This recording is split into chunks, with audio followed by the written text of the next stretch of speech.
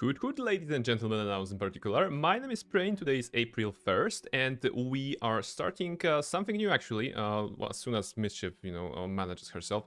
I figured out that I'm gonna start with a just chatting category. I want to train myself in beginning the stream with a little bit more of just chatting. I figured out that I'm always very keen to jump into the game, and maybe we could just warm up a little bit, make sure that people are here for the main show, main event, and spend some time like this because managing the cat is also not part of BG2, to be honest, right? So maybe we can do it like this. So yeah, hence the just chatting category. But we will be playing Baldur's Gate 2, Baldur's Gate 2 today. No worries, no worries. As soon as we manage everything. Hello everybody. How are you guys doing? Kala, Almaril, and Katana. Yes, when you said about not being noticed, I was like, oh, this reminds me of a quote from Assassin's Creed, and you guys all recognize it. And talking about AC, yeah, I mean, my experiences is I played the first one, the Ezio trilogy, the Black Flag. That's everything, and I don't feel I'm missing a lot. I believe like the main strength because you're talking about some drawbacks of the series, right? Naturally, and they have it, but I always found it, especially in the previous era of Assassin's Creed, I suppose, it was a game that served as like a history lesson, a history book, especially SS trilogy. You could visit all the cities that maybe as tourist destination of modern days, but with that flair of being of the olden times, right? So that's the appeal that I personally see. The settings, and I think the settings were the selling points of AC games, and of course, it was always and always will be pretty much, I suppose, a Ubisoft game in the sense of, hey, you need to get to this tower to synchronize, right? We had this in Assassin's Creed, we had this in Far Cry games as well. So that was something that was always the case, I suppose, right? So this is the drawback, I think, the repetitive gameplay. But the story was drawing me in to a point, of course, because once they get rid of the modern era story that was mostly attached to Desmond Miles, the character from the first game, that was developed a little bit. I mean, developed in the second game, but then dropped, I think, by the end of third. I'm guessing, right? Yeah, because the Black Flag, that was the fourth game in the series, had a different kind of protagonist, right? So that was the difference. That was the difference, I suppose. Twitch Mobile has a new app, really. Twitch Mobile and I have a very hate love relationship this morning. It's a love. Okay, all right. You know what? I'm not sure. Did something change? Maybe. Okay. I also probably didn't update it, so I wouldn't know. But it's always weird. The app is always weird, I suppose. And when the changes are being rolled out, it's usually well, weird, I suppose. That's what I'm saying here.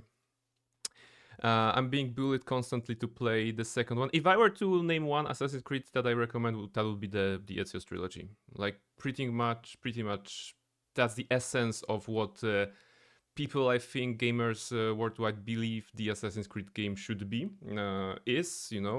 From their perspective, I think everybody who played the AC games has a really strong affection towards the character of Ezio and the era and the setting of Italy, and of course everything that was presented there. So that's like everything you need to know, I suppose. It also, aside from being an Assassin's Creed game, it also is a nice game in the sense of 3 games with one protagonist, and you can actually see the development of the character. Character arc of young Ezio Auditore de Firenze as he evolves from the young brush boy who really wants to party. Basically, that's it, and into this wise old mentor for other assassins. So that's actually pretty cool.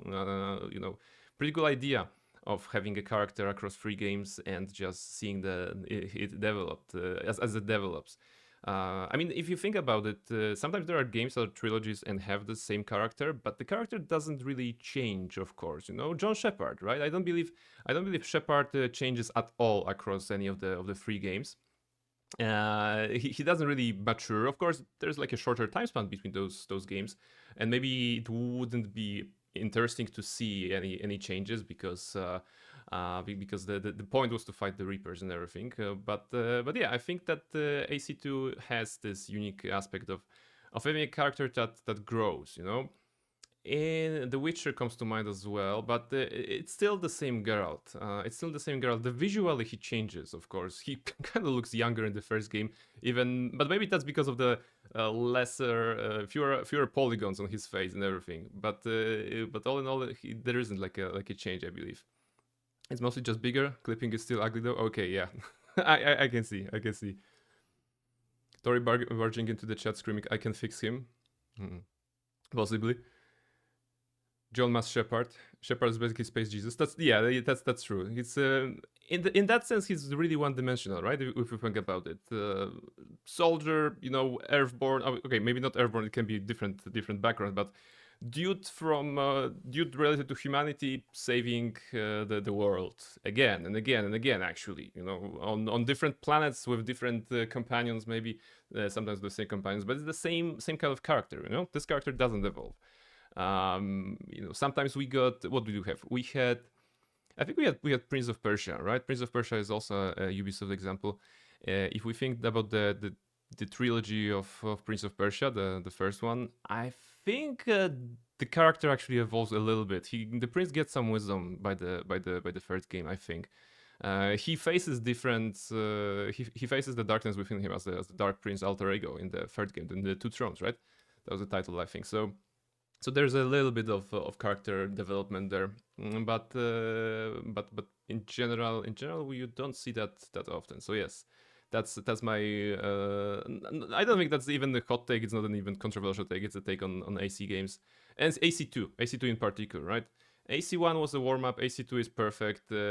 AC3 is okay. AC Black Flag if you like pirates, and then everything after that for me personally, it's it's a video game, right? If you don't have anything better to play, you might as well play those.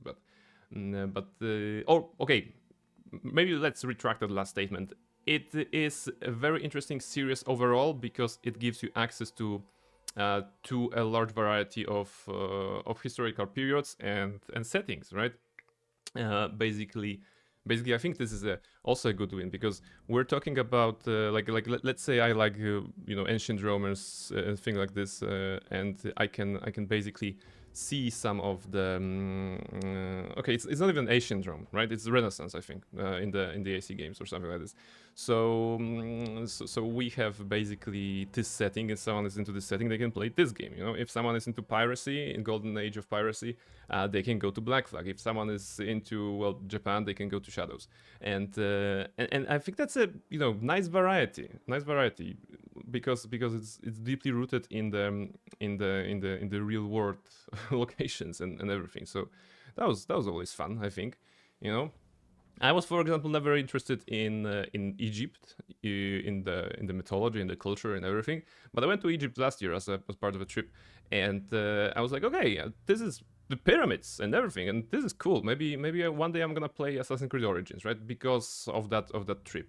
And sometimes when people don't have a chance to actually travel abroad or visit new places as tourists, maybe they will have a chance to visit them somehow, in the game. Of course, it's not like a modern tourists versus ancient like locations that we have, but some of them can give you access to that. Of course, it varies from game to game because maybe if you have Italy on one hand and let's say in Egypt or Greece, right, in Odyssey. And on the other hand, you have Valhalla that is like bloated, super big, and maybe not full of memorable locations. But I haven't played the game, so I'm not one to say. Maybe not every game is actually great as from a tourist perspective, but some of them may be good. I'm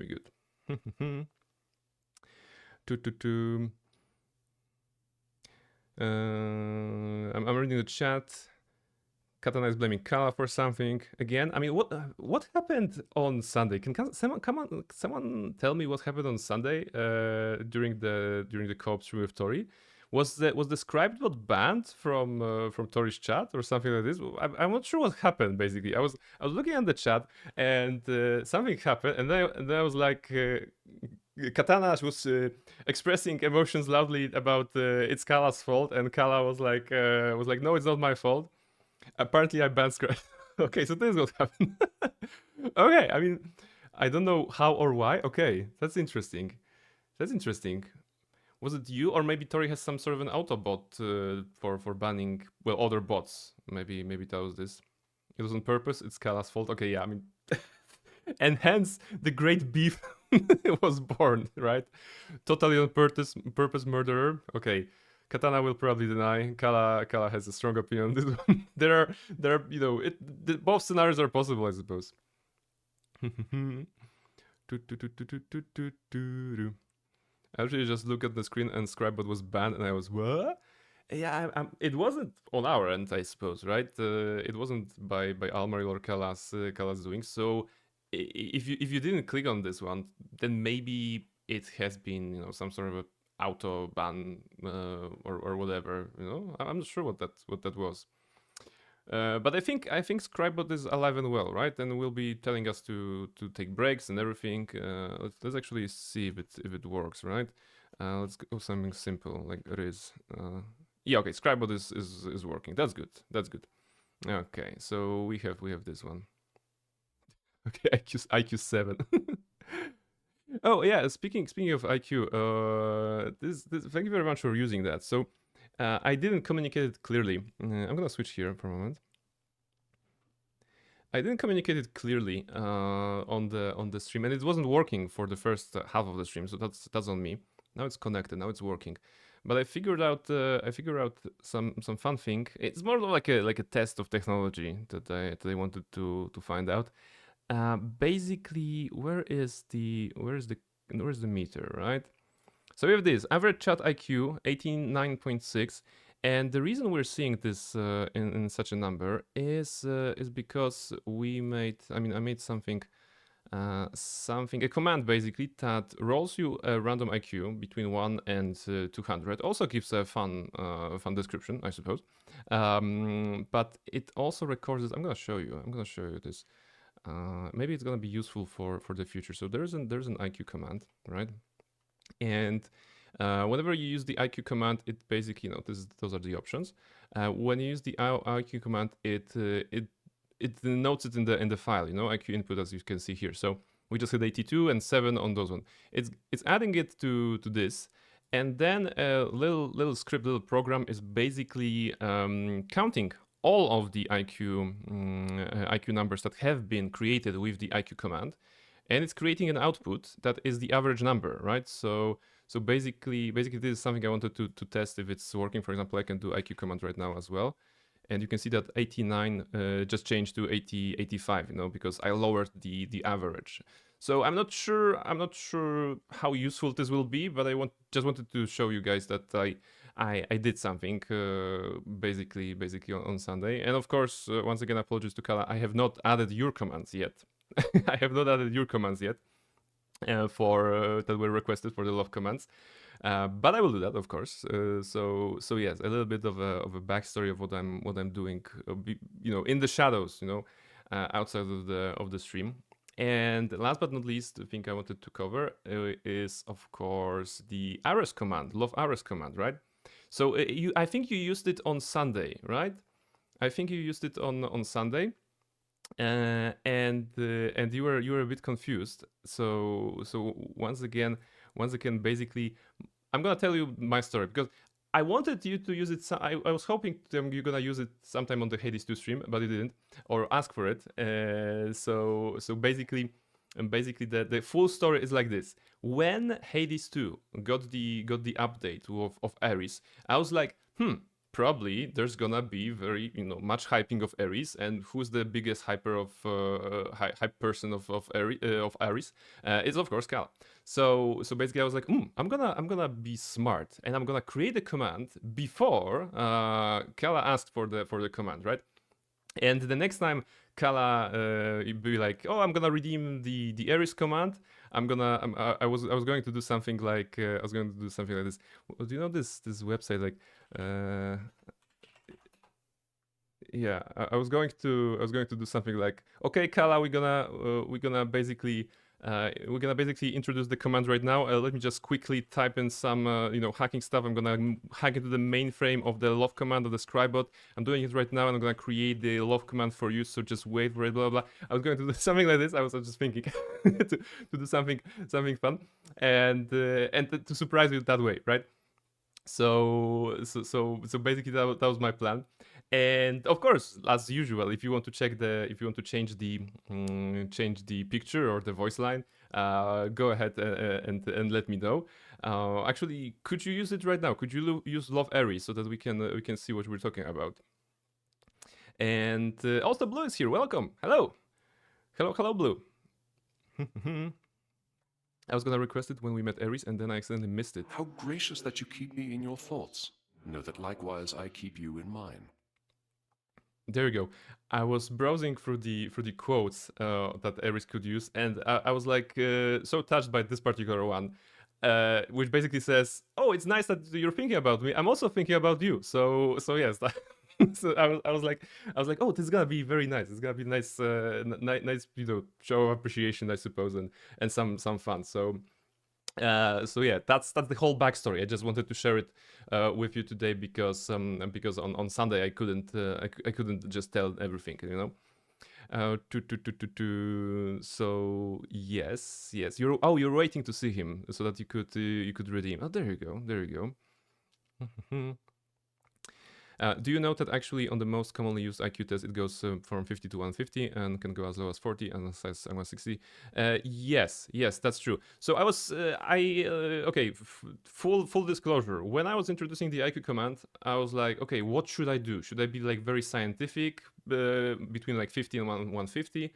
Or should I, create some chaos and have some fun? And I figure out, yeah, well, it's not like realistic for a person to have 2 IQ because that's not how this particular measurement or like a scale works, right?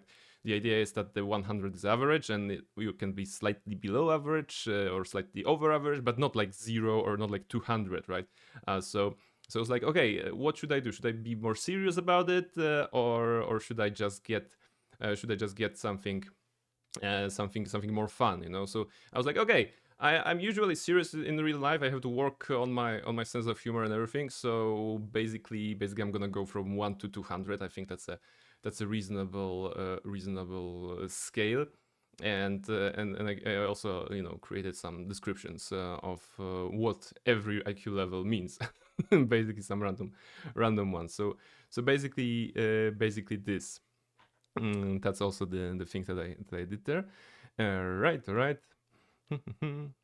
Poseidon is better. If you want, Poseidon hasn't been taken. Love Poseidon command. I don't think Love Poseidon command exists. So it's all for the taking if you want to have something like Love Ares, but with Poseidon and attached to you. Well, Blue, no worries. A best, obsessed, you best, all of them. Hey, there's a lot of words we're learning today. I also love that Ares doesn't even have a random number, just straight 100. Yeah, I mean that's the idea. That's the idea, absolutely. 1 to 200 is more fun for a command. I agree. Yeah. I mean, there is something very unique when you're rolling a dice. When you're rolling a dice, even if it's a d20. Okay, 1 to 20 is something that makes sense. All of them are. It's easy to wrap your hand around every single number. Of course, 1 being the lowest and 20 being the highest. Okay, the outliers, even though there's an equal chance of getting each of them, right? So, but there's something magical if you have like a, hey, what's your riz level, and it can take values between 1 and 1000, for example, and you get 3. There's some comedy, I suppose. There's some comedy. There's some comedy for that. Oh, there you go. The Kala on the job, and if Blue, if you enjoy Poseidon so much, see people will gladly sponsor the love for Poseidon for you. So I'm gonna add it to the list, I suppose. So many commands to introduce, so little time, but we're gonna. And Almaril is gonna take care of the refund. Thank you. You will need to fight to decide. Wow. Oh my goodness. Well, what? In what game? Wait, what game would be good to settle such a thing? I was expecting blood here. Yeah, okay, we should also go to BG2 to get some blood. We got a lot of, hard beating, I suppose, last time because I fought the giants, and you know that I didn't know that their red carpet wasn't actually a carpet. It was a fire pit basically. It was made of lava. It wasn't very nice to touch. So basically that was this. Mario Party. Oh, there we go. There we go. I am also very limited when it comes to Mario games that I have played, right? With Nintendo Switch being my first Nintendo console and not ever being much into the aesthetics of Mario, I suppose, I kind of skipped everything. If there's a new Mario game, I don't really care. I suppose that many of them are good. I heard that Mario Odyssey is very good, but I never like really got to playing those games, including the classic 2D ones, right? I mean, okay, I played it a little, right? Because sometimes I found it on the internet or someone had it or whatever, but it wasn't anything like this. Have you ever played Mario Party or Mario Kart? No. Wait, no. I played some other racing game that was like a like a copy of Mario Kart, but it wasn't Mario Kart because some different characters were there. Was it Sonic? I think it was Sonic Racing, right? It must have been Sonic Racing or something like this. I played it with my friends, some random meetup.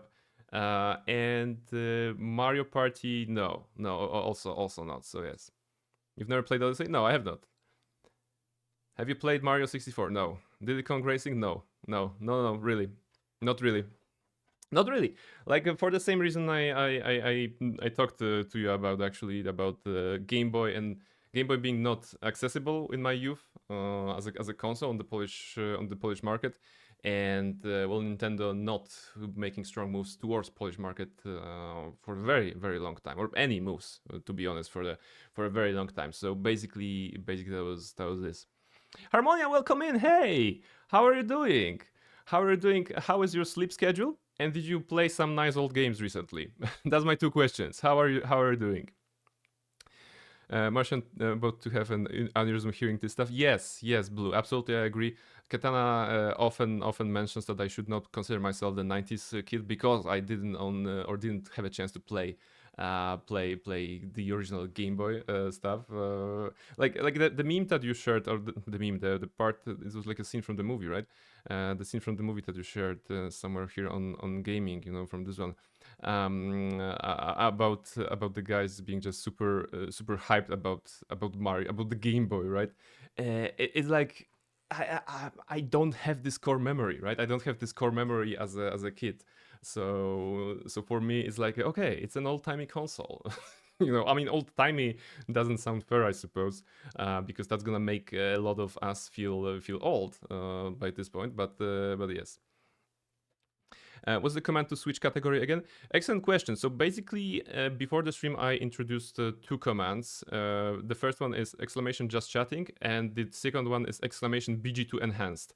That's everything. It's like I did it 10 minutes before the stream because I was like, okay, I should probably do something. So it's gonna be improved. We're gonna iterate, we're gonna improve.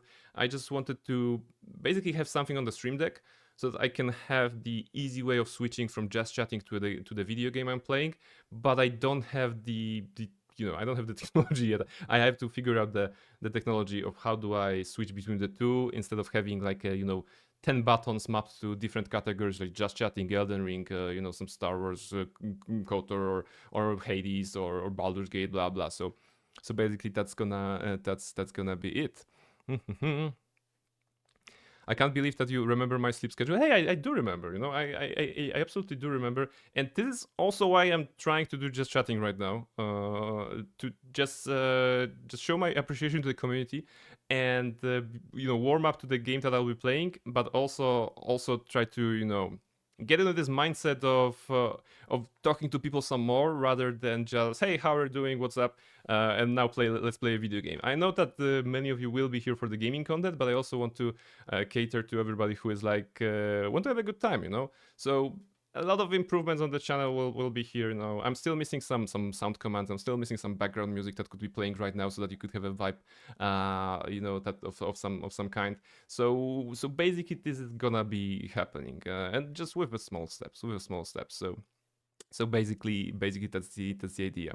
I have every intention of giving you one. I mean, if I ever get a Game Boy like this, I will do my utmost to set up a stream. Prain plays Game Boy games, first time playing Game Boy. Actually, that's gonna be good content, right? That's gonna be good content. First time a man in his 30s plays Game Boy for the first time, and that's gonna be something interesting. Does anyone has Comic Sans phone in the chat? Oh, really? That's the thing. That's the thing. April's Fools. Yes. April's Fools. I was never big on April's Fools. To be honest, I never felt right to troll someone, to make jokes or like this, and I never felt good about being trolled because of the date. Actually, the real life story today. My friend was checking the article that some other people have wrote in the company, and it was about the mobile phone, right? So the editorial team had the mobile phone in their possession to write an article, and she got the message, "Hey, you know what? Can you ask the client? Can you ask the client for another sample? So for another mobile phone, because we kind of cracked the one that we had." And she was like already panicking, on the verge of tears. Like, why did you idiots, munchkins, Muppets, crack the phones, the glass, and everything. And the screen. Oh, that's the word. Why did you crack the screen, you Muppets, basically? And then they were like, "Hey, April Fools, we didn't actually destroy the phone, so it's all good." And she was like, "Oh my goodness, I'm gonna die." so and after that, she was like, "Oh, I'm gonna kill you guys," right? So that's the one April Fools thing that happened in my vicinity today. But personally, every now and then during the year, I'm like, okay, I have this cool idea. I'm gonna change the channel mascot from an owl that just hooted. Basically, I'm gonna change it from an owl to a giraffe, right? And it's gonna be I'm gonna change the bot. I'm gonna change the icons. I'm gonna ask new model for a giraffe emote or something like this. And that sometimes comes in the year, but then I realize, it's March 31st. I have done nothing, so I'm not doing anything basically for those opportunities. Rashunia was showing me her Game Boy knockoffs, and at every point I was feeling my blood pressure spikes. Yes, we had that. We had knockoffs, absolutely. All right. You can do song requests. Oh, yeah, singing karaoke stream. One day, maybe one day. And the last time I made an attempt at singing, my throat was absolutely destroyed, and I destroyed it further. So that was actually actually painful. I was shut down basically for the next 2 weeks after that. So yes, never put ketchup packets under toilet seats. What? People do that? Kala, I'm a serious person. It's like I smile like this. So basically that's how serious of a person I am. So no, I have not. Dusk, welcome in. Hello. Welcome, Dusk. We are currently in the just chatting sequence or segment of the stream, and we're gonna be switching to the video game very, very soon. How are you doing, Dusk? It's too late to fool us. That's true. That's also true. He's doing it next year. Spoiler alert. If I'm gonna remember that, I guess I'm gonna forget about it by when the stream ends. Basically, actually, when I'm gonna sit to the game, I'm gonna absolutely forget about giraffes. So yeah. But if ever, then you heard it here first, right? If I'm ever gonna do something like this, something that would change the perspective on what the channel is and what I do here. I mean, it would be something good. I should have Like instead of like brain perfect, like barrel perfect, right? That'll also be cool. Like everything is barrels in the channel. Everything, every description, every like a visual part of the overlay is just barrels, right? That would be also a good one. Oh, okay, maybe I should take notes. Actually, maybe I should take notes. All right. All right, all right. Owl Mac, yes, we have this particular Mac today. You know, it's an owl, and guess what's on the other side? It's the same owl, right? So you can both look at it as you're drinking, and whoever you're talking to can also look at the owl. So that's good. That's a good one. I actually got this particular one from Gulheru. That was a gift, so very special. If I'm being honest, like all the mugs I have are gifts, right? Yeah, I have like four mugs. I mean, I have like little the orange ones. You saw the orange ones. The orange ones I bought myself as a part of buying stuff for a new apartment. But the actual mugs that I'm using for tea most of the time, all of them have been gifted by Near Model one, the other by Near Model as well, by Gulheru, by my mother, and one more I got from Esgal, and one more I got from River. Yeah, so basically all the mugs are gifts. All right. You can change your Twitch handle name for several months though, so don't do that. I mean, yes, but dedication, right? You have to dedicate yourself to the jokes. So that would be very long lasting joke if I change the channel name, and it would be so confusing. So maybe not. But there are other ways. There are other ways. Do you want to switch to just chatting? No, it's okay. I think what's the time? 40 minutes. Okay, 40 minutes in, and I was just chatting. So how about we play video game right now? How about that we play a video game? That's extreme dedication to the joke. Yes, extreme measures. Absolutely, it's gonna be it. So, hop. Can I play it? I think I can. Hop and hop. And we're gonna be playing Baldur's Gate 2 as soon as the game believes it's on. Okay, it's on. That's good. So yes. Alright, so last time I couldn't pay much attention because I was in TTRPG. Yes, we are in the land of giants, I suppose. We went north. Can I say a world map, right? We have traveled from Saradush, or from the pocket plane that took us to Saradush. We have traveled to the North Forest and then just went up to the Marching Mountains because we need to get the heart of Yagashura. Yagashura is a powerful ballspawn and a giant that is residing probably in the siege camp here or somewhere. And basically, we need to get his heart for the lady that we met in the forest of Mir. There's a temple there. And she said that if we bring him his heart, that is supposedly in the Marching Mountains here, she will be able to lift like some sort of invincibility that Yagashura has. And of course, we need to kill Yagashura. Because he's besieging Saradur, I guess that's our motivation here. Not the very strong one, but there is something. All right. I saw you were going for yes, fire giant. It's actually invulnerability. I suppose it is. They told me that the characters in game, what was her name? The Melisandra, Melissan was her name, right? So Melissan told me like, oh yes, you cannot kill him because he's invincible, right? So basically, I was like, okay, how do I kill him? And she, for some reason, already had the solution in mind. So basically, we are here. That's what happened, and that's where we are. Let's see. Let's actually go back a little bit because I remember fighting the giants here and everything. There was some trash. Okay, I didn't need to pick anything there. So there were those altars, right? Or altars, you're too far away. There was something here. Okay, okay, actually I gained experience. What? The symbol of the hammer upon the golden sphere fades away as you touch its blisteringly hot surface. In the distance, a faint humming sound abruptly ceases. Okay.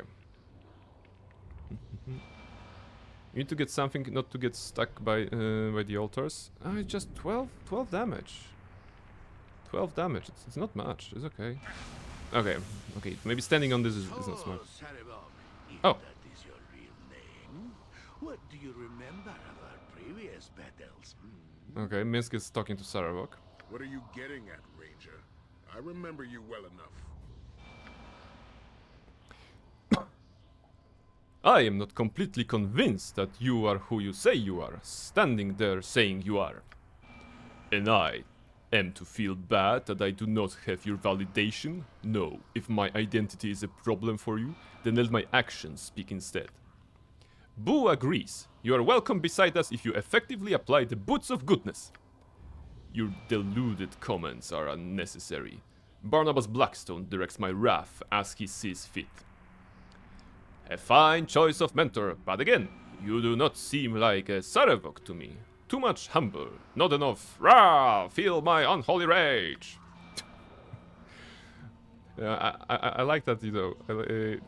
Sarevok is like Barnabas is guiding my wrath, and Barnabas is just walking around, just fucking around, you know, being like this. Okay. Can I actually press this one as well? Okay, 6 damage. That's irrelevant. Do I hear battle music? Oh, because okay, I don't see any fighting, so that's okay. I think this opened. This wasn't open before, so maybe that's good. I didn't take Minsk to fight against Sarevok. Yeah, I mean, Swords, where Minsk goes, evil I think stands you know, aside. I think maybe Minsk is the type of character that who would still think he was partaking in the greatest battle of all, right?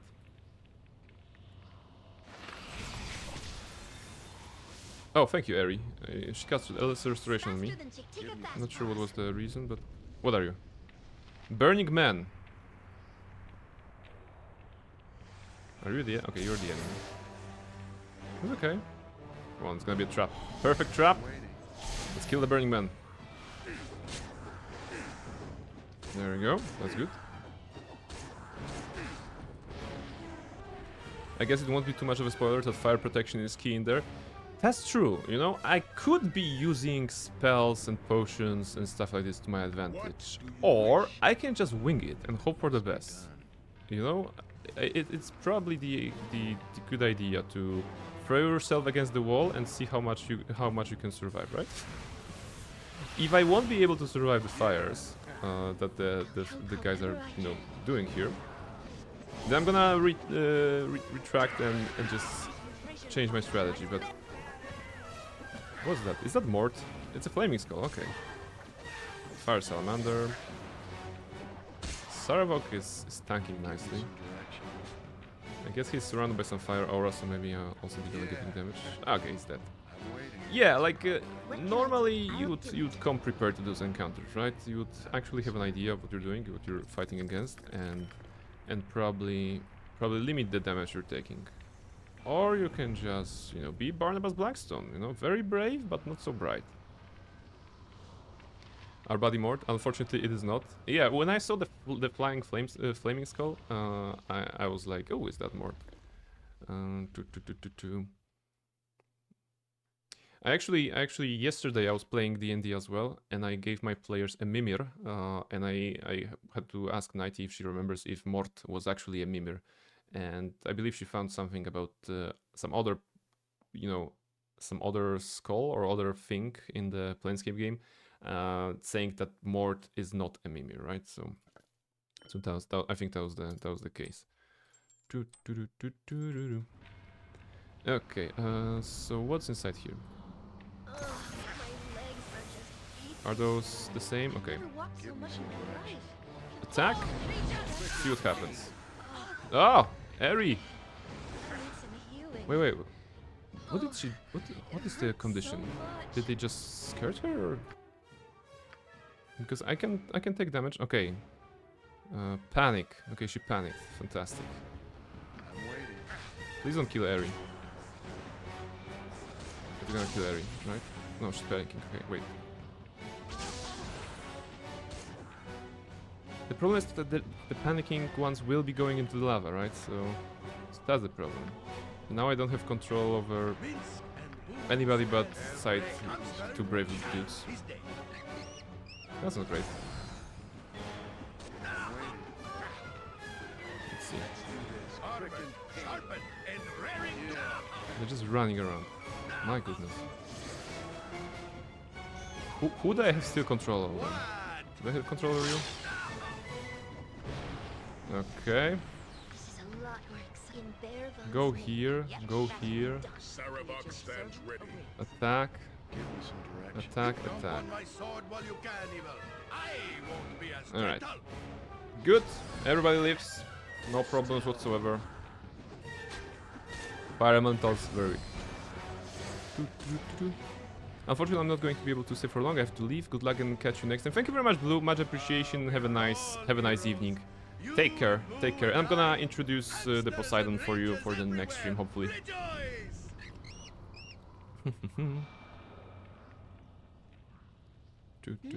All right.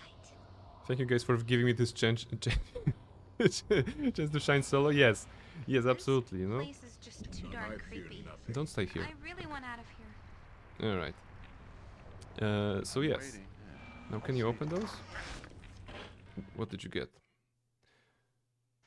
That's a book. We don't need the book, right? That's a flame wardstone. Okay, interesting. And we have some healings here. Jahira, do you still have this icon that looks like a shelf? Isn't here? You need something? Like a cabinet. Do you have those spells, guys? I don't think you have those spells, right?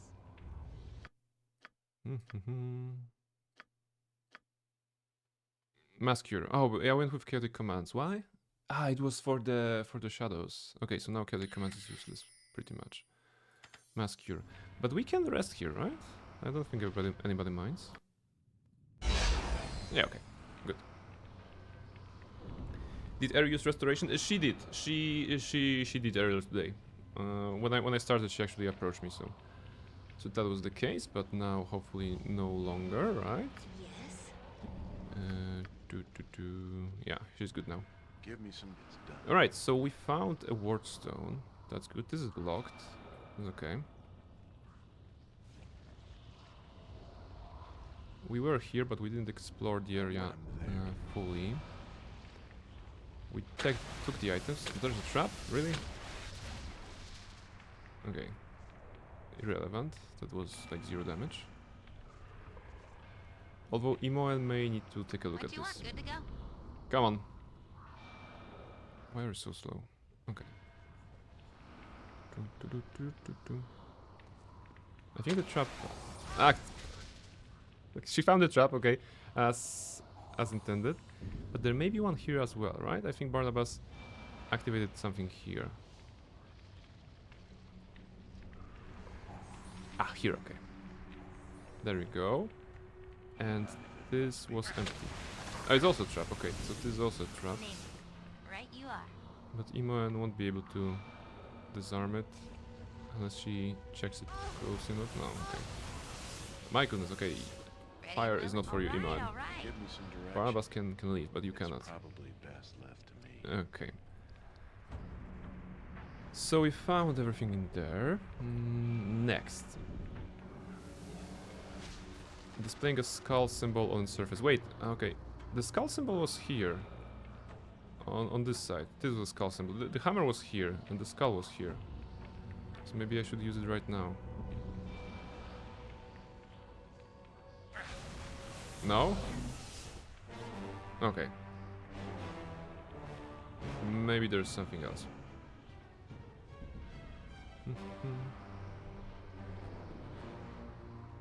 Displaying a skull symbol, okay.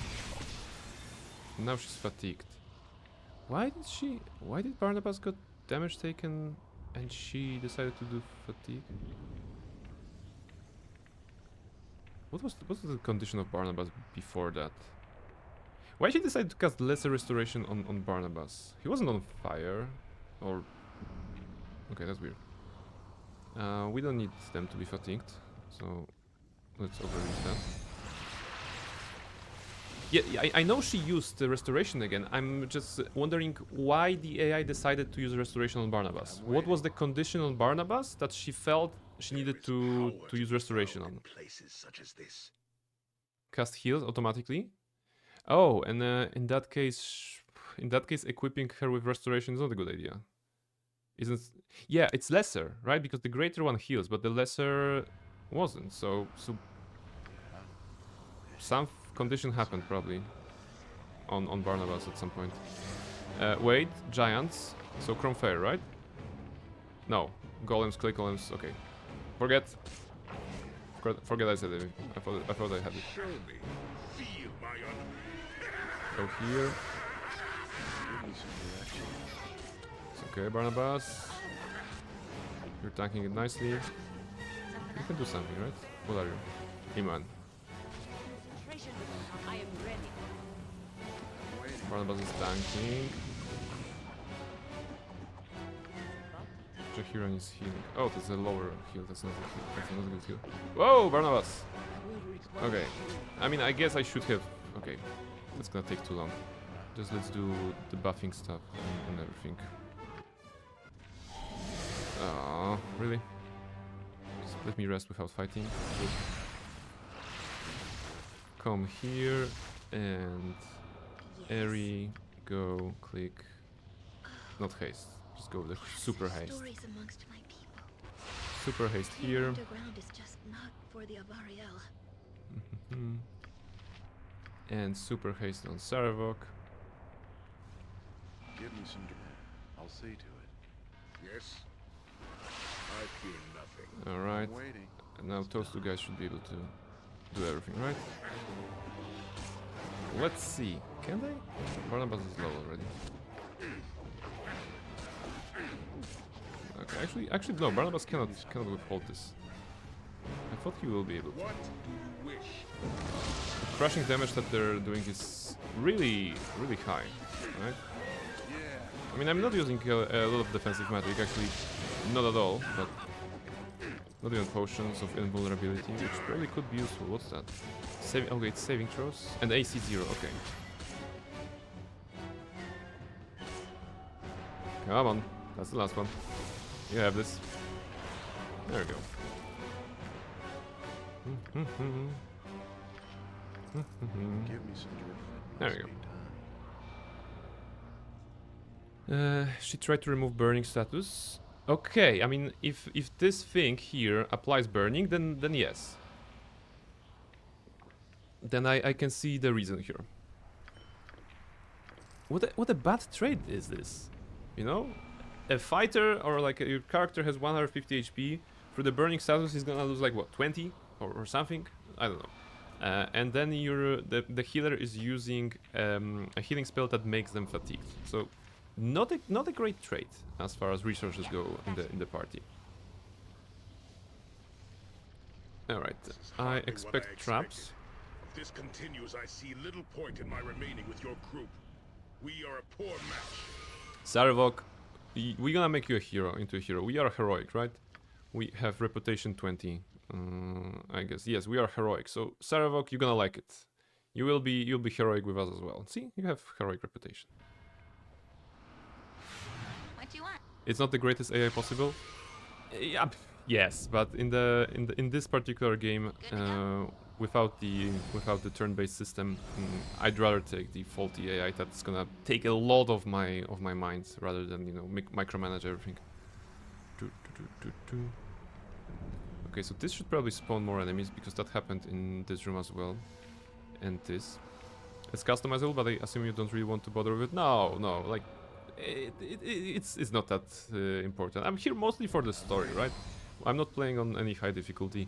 Mostly want to explore the story to get the sense actually of having finished one of the greatest RPGs of all time, right? So that's my primary reason, and I don't really need to know the mechanics behind it.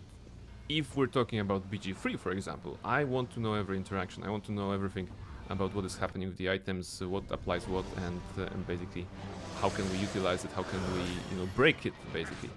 And in case of this game, I might as well be playing on the story kind of mode or whatever. But yeah, we went with this one, so it would just be a waste of time to get into this actually intricacies, I suppose, of AI, of the tactics and everything. Even in Dragon Age Origins, in Dragon Age Origins, I didn't really, I think, I didn't really bother with setting up a lot of the tactics. Mostly those that will be if you are low, heal yourself, right? That was the script that I was using on the majority of party members, and then maybe for some bosses, I think Loghain. No, but because Loghain was actually the solo fight, right? On some bosses, maybe I was like, okay, so we need to prepare. I don't want to micro it, so maybe I'm gonna set it up in advance. You're playing on story mode? No, I set it is off. I set the story mode as a mental shortcut, but I'm playing on normal without the story mode, right? So this is the difficulty I'm playing on. I've been playing with that since the beginning, never changed it once. So what I'm saying here is that it's not even core rules, it's not hard or insane, but it's also not easy. So just a normal, just a normal pleb playing a video game, I suppose. Rased, welcome in. Good old Baldur's Gate to Tmonday. Yes, it's Tmonday. I love it actually. It's Tmonday. It's Tmonday because yesterday I was playing good old Dungeons and Dragons with my friends. I was leading the game, and that's why I moved the stream. Ooh, Golem, Barnabas. It's Chrome Fair action. Chrome Fair. Let's do this. Quick and pain. Let's go. Jahira, chill. Actually, if your weapon has no effect, just go there and leave everything to Barnabas Blackstone. What's that even? Magic. Okay, it's a magic golem. Oh wait, those are just golems. Oh, everything is a golem here. Okay. You go to this one and Barnabas go to big one. Eventually. Okay, now they all went there. That's good. This one is invulnerable. This one is invulnerable. You won't be able to do anything, right? Probably. So we need to make sure Barnabas kills this one. He's also not doing anything to them. This one is invulnerable. Okay. We're getting there. We're getting there. This one is Unfortunately, this golem is too fancy to be instantly destroyed by Chrome Fair. Oh. Okay. Well. It says golems. Okay. Adamantine is too cool. But we're making progress. But what is Magic Golem doing? Like, he did nothing to my party members here. Barnabas, come in. Come on. Is he not hitting? Try something else. Wait, weapon ineffective? Also, Barnabas's weapon is ineffective against this one. Wait, that's new. That's new. Karsamir?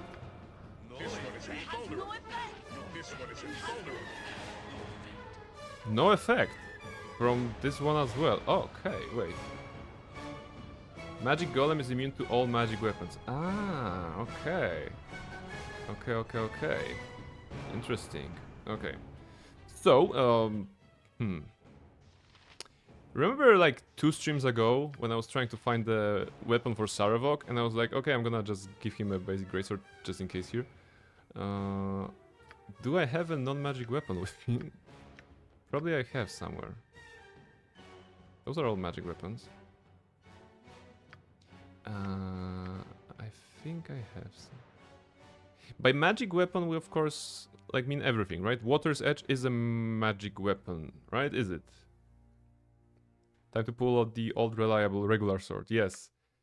Regular sword +0 of nothing slaying. that would be the weapon. Halberd +2. 200 sword of chaos. Okay, what's the least magical thing I have? Actually, can I move away from this guy? Ignore him. He sucks. Alright. Come on guys, here. Oh, there are weapons on the ground. Okay. And so Barnabas ran up the stairs and grabbed a bastard sword, equipped it quickly, sheathing his Chrome Fair, and then renewed his assault. Let's see. There we go. It's hitting. Wow, a magic golem and his feature is that he's immune to magic damage. I mean magic weapons. I guess. I guess, you know, it is a thing. I have to admit, I was not expecting that. And I really want now to. the question is, there was this book, right? Magic golems. This rare type of golem is formed from pure magical energy and is completely immune to spellcraft as well as enchanted weapons. To my knowledge, only weapons without enchantments have any effects to this creature. So if you guys didn't tell me, I think I would go to those books because I remembered we had one of those, right? I think this is the one. Actually, we have two of those, and they're both the same trash. So yes, I would be able to find the solution eventually. But yeah, thank you very much for helping and saving us some time. Exactly, the book tells you about some monsters. Yes, the power of reading again, right? Reading strikes again.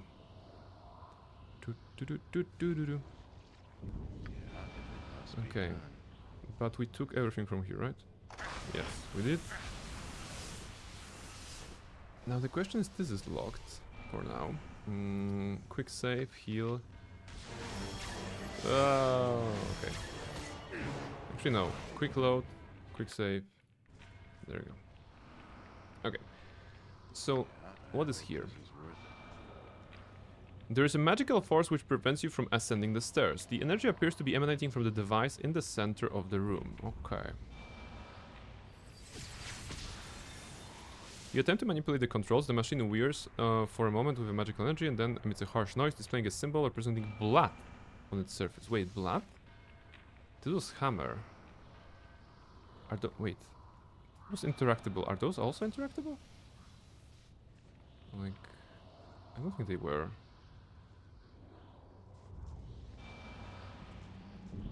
No. No. No, so this was just this one, unique. And the other was a skull, but presumably this symbol of blood would be here. I'm guessing. The question is, why is this one locked for us? If there's some secret passage? No. This was opened when we touched this one, right? So let's go again. We found some things. Flame wardstone. Skull wardstone. Wait, is that a thing? Yes. Okay. So with this wardstone, we can actually use this. Yes. Okay. We got this, and this will open. Okay. Good puzzle. But you know, all the puzzles after Portal 2 puzzles on Sunday are easy. Everything is easy now. My brain grows so big with story when we get the Portal 2 done. Actually, I wasn't expecting we're gonna do the entire playthrough. We were initially thinking that, hey, maybe we should do this as 2 streams, right? Not to overdo it. But it was going well, and we actually managed to complete Portal 2. Some games are shorter. Straight is one. Jahira, pick up the spoils. Pick up the shiny things. You take this. Very good. Calling this a puzzle is generous, but you figure it out. Yes, it's like. Wait, come on here. Don't do this one. Don't stand in lava. Just get them here, Don't stand in lava. What is that? Jahira? Yeah. Now, go attack. Should be good. Yeah, like it's a kid that shows you that they put together 4-piece puzzle and you're just patting them on the head like, yes, very good, very well done, right? It's probably best left to me. You guys work really well together. It's a Polish connection, I suppose, right? Oh, I cannot take more. Go this here and this here. Too much in my pack as it is. You'll have to pick that up off the ground. Okay, nothing. No, I'm not picking that off the ground, Chakira, because hammer wardstone. Oh, so those are all the wardstones, right? Skull, blood. Okay, flame. All right. So that's good. And now go back here. Give me some direction. Hey, not a This. And what are the enemies here? Bone fiends. And Erinis. Okay. Oh, I'll show you. Let's see if we can just take him down. I think we can. Fantastic. Skeleton with scythe for hands. Give me some direction. Wait, you disappear? Oh, I don't have true seeing on Eri or anybody. No, you're here, okay. There you go. There you go, good. That's right, it goes in the square hole. Exactly. So this is me, you know, the 5-year-old solving the great puzzle of opening the door here with the ward stones. it's like this. Okay. So now, what happens now? Yeah. We got Give some me stuff. I'll see to it. And what's gonna happen here? Too far away. Barnabas. Wait, what is it? You manipulate the controls, placing the ward stone in various vacant slots. Upon inserting the last, the machine suddenly emits a purring sound and appears to power down. The force which was blocking the stairwell is now gone, and 20k XP each. Ow. Nice. Very good. Okay, so the next floor will probably bring us some more challenges. So let's do a quick save and go upstairs.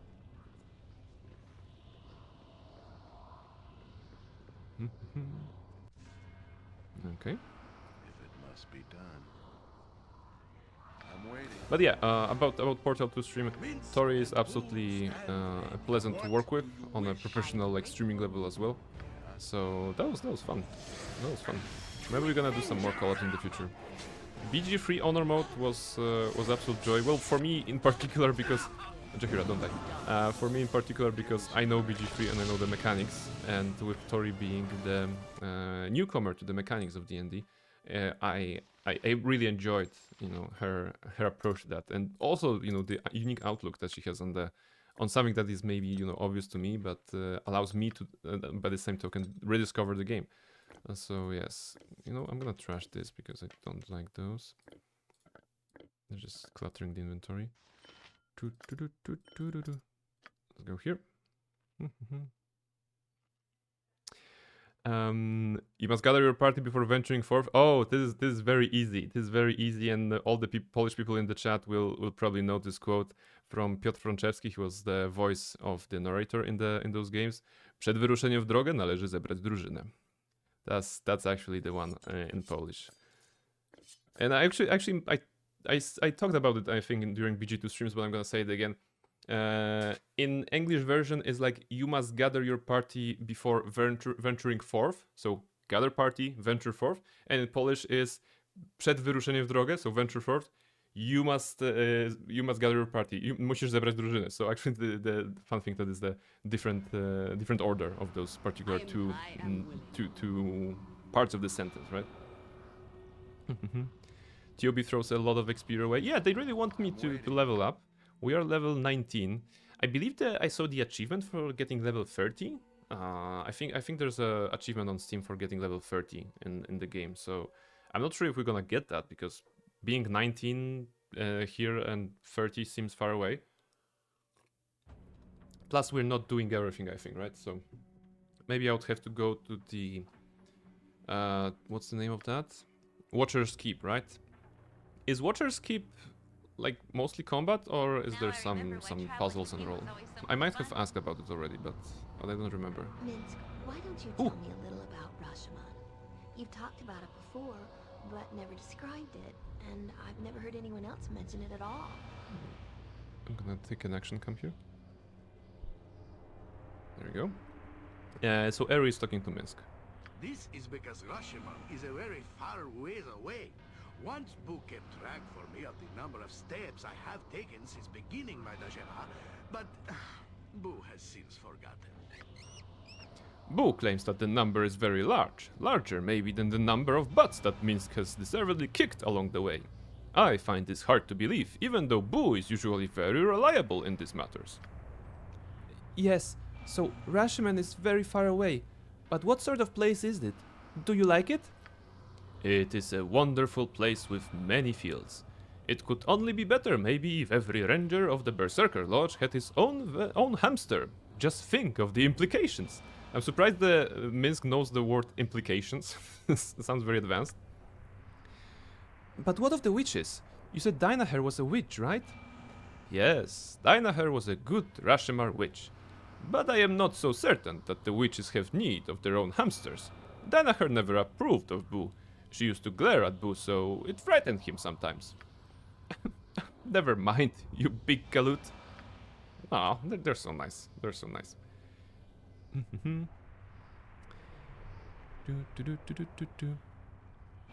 Wait. Also, redeeming this reminded me how one time I've seen someone trying to learn Polish by playing BG1. The progress was slow.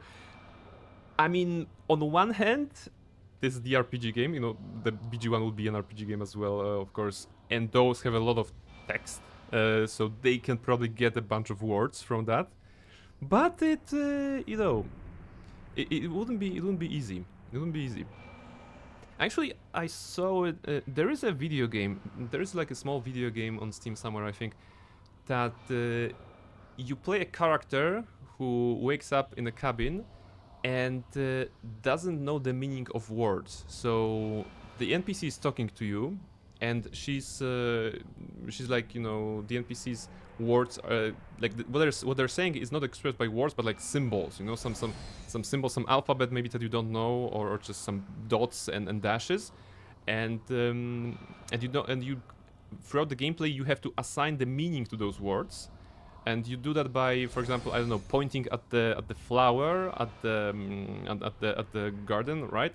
And then the NPC says that word, and you will just assume it is the flower. You assign the meaning of flower to that particular set of symbols, and then you try to create the understanding of language. I'm not sure what's the name of the game, but I saw it on Steam once, and it could be an interesting adventure.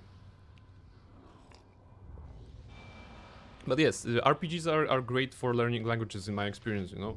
I didn't know that well English. I didn't know English that well, and you know, playing games like KOTOR, for example, was very, very good, because I could both progress the game, because the first option was the light side, and progress the plot option.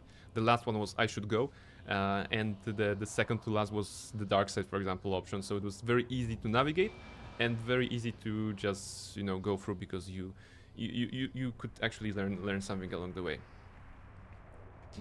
I don't remember if I told you, Brain, but Tori expressed interest in trying out TTRPG. I offered her to play with me at 90 and our group for her first TTRPG experience.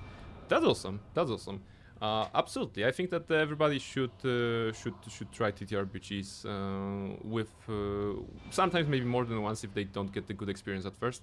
But I believe that once you get into it, it's gonna be a very unique experience, you know.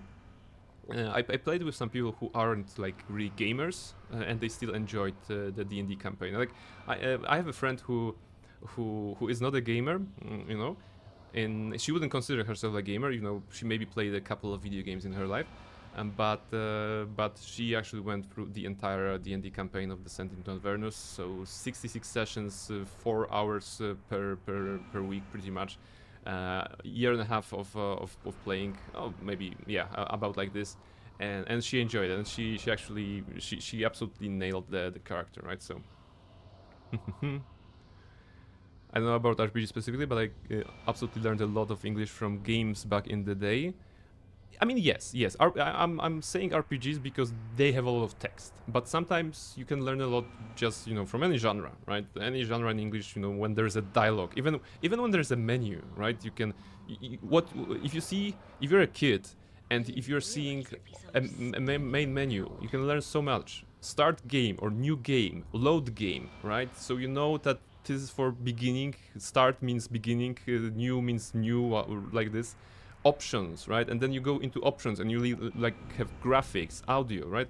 And you're just reading through those options, and you're learning more words because you're seeing the changes on the screen as you go. And this is the main menu, and then you go into the game, right? So there's a lot. XP cap is 8 million, so some classes can get to level 40 even. Okay, that's good. That's good. Thieves can level up fast. There we go. And bards. But Iman won't level thief anymore. Iman, what are you? What do you want? You are a thief 7, mage 18. Yeah, so After a couple of levels of thief, she went into full mage. Wait, so is she dual class from the beginning in BG1, or is she like you know, first thief and then goes into mage because of the story reasons? In BG1, she's just the thief. Okay. So she only became a mage in BG2? Well, by default? I'm just curious about the story reasons, right? Because if she starts as a thief, I mean, that makes sense, but where does the magic come from? Is it like a ball blood in her veins that makes her, you know, more magical? Turns her into magical girl? This is what you consider productive use of our time?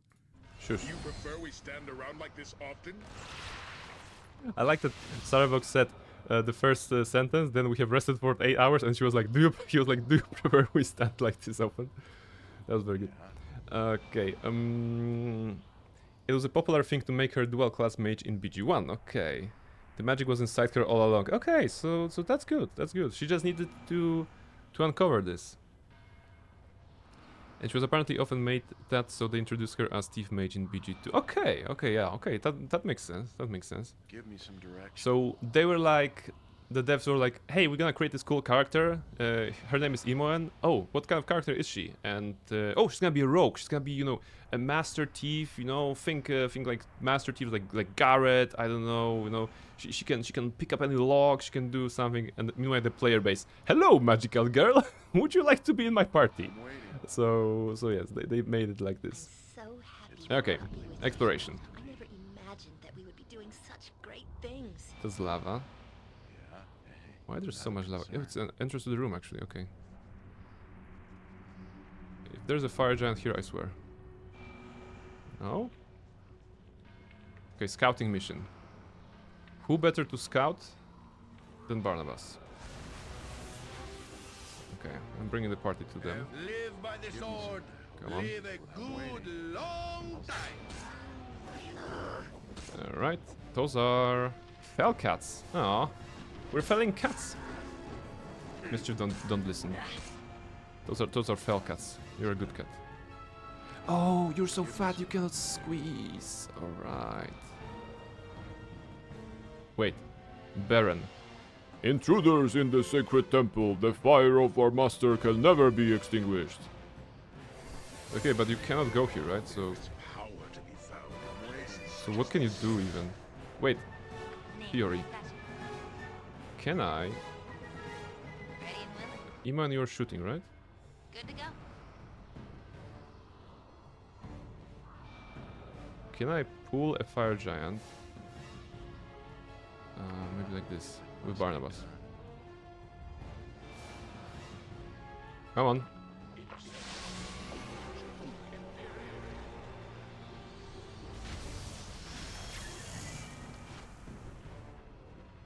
Give me Gotcha, some good. trouble. And Barnabas, stop. Something up. And now you attack. Okay, can I just cheese that encounter like this? By having Imo and shoot an arrow occasionally? Actually, I can bring Eri as well, right? Take a fast pause. We are a poor match. You can absolutely cheese it? Okay. That's good. So they're gonna be fighting, I'm gonna be reading chat. They didn't think much about her in BG1, she was added last minute in development, so players don't have to take an evil thief. Ah, because there's only other evil thief? Okay, now there's an enemy that can actually attack us. Where did you come from? Fire elemental. Maybe there's a summoner there. We are all heroes. Aerial servant? You and Boo Okay. and I, hamsters and rangers everywhere. It's going well anyway. Rejoice! There are good thieves in BG1 but later on in the game. Aha, okay. So they figure out we're putting a lot of traps and a lot of locked places on the way of the players. And some players may not be comfortable taking the, I'm guessing, the asshole thief. If there is one. Wait, actually Barnabas maybe can also go ranged. Wait, ranger! Stand back for justice. Actually everybody can be a ranger today. Today everybody is a ranger. Let's see. Heartseeker. Ah, because I don't have arrows, right? I have Sling of Averdeen. That's a yes, no? No, it's not the one. No, it's not the one. There's a Tigan bow. No, okay. Did you have... Oh, Imoen has arrows. That's good. So Imoen, give some arrows. Arrows of ice. That's gonna be a, you know, a very good idea. Okay, Ranger. You should as well. There you go. They're fighting. Barnabas, just drink. Yeah, I found some arrows. I dropped some arrows in the previous room, but I also had a bunch of them at Imoen's. That's good. Finally some payoff for carrying the arrows. That's not right. Koran, okay. Great thief, although his life choices. What did Koran do? What happened with Koran? You point. Attack. I point.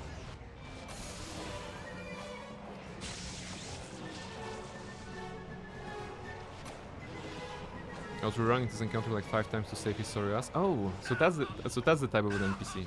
Wait, Minsk, where did you? Not words. Did you run out of arrows? Oh, you ran out of arrows. I mean, almost. Oh, wait, interesting. That's not. He ran out of 20 arrows, and then instead of switching to acid arrows, he switched to the melee weapon. Interesting. Interesting behavior. Come on, you have 20 shots. Right.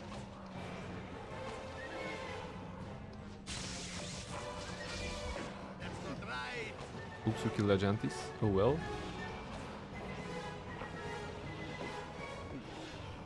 That's not right. I think the AI settings will have him switch to men. Ah, so we're fighting the AI today a little bit. Next time. The AIs. Are they fighting amongst each other? What is he doing? Wait, is he fighting? Baron takes 25 slashing damage from Elite Fire Giant? What? Why? Why? What confused you, my giant friend? Oh, Berserk. Oh, morale failure and Berserk? Hey, that's good for us, right? He's gonna kill everybody, Make way, villainy. Hero coming through. I'm guessing. Ray Hamster has his I'll day. do it. Elite Fire Giants are actually rather tanky. We have time, right? Baron and this one are fighting to the death. The 3 of them cannot approach. But yeah, getting into the room with Baron and I think what was like 5 or 6 Fire Giants, pretty dangerous. Armored, sharpened, and raring to go. Let's see if we can destroy them. But Move. for goodness. You're not attacking Minsk. You're going here. And also we have like Dominate and Airy or something like this. Maybe we could use that. I'll hurt you if I have to. Imoen and Airy won't deal much damage. They killed something. Oh my. I'm waiting. What can I do? I think it was enough to bring some of those guys to low HP, to Baron to get the Berserk, so not bad. They're hitting sometimes, okay. Takes 4 missile damage from Airy, that's good. Electricity damage from Imoen. Occasionally I can join with Barnabas. We have a swing or two. Although probably not Barnabas, but Sarevok stands. Sareva would be better choice. Because resistance to crushing damage. Gotcha good. Here he shouldn't be taking fire damage from the lava at least. He's taking fire damage from the giant. Okay. Now let's rest a moment. Barnabas can heal because he has a regeneration 1. Time to move. Right you are. Keep shooting. I still remember not being thrilled when Black Pits rolled out and a fire giant is one of the last fights. Oh. You know what? Giants as a type of creature in D&D never thrilled me at all. I don't know. So when you think about the types of creatures that you can meet, you know, dragons or demons or devils or undead or angels or like anything like this, I'm like, okay, that's cool, that's cool. But giants, never see the appeal. There is actually the adventure somewhere there, Storm King's Thunder, which is all about the giants. I never run it. I think it was like too sandboxy. I think for what I wanted to do. But like the giant lore or the types of giants, I was like, okay. I mean, yes, you have those guys and those guys, but I never see the appeal of using them in my campaigns. You know, I think in general. So when there's actually a book from 5th edition, Big Beast Presents Glory of Giants, or something like this, which is a source book about giants, you know, their culture, the stuff. And while Fizban's Treasury of Dragons, which is a 5e book about dragons, right, was something I decided to get for myself because dragons, right, makes sense. Then the giant one was like, I don't want that, I don't need that, I don't care about that, so basically this. Black Pits was an arena mode when they added in Enhanced Edition BG1, so the character levels were much lower than TOB. Ah, okay. As main antagonists, no, certainly not. Yes, like, they are... I don't know. I can see them, I can see a giant... Oh, you know what? You know EG from Elden Ring, right? We meet him when we're going to Rani, and he is kind of a smith, I suppose, right? And I would classify him as a giant in this sense. And the vibe of a gentle giant, you know, a scholar giant. The giant as an NPC works in my case, but as a big bad evil or even as a enemy type is like, okay, you hit big, no surprises here, right? I don't know.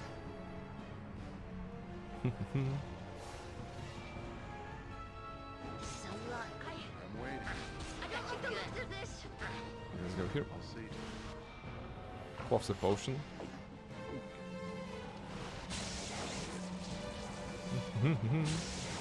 I still need to play through Black Pits 2.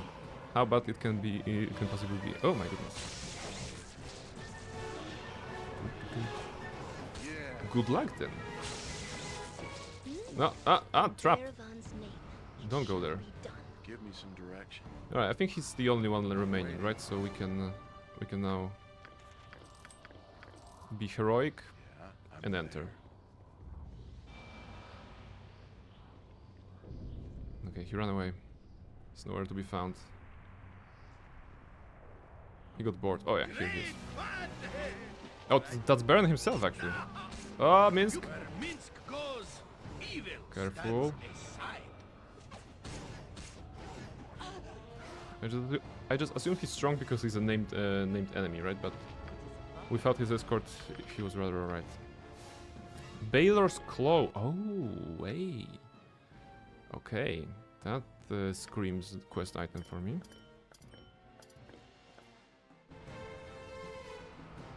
I'm still in combat? Really? Okay, 2 giants here.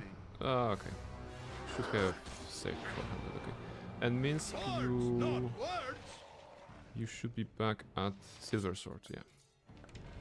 There you go. Please don't hit me, giants. Or actually hit Barnabas, that's okay. Okay, we're good. Give me some direction. It's probably best left to me. I'm waiting. What is it? Okay, the treasure. They have nice treasure here, you know. I mean, mostly in terms of monetary value. Fire giant near death. Oh, the sad one. Give me some direction. He was almost alive. This is worth it. I'm waiting. I'll see to it. Okay. Okay, regular one, not an elite one. That's okay. There we go. Wait. Uh-oh, I know this effect. I know this effect. Oh, okay, Barnabas is in a maze. He's gonna come back, right? Every hamster You asked.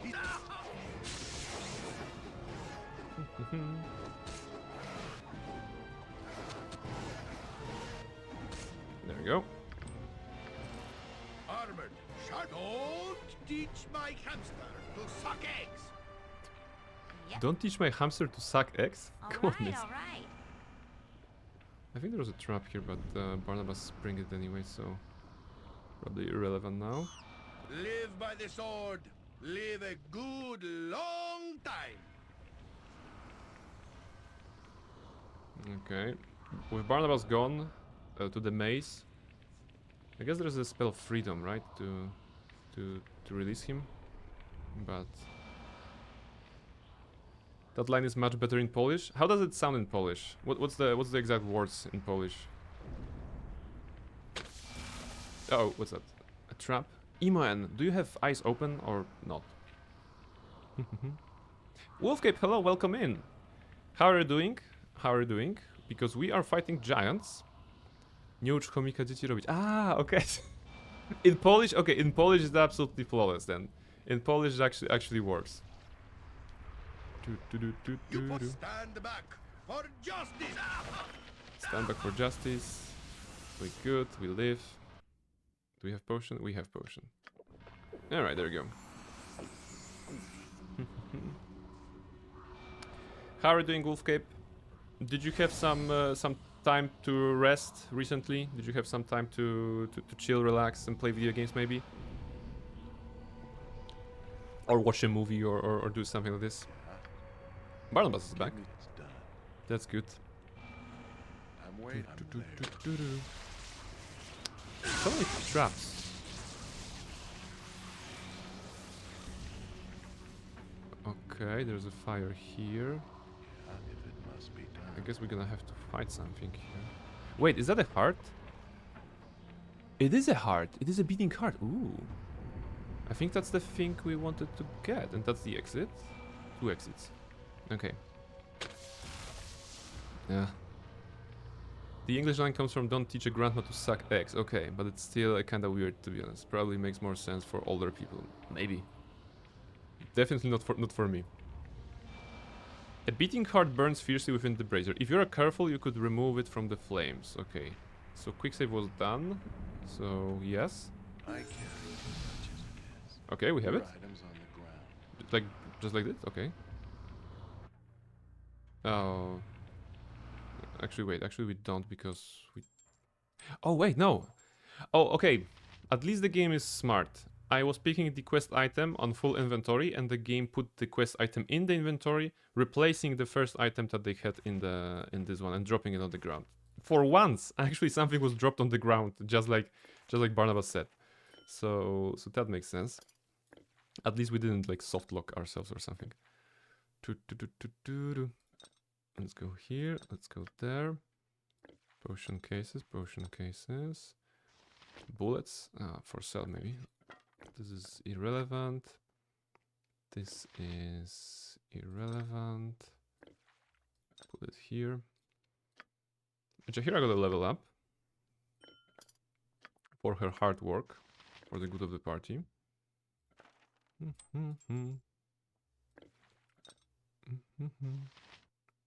Sling goes here, here. Potions. Or like Kirilan saying potions.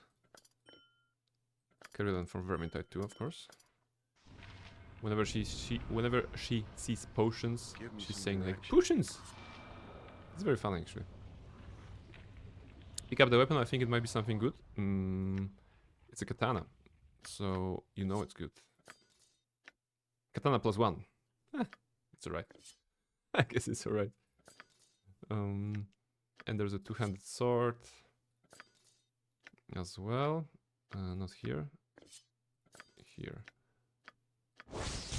Scion's blade +5. Some believe this massive blade to be of drow origin, though others dispute this claim. However, all agree this great sword was fashioned with a single purpose, to read the word of the illithid. Those who wield the Scion's blade are immune to the Mind Flayer's psionic attacks. The bewildering gaze of Amber Hulks, often found serving the illithid, are similarly rendered harmless. Oh my goodness, this is good. This is good. You know what? if if a certain Githyanki had this blade, he would still be a coward, right? But at least maybe he would be fighting Elder Blaine. I suppose. Yes. So remember the story about Simias the coward. By the way, just making sure that you all guys remember the Simias the coward, right? The Githyanki who refused to fight the Elder Brain. I swear, I will always be sharing that story till the day I die. It's probably best. I'm gonna be like telling random kids or my own kids like, how do you know the story of Simias the coward? He was such a Give me some dick. direction. that would be the story basically Speak your mind. of me saying things, trash talking him. Okay, Jahira, what you have? Sword and shield max, quarterstaff. Okay, maybe quarterstaff. Scimitar. Let's give you scimitar. Doesn't matter. Abilities. Now is important. She can take. What she took last time. Okay. Did she take a summon? No, she didn't take a summon Deva. But she took some summon, right? I think. Unless okay, Jahira, getting an ability. Any recommendations? Let me know. I'm guessing not whirling attack because she's not doing a lot in melee, and I'm gonna forget to use that actually. So probably some spell. Resist magic. Oh, it's for 4 rounds. Okay. The fighting one's irrelevant, I'm guessing. Elemental summoning. Oh, she already has those, right? Greater elemental summoning is the best you can get. We have that already, apparently. It can summon an elemental prince, and they are strong. Oh, there you go. There you go. Storm of Vengeance. Okay. Let's see. Casting this spell causes the earth to shake and the heavens to boil with blood and energy. All enemies of the caster are struck down by acidic rain, earthquakes, and lightning. This sounds like a spell that this sounds like a spell that the Planescape Torment would have a cutscene for, right? I'm guessing that's one of those very cool spells that would have an entire cutscene for it, just like Planescape Torment spells do. It would, yeah. And it would. I'm imagining it already because the description is of course very cool, like earthquakes, lightning, and acidic rain. And I'm just imagining like single like a line of energy that represents lightning, and like, you know, a single green line, like the same line but green with acidic rain, and like earthquakes, just screen shaking, and this is the Storm of Vengeance. So like the low budget cutscene, but still giving you the sense of powerful spell being cast and altering the reality, right? I think that's this. It doesn't target friendlies. Oh, all enemies of 8 level and lower are slain instantly, and everybody blah blah. Okay, Storm of Vengeance. You know what? I think, given Jahira's character, anything with vengeance in the name would fit her, right? I think she has like one of her lines is something for vengeance or vengeance. You know, she cries that in combat sometimes. I'm waiting. If I'm not mistaken. Yeah. I hope this is worth it. If Jahira fights a lot in melee, she might need hardiness whirlwind first. You know, the problem with whirlwind is that I have it on Barnabas and Sarevok, and I forget to use it ever, I'm waiting. right? I think, yeah, I forget to use it ever. So if I have it on more targets, it won't help me. Hardiness would be this. What is gimping her strength? Let's see her attributes. Strength 14. Equipment. She has a red dragon scale. She has a dragon helmet. She has a shield of Balduran. Oh, strength -1 here. Shield of Balduran. With actually, she could take something else at this point because it's been a while since we had beholders, but actually I got it.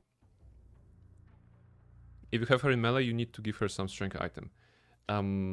Elf's Bane doesn't sound like a strength item. Means, I mean, all the things, like Barnabas has the Fire Giant strength, Minsk has the Hill Giant strength, Sarevok got Stone Giant strength, right? And I'm out of belts for her basically. So I'm not sure if I have anything that I could give her. Those are all the weapons. I don't think if I have magical items of some sort there. I mean, Shakti. No, that's transformation. Okay.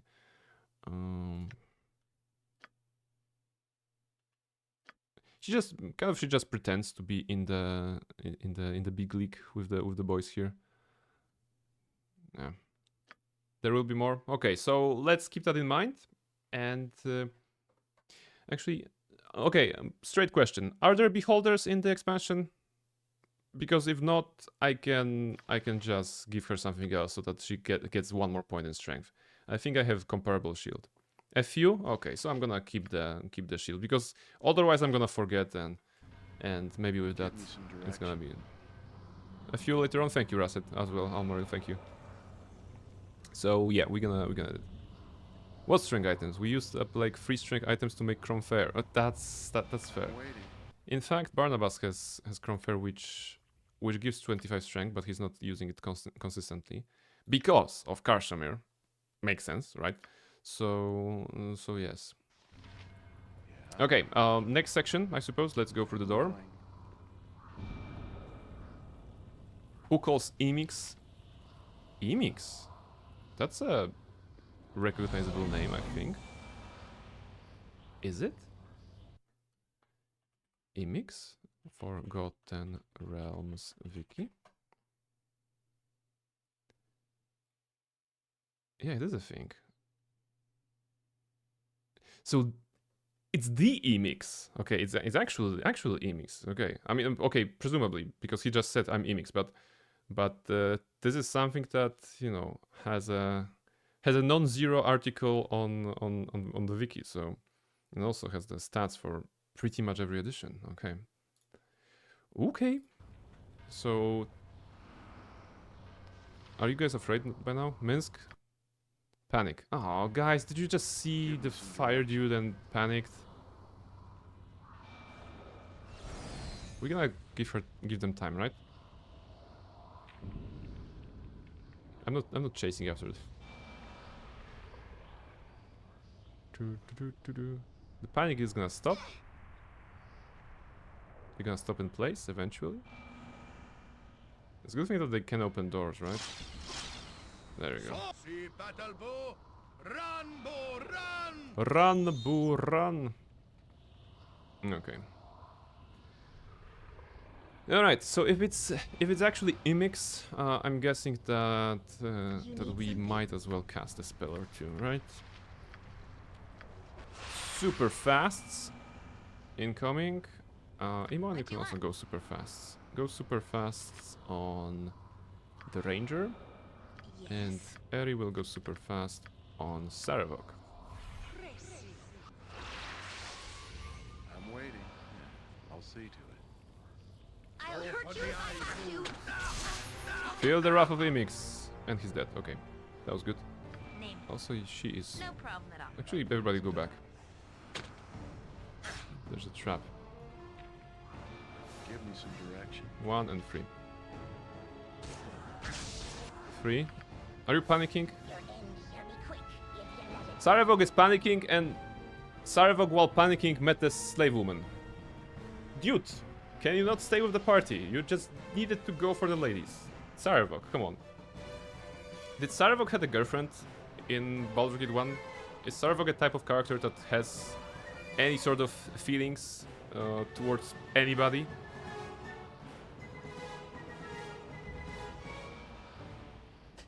He did. Ooh. Tamoko?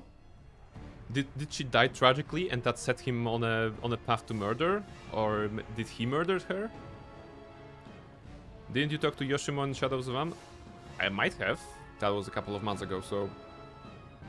I don't know. She's with him during BG1. Okay, oh, that's nice. So you fight her, in that case. She either dies or she vanishes completely. Ah, okay. Okay.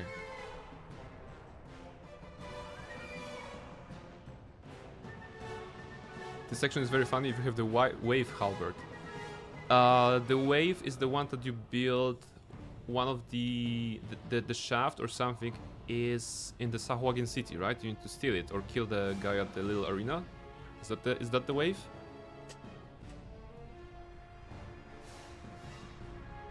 He's her brother, and he sided with Irenicus because she died because of MC.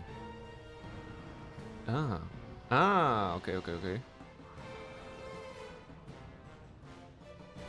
Alright. Well, I mean, I'm not sure if I'm gonna ever play BG1, so this is why I take liberty here and just ask you straight questions, because I don't, at this point I don't care about spoilers at all, and we're also in the second game, you know, not worrying about the first game's lore, to be honest. So this is why I'm asking. But yeah. Yoshimo mentions her at Asylum. Okay. Yeah, I don't remember, but maybe I wasn't paying attention. No, it's mod content? Oh, really? Okay. Okay, so I don't know. I'm gonna focus on this one. So, Slave Woman is addressing Sarevok. Who are you? Why does my name matter? I am in need of help. Release my chains at once. I'm sorry, my good lady, I will release you at once. This is something that Sarevok should say. No, Sarevok, because Sarevok is here and he's talking, I'm gonna roleplay Sarevok. Maybe I should just leave you here. Wait, I have information. Release me and I will tell you what I know about the master of this place, the fire giant Yagashura. Very well, I will set you free, but don't even think about trying anything. Free at last. I suppose I am in your debt. Well, I will be beholden to no man. Though it galls me, I will tell you what I know of Yagashura. Ask your questions, human, and I will answer them as best as I may. But be quick. I desire to escape before the master of this place returns. 15k XP, nice. Okay. Tell me what you know about Yagashura. Tell me what you know about Yagashura. I have heard the legends. Yagashura cannot be defeated. He is immune to all weapons and magic. He is invincible. Perhaps this is true. You sound like you have your doubts.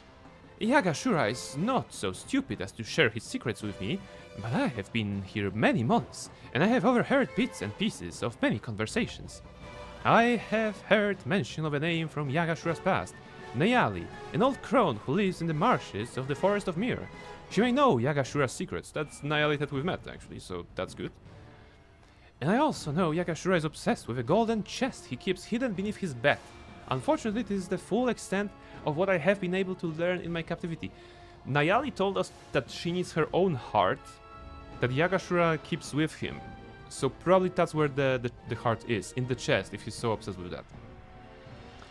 Okay, I still need to ask you some more questions. We don't need that. You look like you know how to handle a blade. Will you join up with my group?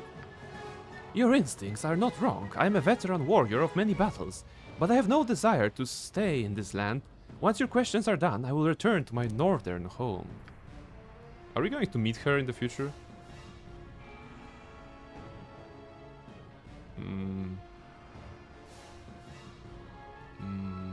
No.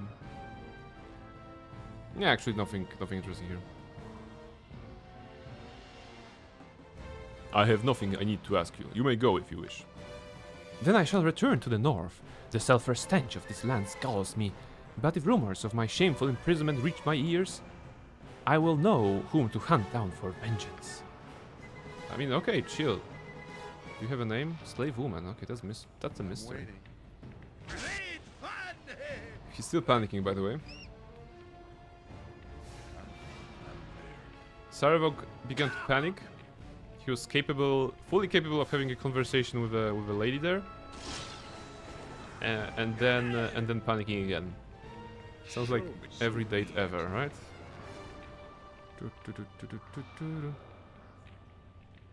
Quick save. Give me some direction. I can see you guys are debating about Yoshimo, the lines, and Shadow Van. Not finding on Googling.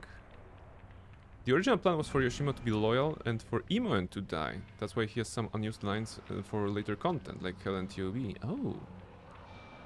Interesting. Interesting, nice. I'm waiting if it must be done. I mean, Yoshimo... At this point, I suppose... Well, I don't blame him, right? He was coerced, basically, to do Arenicus's bidding. He didn't have much of a choice. So, a tragic character, all in all. Give me some not a concern. Locked. Who is panicking again? Jahira is panicking again, okay. Iman, be a deer and try to find traps and or open that. What are you doing? Wait, Jahira, why are you dying? Will require healing if I am to be of What? use. Why did you... Oh, you poisoned yourself at some trap. Oh, okay. Okay, quick close. That's gonna be faster. There you go, kill this one. Jahira panicking again. Follow her in. There's other burning man here or not? Ooh, wait, magical items on the ground. That sounds good. Okay, panic. Give me some direction. Yes, go into the fire, Jahira. That's the greatest idea you could have. Yes, I fear Dudes, nothing. could you stop? Yep. Also, was Iman not detecting all those traps? Gotcha. Because we passed here a couple of times and she wasn't seeing them? Nourish, thank you very much. Actually, it's a good time for a break as well. Now that I think of it, it would make sense for Yoshimo to join Irenicus because of his sister, who was coerced to cooperate with Aegeas. Yes. What is her trap detection level?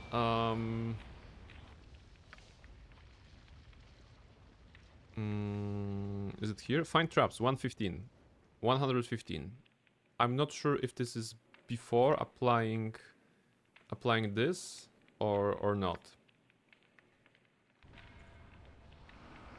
So I'm not sure. She was finding traps in the previous section nicely, but maybe she's not too... Yeah, okay, yeah, I think that was also the case. Because I had to manually click it just a second ago. But at the same time... She usually was going back to this one. I mean, in the base game for sure. What do you I never had any trouble with that.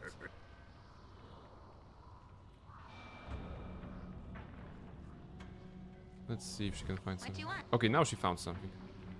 Good to go. Okay, good. I'm waiting. I'll see. Name. Right you are. Those are locked or not?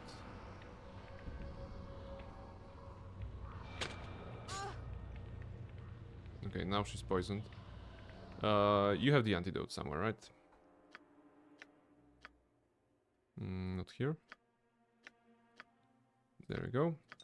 To backpack. Here. Drink. Good. And now disable that trap, which was here, I think. She went to it again. And she got poisoned again. Ah. You really don't see the trap here? You've been standing here for a moment. Yes? Alright, so after she drank one antidote, she decided that she likes it so much, she went to drink another bottle. Imoen may have a problem with drinking.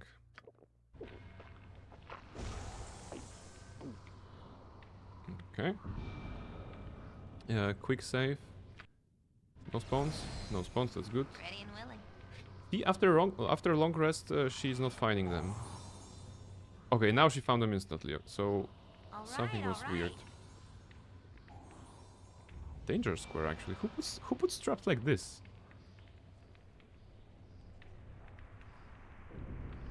Maybe give her the poison immunity necklace or loose ring so she can trigger as many of them as she wants. Imagine that's actually an idea for character, I'm thinking, in D&D, right? In TTRPG maybe, to be more broad. A thief, a rogue kind of character who is actually like a masochist, and they want to find traps and actually fall into them.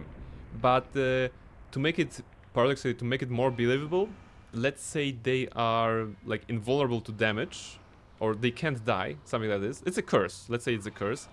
But they really want to spring all the traps. You know, they kind of feel good because they spring traps. They have a hobby like this. They want to face the traps in such way.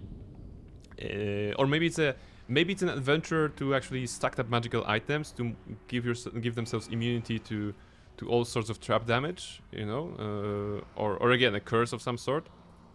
And they are just traveling like this and just stepping into every single trap they find.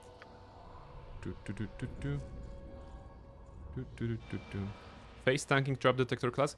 Yes, I recall my friends were my friend once told me about their strategy for trap detection in dungeons.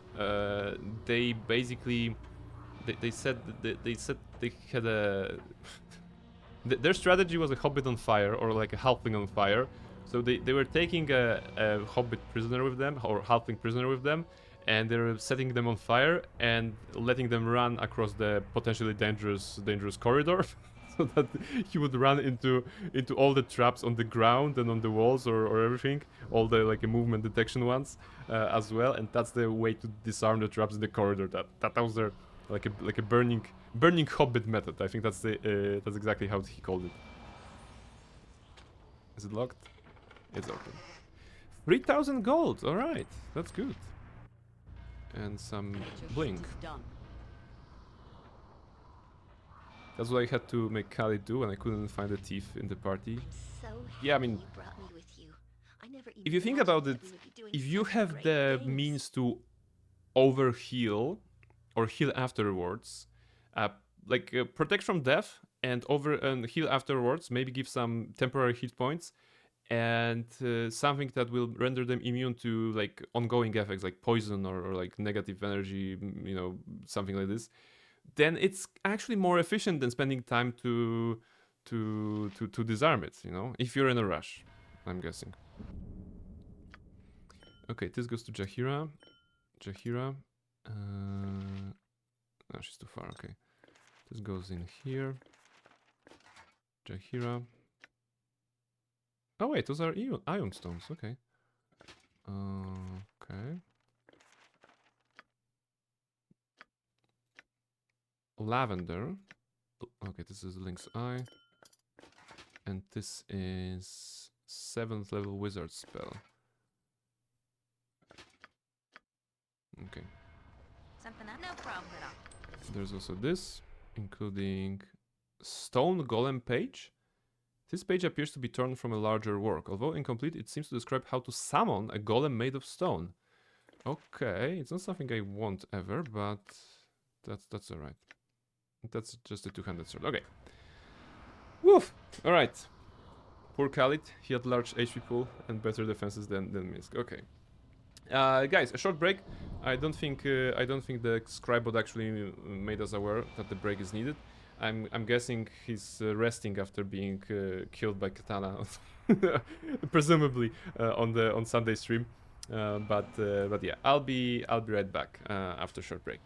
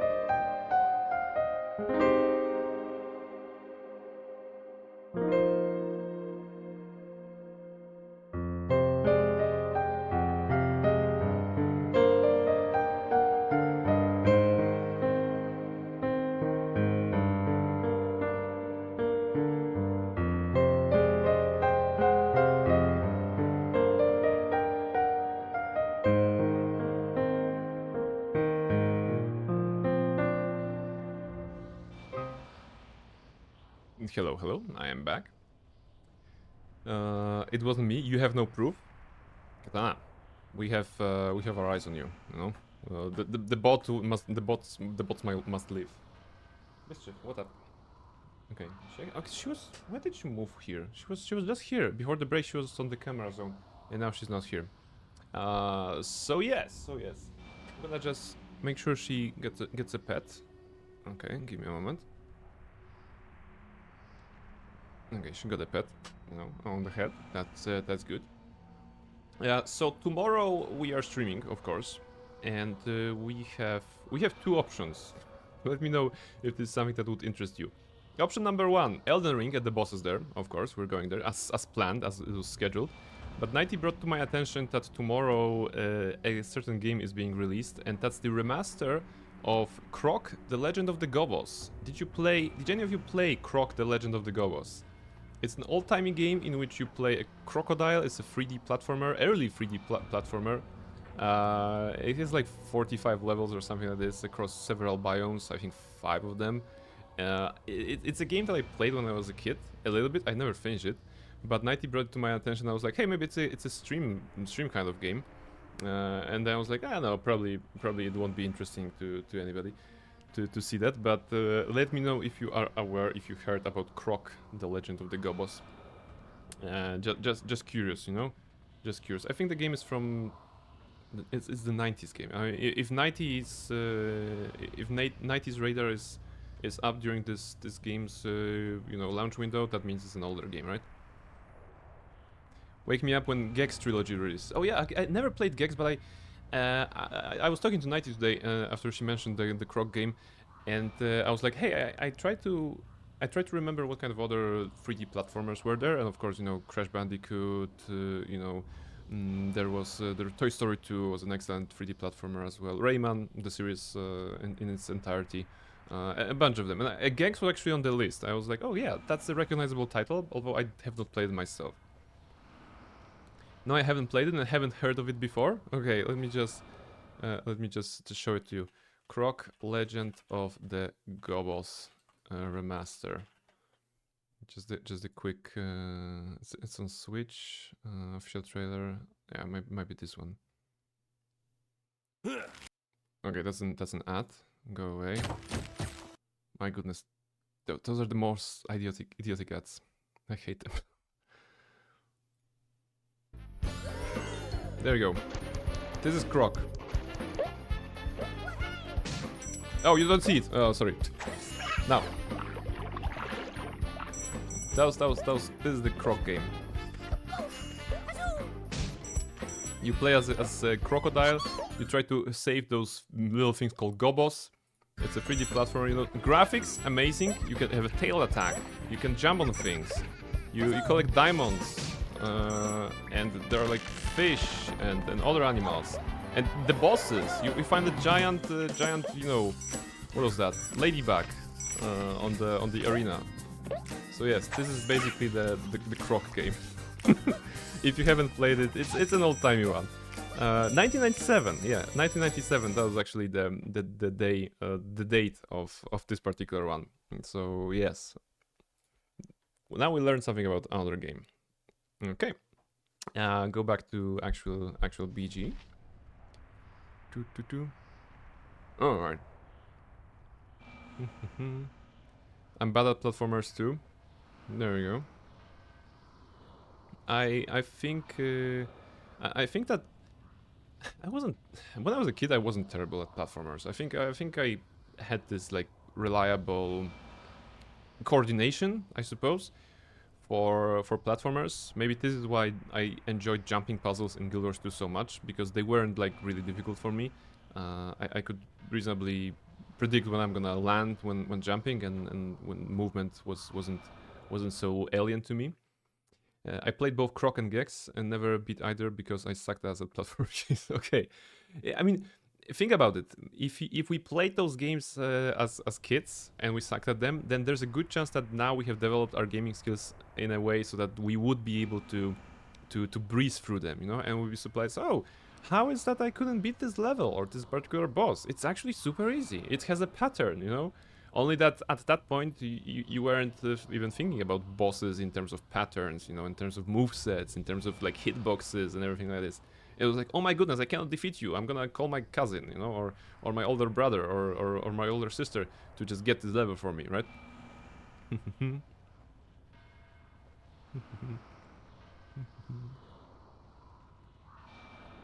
you aged poorly. What? Come on.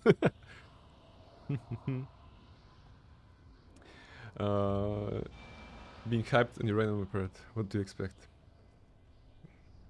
All in good fun, I suppose. I believe. If I ever want to see if I'm good at platformers, I'll play their Master Tomb Raider games. Ah, yes, of course. Yeah, in fact, the older Tomb Raiders might as well be considered platformers, right? There's a lot of jumping there. Katana heard Gex? Yes, Katana, you can talk to Rased about Gex. Now go talk. Okay, Mischief. I know you want to be petted, but I want to also play video games. Come on. My response was basically no, you. Not very serious in any way. No, yeah, I'm sure that I'm sure that Almer was also playing.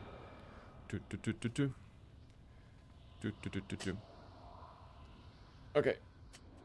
Can I move you somehow? Come here. And can you stay here? Because I need to. Okay, you can't stay here. My goodness. Like, she was very, very nice. No, those are my chips. No eating my chips. No, this is my team. You're not getting that. It's mine. Okay.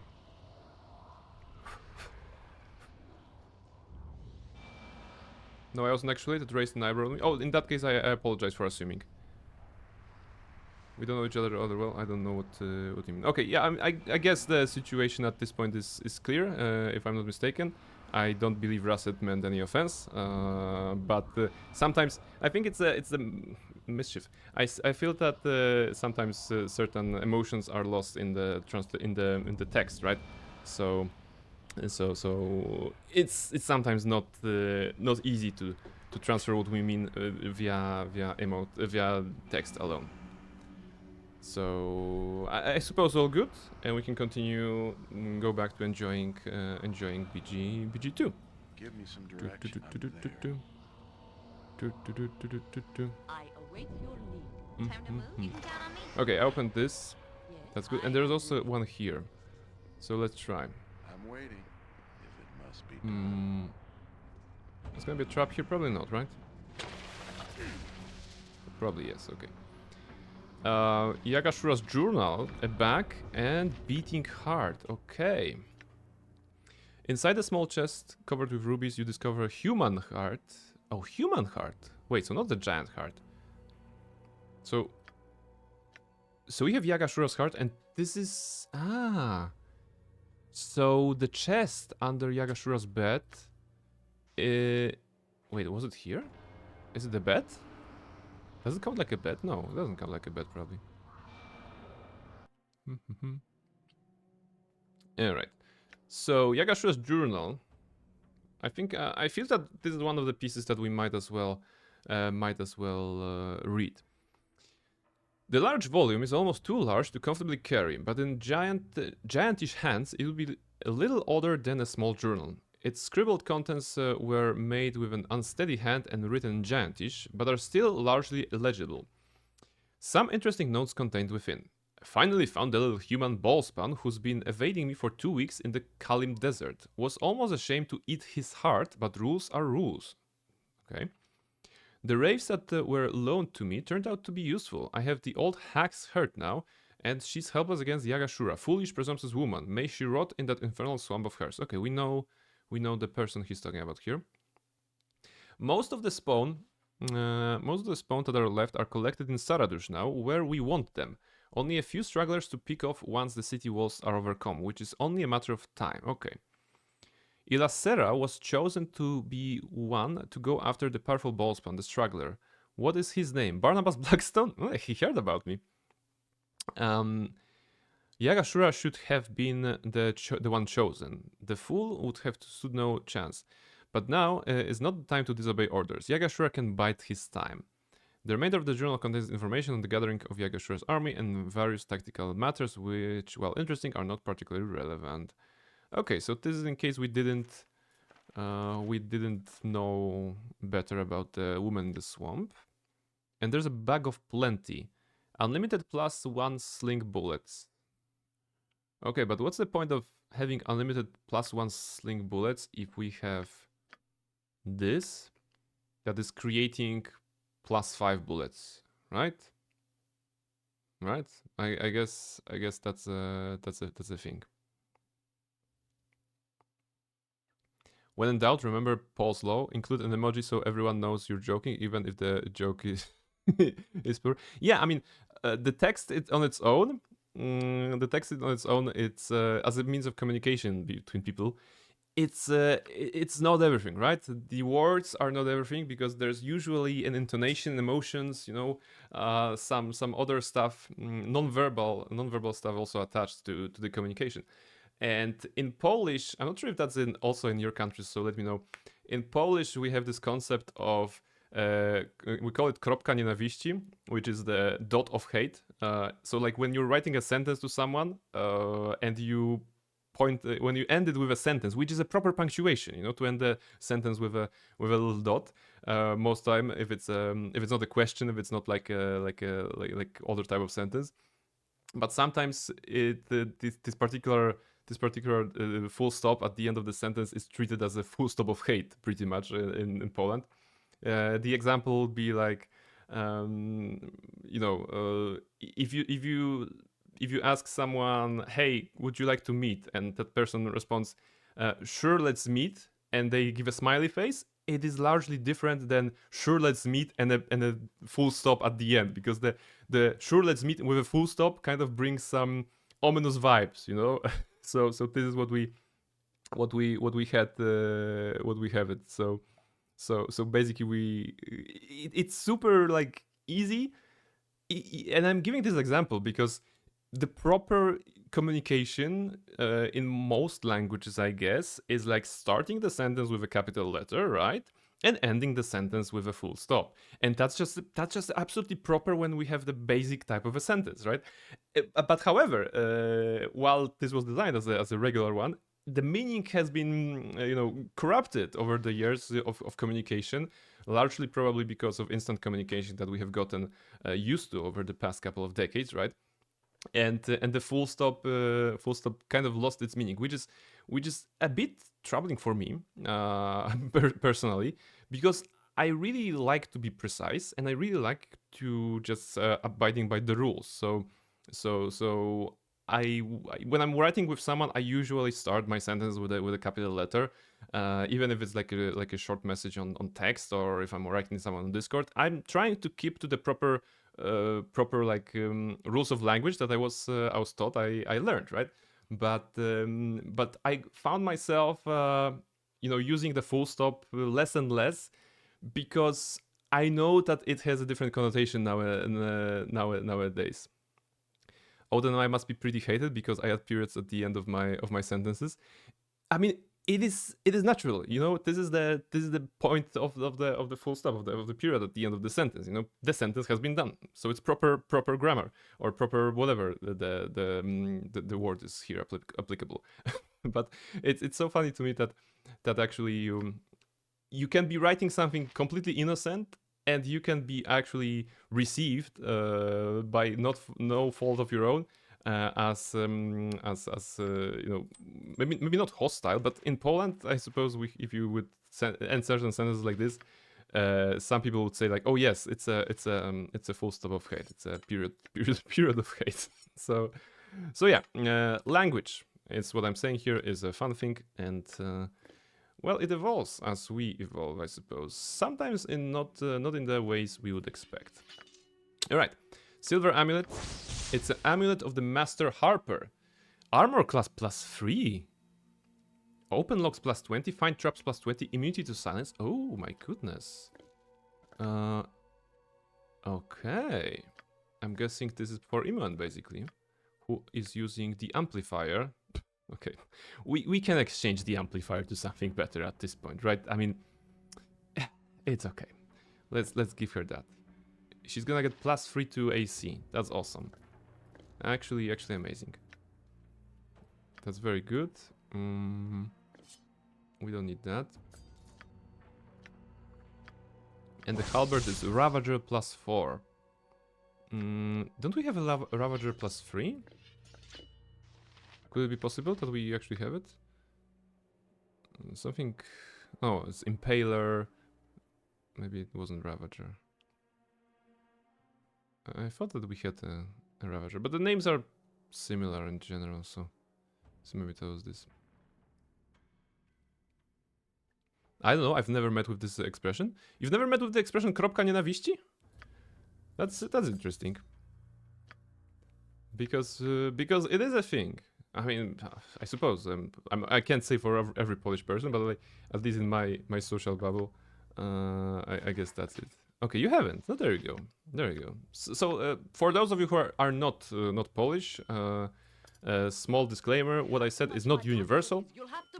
It just represents, I guess, a part of Polish well writing culture.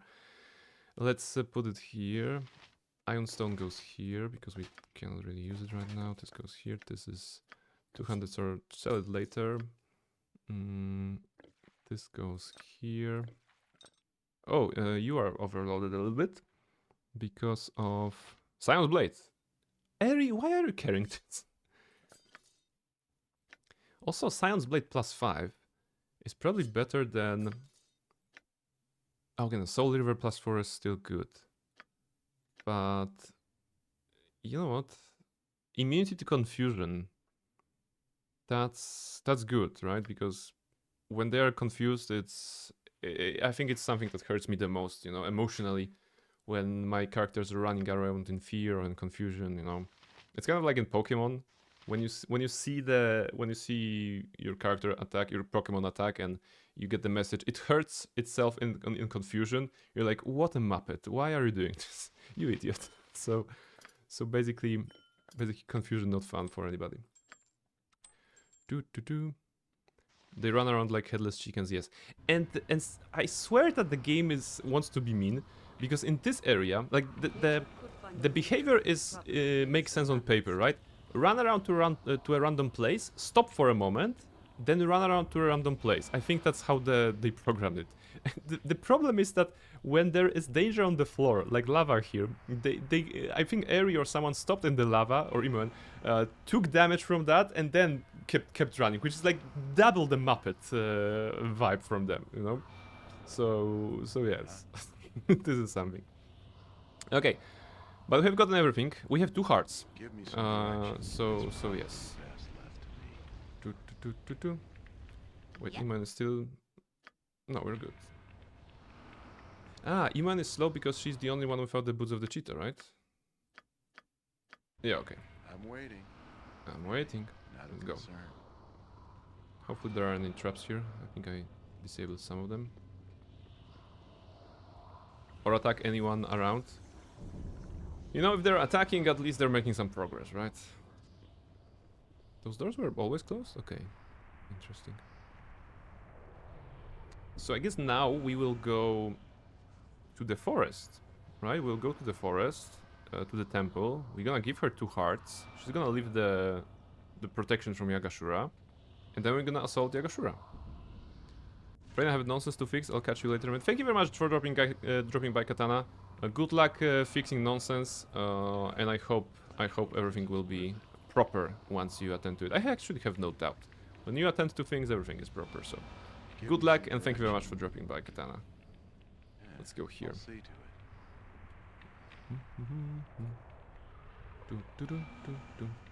Oh, Mischief is back. Mischief is back, but she is sleeping. There you go, there's a cat.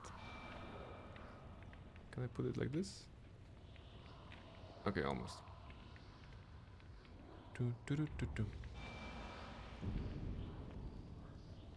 Okay.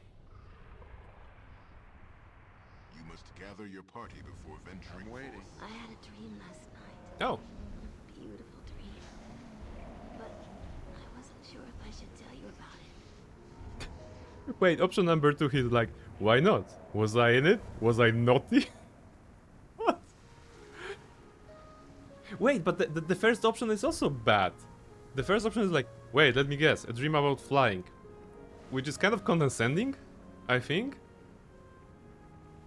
I think I'm gonna go. Actually, I'm gonna go with the second option, because the first one strikes me like, okay, your girlfriend, you know, pretty much a wife at this point, although we didn't have a proper ceremony, but she's like, I had a beautiful dream. I wasn't sure if I want to tell you about it, and the first option is like, oh, let me guess, dream about flying, right? Because you've been telling me about your lost wings for the first 40 hours of our adventure together, right?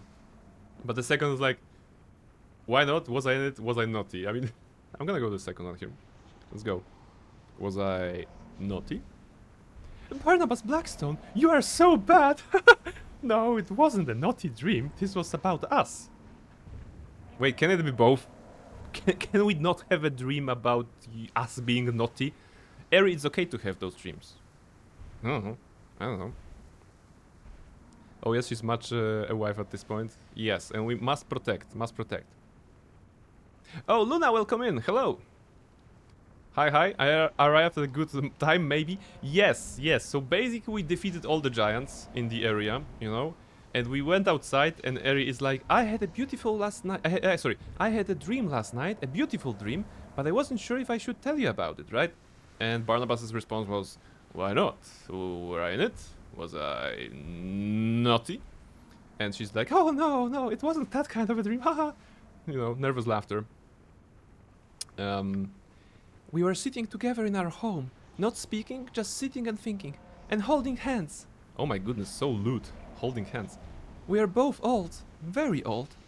Old, but happy. Okay. Oh, children! Oh my goodness, you can talk about children to her.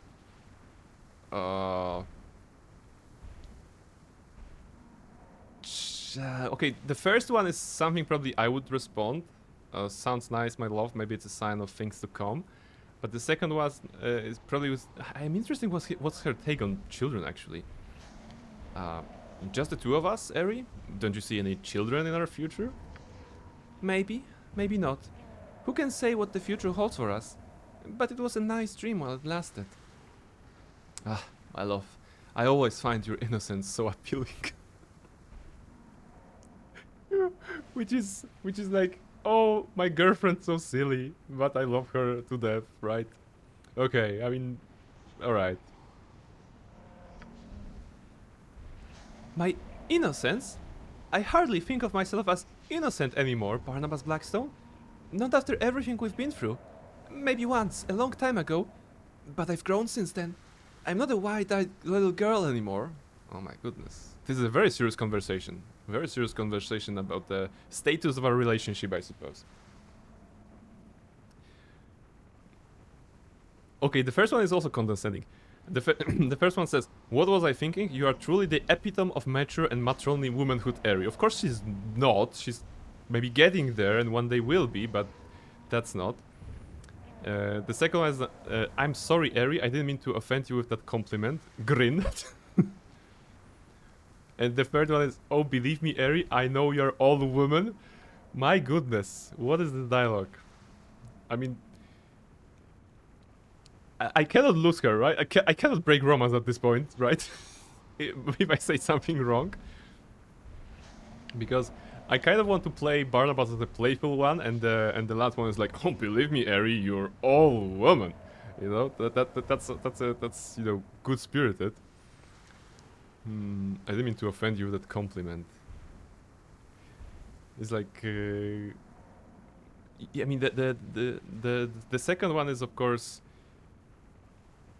just trying to play it as this was a compliment, and then, you know, Eri could respond, oh, but calling me innocent is hardly a compliment, Barnabas Blackstone. I want to be perceived as a strong, independent woman, even if I'm your wife. You know, that's how you should see me, and I would appreciate some validation. So don't call me innocent, you idiot. Yeah.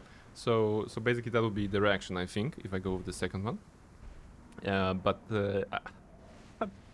I don't know. I'm gonna go with the third one. Oh, believe me, Eri, I know you're all woman. Oh, Barnabas Blackstone, I didn't mean to snap at you like that. It's just that everyone always still treats me as a little girl.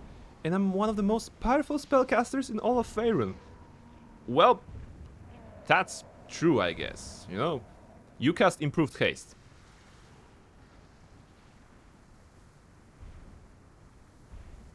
Let's continue. Maybe the next time someone treats me like a child, I'll turn them into a toad. That should get my point across. And as for you, my love, wait until this evening and I promise you'll see that I'm anything but innocent. Oh, now that's hot. Okay. Okay. Wow. Okay, is Brazil on the chat? Because suddenly it went like very 18 plus. Okay, alright.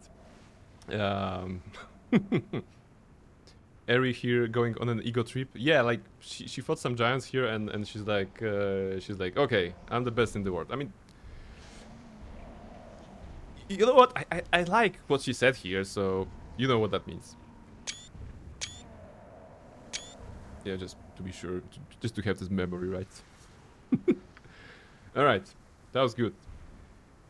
I suppose that's the character development, right, for Eri, in that regard as well. Bruh.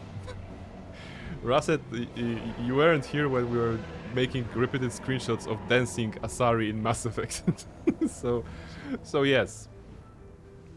But let's try to be serious. Oh, we gonna fight those guys? Okay. Let's hopefully we can just.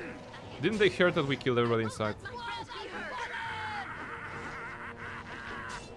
The laughter of Saravok is amazing. I love what the voice actor did here.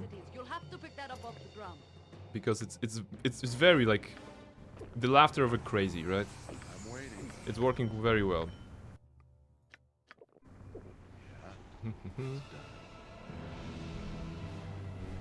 At least that one I understand. It's all about making memories, right? If it's a memory in the picture or in the writing. I'm not sure. Give me some direction. Okay.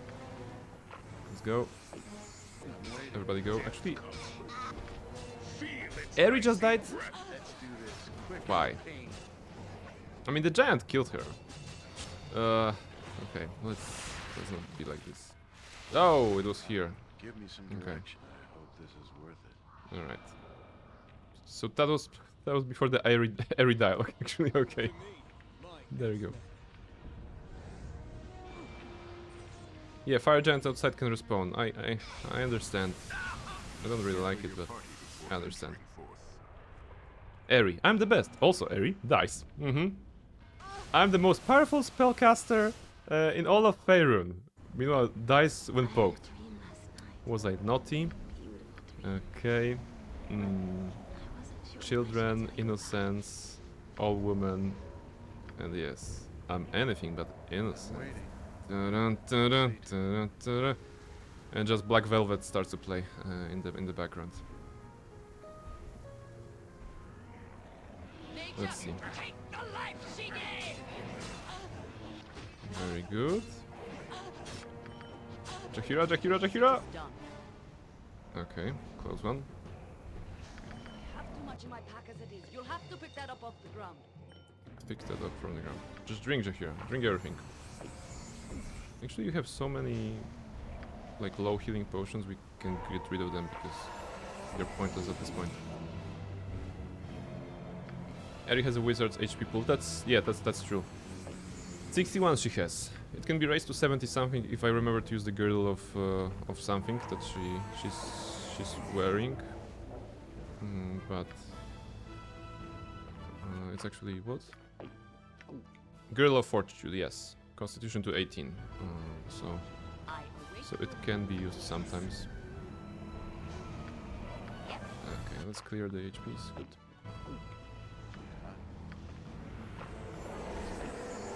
Actually send them, they are tanky.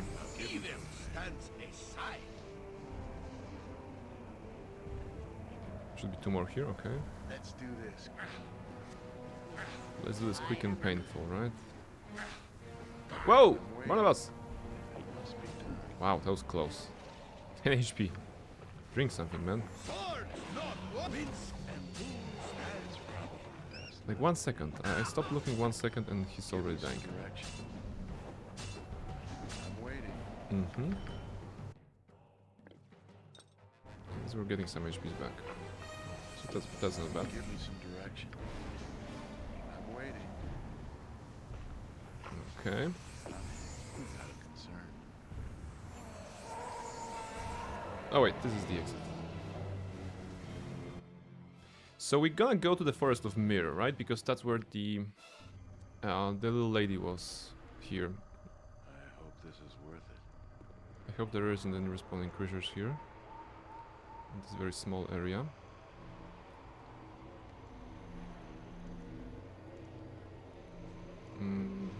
Nayali, okay. Her name was Nayali. Nayali? Nayali, yeah. Okay. Give me some direction. Let's see. I'll see to it. Most anxious Niley is, oh yes. Have you found her precious heart, spawn child? I may have. I have 2 hearts here. Are they what you need? Oh, 'tis Nayali's heart, it is. The spawn child has found Nayali's poor heart. And yes, this be the boy's heart as well. Gives Nayali her heart and she will extinguish the boys. She will, oh yes. Yes, at last Nayeli has her heart. Nayeli had forgotten how it feels to have a heart shared. Many old memories. It makes Nayeli sad. Okay. And there, it be done. A simple thing it is. The boy's heart is cold now, as cold as his mother's old heart. You'll hurt my boy, won't you? No, no, what has Nayali done? My poor boy! The spawn child will hurt him. Nayali must stop him. I don't understand. The witch has her heart back. Why is she not nicer to us? What? Oh, yes, I see. Aha. Thank you, Boo. Boo is so smart. What did Boo say to Miss? Oh, it's gonna be combat here. Come, spirits of the glade, come, wootsies of the forest. We must protect my boy, my precious Yagashura. Are you plants? You are plants. Every hamster has Nymphs. We're gonna killing nymphs. You know what? raring to go. We can cast a spell or two, right? Improved haste. And What you want? you also improved haste on Saravok. And this should solve the problem of everybody here. They're doing damage. Okay, they're doing some damage. Oh wait, AI is still up? Oh, I forgot to turn the AI on. Some direction. Let's do this. Now we did.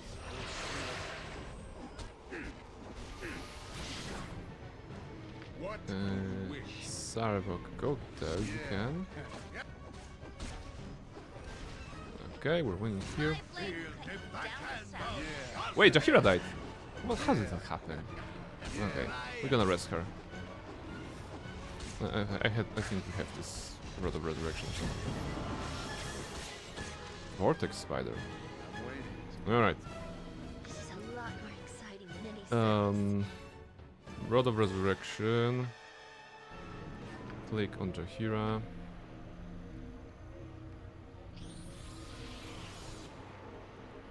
Jahira, pick up your stuff, which I suppose will be this. I have too much in my pack as it is. You'll have to pick that up off the ground. And now we have to dress her up.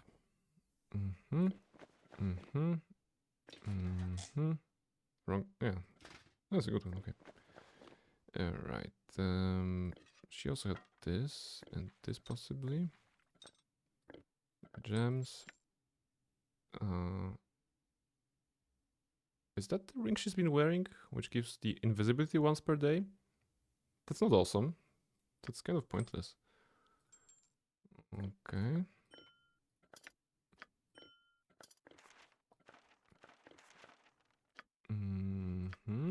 Speak your mind. What else you have? Okay, some trash items. The Gnasher.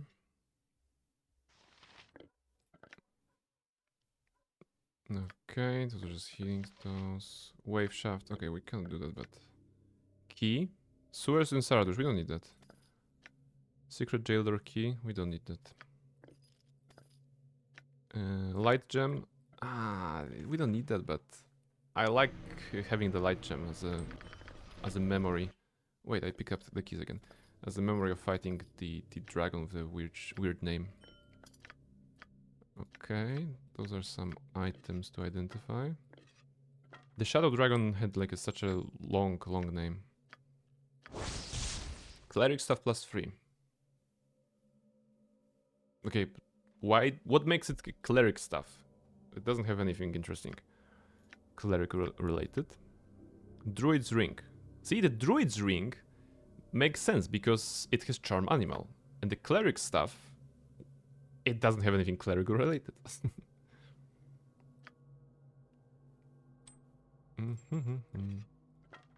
Put it here at Minsk. And when it comes to Jahira, we have 2 slots on rings free. It has the clerical bonking? Possibly, yes. The gift of bonk. Ring of the princess she won't be able to use, I think. Because she has armor. Gold ring? Okay, she could use some blink, but... Okay, we don't have any, like, cool rings for Jahira.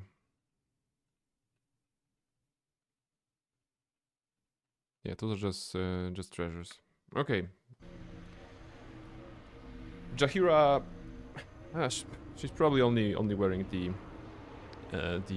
ring that she got from her husband, right? From her late husband.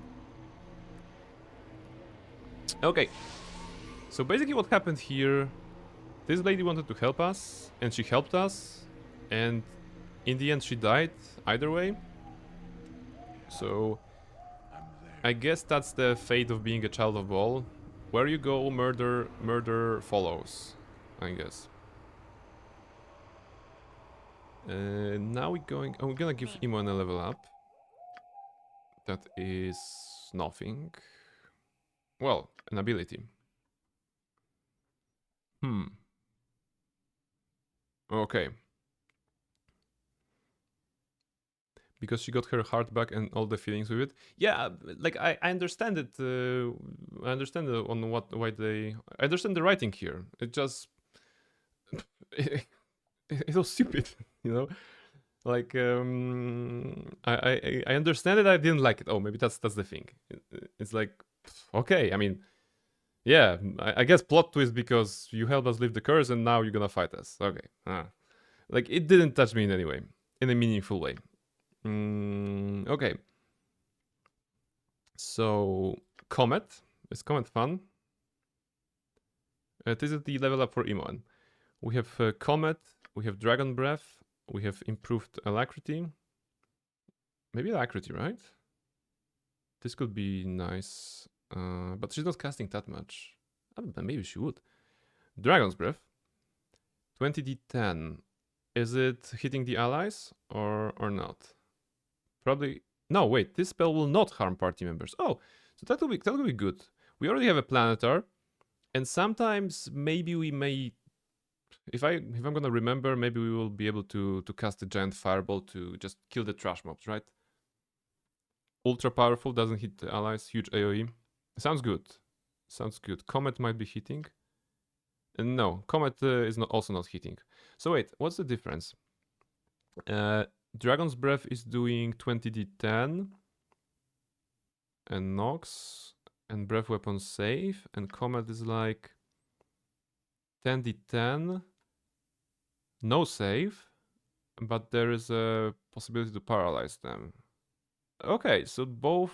Okay, in terms of pure damage, of course, Dragon's Breath is better, right? Comet has smaller AoE and less damage, but can stun. Yeah. So, what would be more fitting to Imoen? Dragon's Breath or Comet? 15 feet radius, and this is. Wait. They both have 15 feet radius. Oh, interesting. So, Dragon Breath has greater range, but the radius is the same. I'm thinking Comet. I'm thinking Comet because Emon doesn't strike me as someone who would be using Dragon's Breath. And Comet, I don't know, as a wizard, you know, as a wizard, wizards and scholars and sages are associated with the stars sometimes and things like this. So Dragon Breath doesn't count as magic. Comet does. Oh, so that's also a difference. I was pretty sure Dragon Breath was bigger. Maybe it's just this the effect on the screen. Yeah, they're sometimes what's the word? Misleading. Sometimes it's misleading. I'm gonna go with Comet. Like I will, of course, forget to use it, but you know. Oh, it's either Comet or Summon Planetary in either case. So, can you get 2 9-level spell slots, by the way? If you level up high enough or something? Give me some direct. Or it doesn't scale forward here. You'll get more slots later. Oh, good. Okay, so we're gonna have both Comet and this at our disposal, should we remember. Thank you, guys. Okay. Siege camp. But maybe rest first, right? Mm-hmm. We're gonna rest in the temple. Actually, quite fitting. You know, party member rests at the temple that now kind of belongs to them because the previous owner is dead. Okay. Remember to go to Sespinar once in a while to see if you can upgrade stuff. That's good call. We can go there with our special ability to go to the pocket plane. Let's go meet our good friend Sespinar.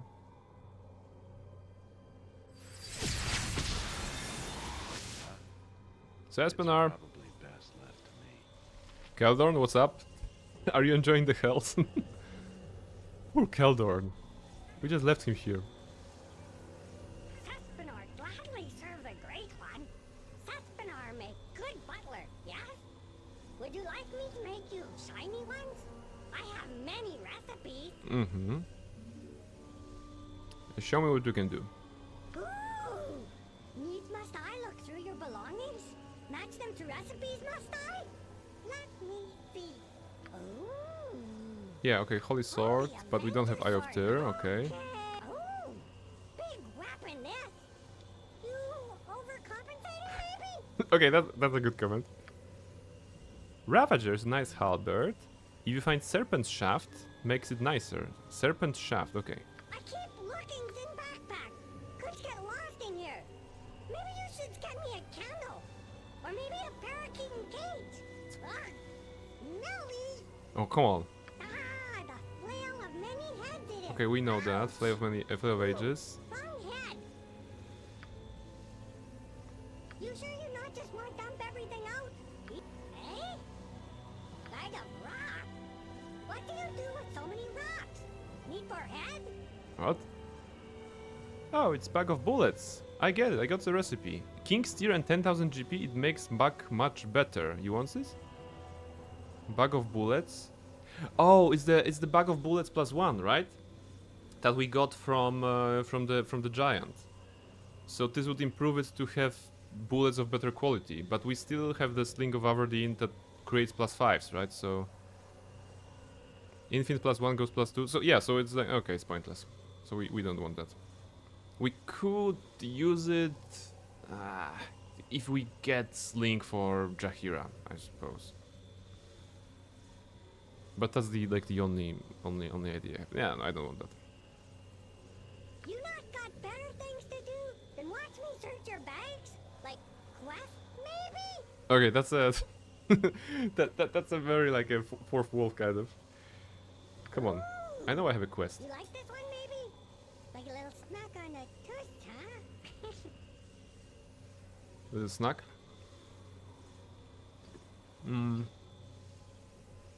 Bladesinger chainmail, Elven chain. Scroll of protection from normal weapon. Okay, so I keep looking. What is this? Okay, cookie. Still a cookie? Oh, that is no cookie. That is no cookie. Dum, dum, dum, dum, dum, dum, dum, Cloak. dum, dum, dum, dum. Oh,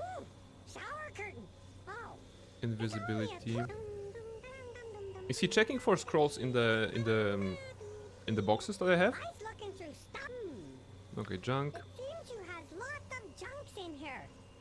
Needs junk drawer. Bronze, iron, stone, circlet of netheril. I keep looking, but I running out of recipes soon. I needs to find Martha soon. She around hell somewhere, I think. Put that cookie down now. That's Arnold Schwarzenegger, right? From the Kindergarten Cop. I think that was the title of the movie. Circle is good for mages. If something is called the Circle of Netheril, then I bet. Absolutely. Jingle All the Way. Okay, so not this one. Ah, okay. Nope. But it sounded like something Arnold Schwarzenegger would say in Kindergarten Cop. No more shiny ones. Oh well. Back to cleaning, I guess. Okay. Give me some I'm waiting. Not a concern. Okay. Ready and willing. So there was a call for scroll of protection from normal weapons. He mentioned. I guess we don't have this one. Protection from fire, petrification. Okay, protection scroll that is unidentified. Fire, okay. Cold. One protection scroll here. Cold. Okay. So we don't have. Also don't have protection from. Maybe we don't have the improved haste that he mentioned. So we can't really upgrade anything. You know, we're grabbing stuff, but still we don't have a lot. When you get a certain hammer, the dialogue gets really funny. Okay, looking forward. Correct actor, but wrong movie, so understandable mistake. Yeah. I mean, wait, was Jingle All the Way? Because I need to. I don't remember Jingle All the Way movie. Yes, Świąteczna Gorączka in Polish. Okay, yeah. It was with the Turbo Man. Okay. Now I remember. A movie with Arnold Schwarzenegger. Jingle All the Way in Polish, Świąteczna Gorączka, telling the story of a father who kind of wants to give a good present to his kid, and his kid wants to have a Turboman action figure, you know, but there's pretty much, you know, they're sold out, and he goes on a quest to get his son this doll, and of course in the end there's a resolution of like on a much more cheerful nature, that maybe the items, maybe the truest gift isn't actually the object, right? Or something like this, you know. It's turbo time. Yes, that was when I was a kid, I was like, oh my goodness, this is so amazing. I remember when I was watching that movie, I wasn't even into that, oh, I would love to have that doll. I was into, oh, I would love to have that suit, you know, because at some point Arnold Schwarzenegger gets into the Turboman suit, right? And I was like, oh my goodness, this is so cool. Which, understandably, later on I discovered that Iron Man is a thing, and I think Iron Man is one of my favorite superheroes in general, so yes. The kid is played by the same actor who played young Anakin in Star Wars Episode 1. By Jake Lloyd? Really? Oh, interesting. I didn't know that. I mean, it never occurred to me. Huh. There you go. The suit they made for the parade, but somehow has a working jetpack. Exactly. I think the jetpack was the one that was the thing that solved it. Imagine like getting like a low monies for pretending to be an action movie hero or like a hero, and you get a costume and it's actually a fully working like Iron Man costume, for example. Hey, Prain, we need someone of your height to play Iron Man or Batman. Okay, you're providing the costume. Yeah, we have something in the background. And then I'm getting into a Batman costume and it's like, you know, full utility belt, everything, you know, just blades shooting out of this or whatever technology, the cowl and the infravision and something. It's like, oh my goodness, how much budget did you have on this costume, right? There you go. So yeah. But if I had infinite money, or if I had like free money to play a superhero and have a very faithful costume, I think I would go with with either Batman or Iron Man, right? Which incidentally are the characters that are known for having money. Give me some So, direction. so maybe I'm that's waiting. why I like them. Okay, quick save here. I hope this is worth it. Ooh, shiny ones. Saradush, return me when I came from. Okay. If I had a lot of money, I wouldn't buy any social media platform. Yes, yes. If I have a lot of money, I would I'll probably see to it. squander it, but maybe not. Who knows? Let's go to Siege Camp. As Oh, you it's a arrive in chapter. the clearing, the first thing that draws your attention is the plume of smoke billowing from nearby Saradush. Its walls have been breached in several places, Aw. and its utter devastation shows a city that has been completely sacked by invaders. Bodies of soldiers are everywhere, as is the stench of death. The screams of the innocent attempting to flee can still be heard. Yagashura and his army are nowhere in your immediate sight. Okay. Yagashura, come out. We want to party.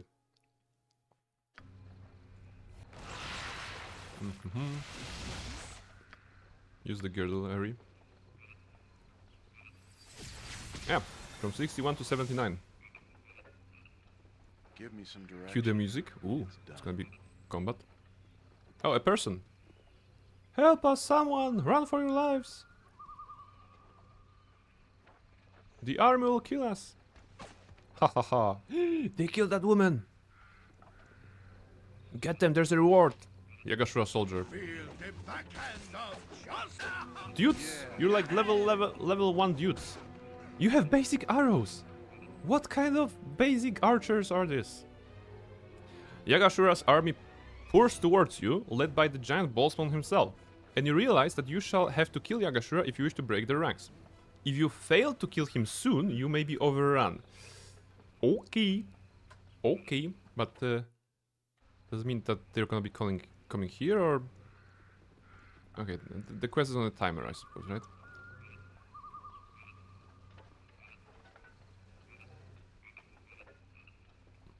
You can see Yagashura off to the west of the bridge. This is east, right? So this is west. I think. So if the game is telling me to go like there... God damn it, he's like right here. I was like, oh my goodness, we're gonna have to navigate or something, and he's basically here? Okay. And no dialogue, I suppose. Everybody attack, except for Eri, who casts Improved Haste, you know it. Something up? You cast Improved Haste. On him. Nature's servant And awaits. you can cast Blaze on Barnabas. You ask him to come out, so here he is. You're correct, no? He has a few ads, is what they mean? Okay. Feel the backhand of justice. I redoubled our efforts to crush this worthless town when I heard you were within the terror of the Sword Coast, only to find you gone. You could have called the Terror of the Sword Coast. Is that how they call us? That's pretty badass. I thought I would have to content myself with slaughtering all the weakling balls on this city. Ooh, I can hear the music. It's awesome. I remember. I recall this track. Badass. I should have been the first sent after you, and now I shall prove it. Yagashura shall become even greater still.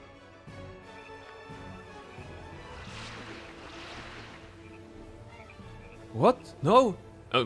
What? No. This cannot be. Am I wounded? Yagashura cannot be defeated. Men destroy them. Rip the hearts from their chests and make them suffer. I will return with reinforcements. I'm waiting. How about we just kill him? Or he cannot be killed. Wait, he disappeared. I think he disappeared here. Let's feel the backhand of justice. Okay, he was going there, I suppose. So reinforcements here? No.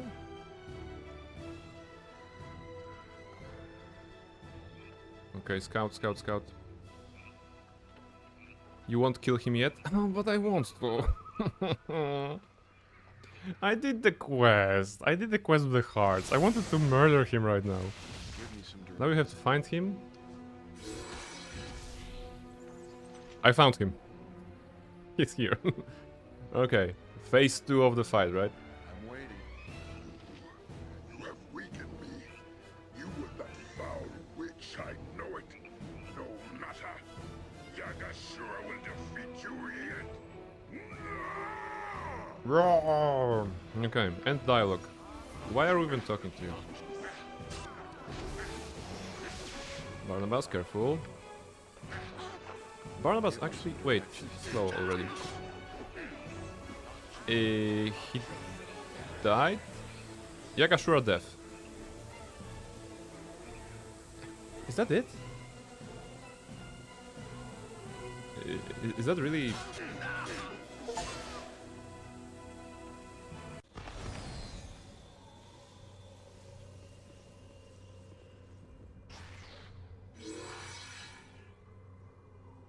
I greet you, you who are of divine blood.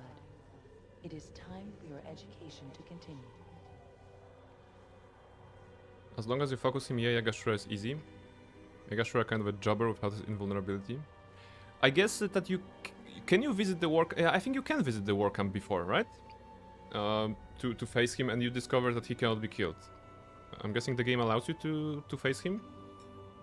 Which probably could be scary because, well, you can and you can't kill him. Okay, so the design on paper is absolutely correct. The player leaving Sardush would probably be encouraged to check the war camp because they are confident after killing that other bone spawn that maybe they can take him, despite of what Melissa is saying, and basically, well, fall because of the plot armor technically. But like, I don't know. I shouldn't be I shouldn't be saying like that was too easy, because I'm indeed playing on the normal difficulty, so the game is probably not meant to be easy at this point. But everything I did was cost improved haste. I didn't use any skills, any like you know, particular stuff. That was what I'm saying is that a little bit anticlimactic, I'm thinking, after hearing about Yagashura from so many characters, after going through all the giants. Giants were more difficult. Like, never giant was hitting harder than Yagashura. I don't seem to have lost a lot of HP during that fight from Yagashura's attacks. So I'm disappointed. I'm honestly disappointed with that fight and that particular resolution to this arc of Yagashura. Like, that wasn't good. That really wasn't good. The real battles are still to come. Okay, I'm looking forward to them then. I'm looking forward to a battle that will test me, you know, and that will actually get me into this moment of, okay, now you need to focus, now you need to precast some stuff, like more than just improved haste, because it's actually tricky. Thank you, Luna, for the nourish. But yeah, Yagashura, like, in the same spirit that I'm saying that that Simias is a coward, I'm be saying that Yagashura was a weakling. No going around it. He's stronger than normal giants, but if you focus down one enemy, it will usually go well. Yeah, that's fair. That's fair. You didn't have to rush this. Yes, I mean that's true, Dusk. I could have enjoyed. I could just go into roleplay mode and be like, okay, I'm gonna take care of his minions first, and then I'm gonna face him. That's gonna break his morale, right? Have you already done Watcher's Keep? I have not done Watcher's Keep. I have only went there to buy a scroll case or potion case, I think. I did it in the base game, but I have not explored it in any meaningful way. Should have 1v1'd him. If the game allowed that, I think I would. No? Okay, Solar. What do you mean, my education? The first step towards the fulfillment of your destiny has been taken. Yagashura is dead by your hand, and the forces in play now move swiftly toward conclusion. Now you must know yourself and your past to reveal your future. Listen and be judged. Very well, I will listen. To look upon oneself and ask, what is my nature? One must know one's origin. Mm-hmm. Your own origin is a mystery to you, godchild. You have no beginning, and without a beginning, how can there be an ending? What do you know of your birth? What do you know of your mother? Of your life before Gorion brought you to the safety of Candlekeep? I know nothing of my life before Gorion. Your past unfolds. You would do well to heed it closely.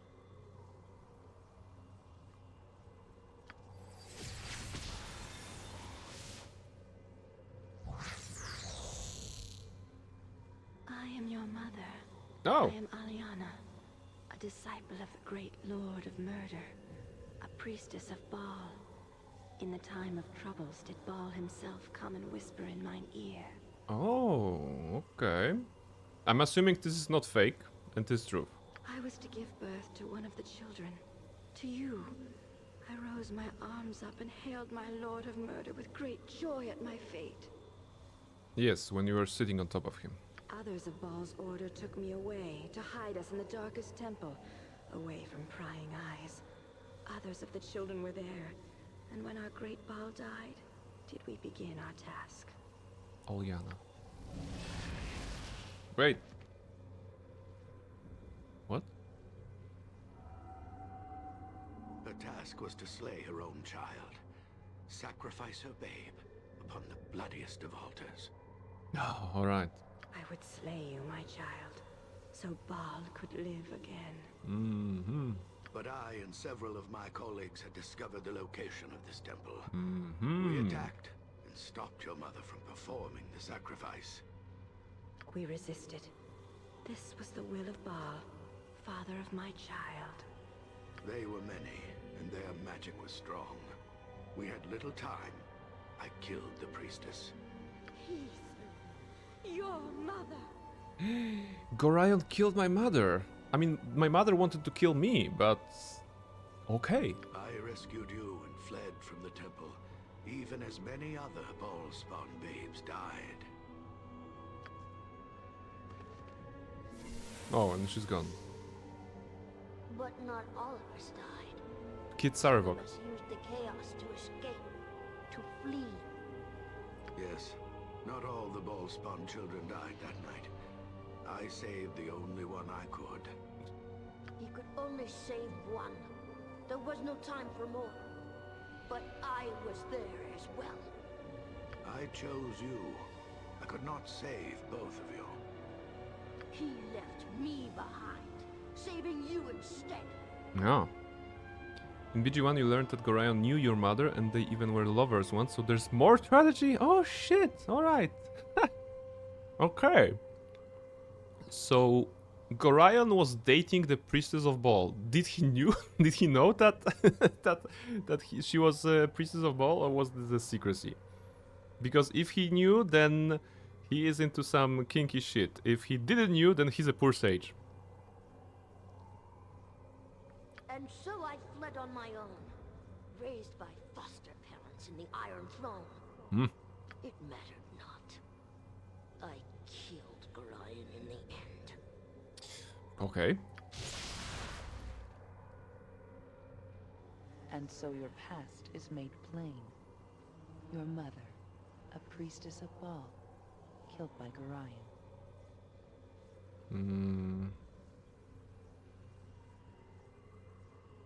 I mean, interesting development. Interesting development, of course. But how does it affect me today? It doesn't, to be honest. Gorion is dead. Mother is dead. Sarevok, that was mentioned here in the dialogue, is with me, kind of, after being dead. So it's like, okay. I mean, so what? It means nothing to me. And what of your brother, Sarevok? What if fate had not intervened, and Gorion had raised him rather than you? Would you have become as he was? Would Sarevok be in your place now if but for the smallest twist of fate? Is there a debt between you then that is yet unpaid? Okay, Mrs. Solar, but you're dealing with in your theoreticals right now. Like, what's the point? What's the lesson here? Are you talking? Are you asking me what do I feel about Saravok? There's a death. No, the mate is on fate. We are not responsible. No debt. Goran has a choice. I wouldn't. Okay, like we cannot be sure of that actually.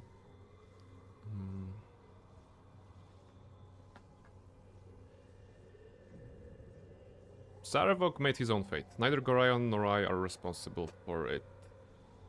I mean, okay, none of those options are good for me.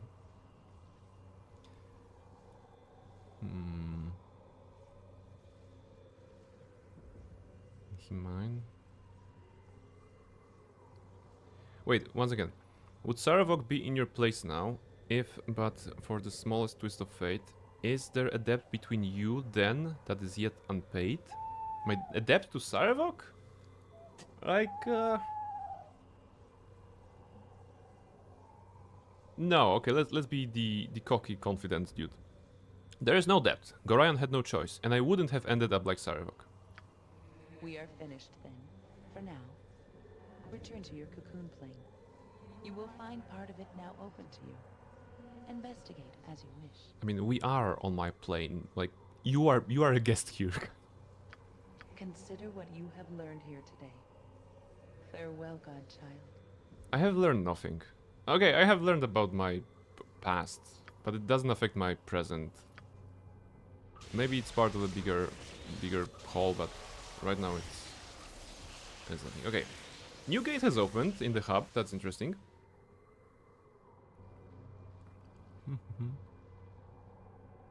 It's role playing. What would your character think? It doesn't have any consequences apart from that. Okay.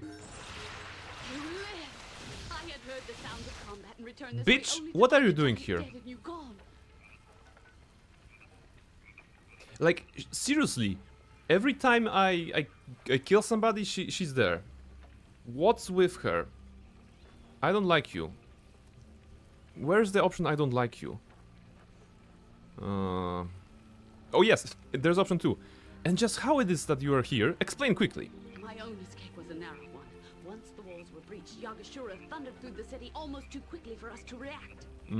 Yeah, like you escaped those guards when we were at the city and you were being escorted. I tried to get the ball spawn out, but it was too late. Yagashura seemed to think you were in the city and was eager to seek you out. He slaughtered them all.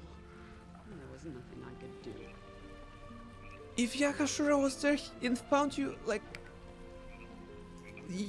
you suck at everything. A mere handful of peasants and I escaped the distraction and fled. I was at a loss. I had no idea where you were until I heard your battle. When I returned as quickly as I could. Yes, you escaped from a besieged city. Basically, that was under siege for some time, right? Yagashura broke the walls, slaughtered everybody, and you kind of escaped. Like, Saradush destroyed, and everyone I tried to protect for so long, all dead. At least you killed Yagashura. May he rot in hell as he deserves. You know, you can join him here. Hopefully I can kill you sometime. Because I'm pissed at you. Like, get out of this. Where's the... Well, that's all I can do. I guess I'll be on my way. That may not be wise, Barnabas Blackstone. Already the Ballspawn have been blamed for Saradush's destruction. The Tetyrians are organizing an army. Where will you go that you will not be hunted? Oh, I don't know. Maybe I'm gonna escape the army with a handful of peasants. Huh? I don't know why I'm so triggered at her. But she reeks of some... First of all, plot armor, because I cannot even have her model to attack her to see what happens. Or to even cast detect character or whatever. What? Why would Ballspawn be blamed for this? Who could do that? I offered you information in return for Yagashura's death. It may be too late to save Saradush, but that information could still help you, if you will listen. Let me guess, you're gonna send me another fetch quest to actually kill some of the Ballspawn. This had better not be lies, Melissan. I'm in no mood. Yagashura did have allies. They were all children of Baal, and they number amongst the most powerful of your kin in all of Faerun. One of them was named Ilasera.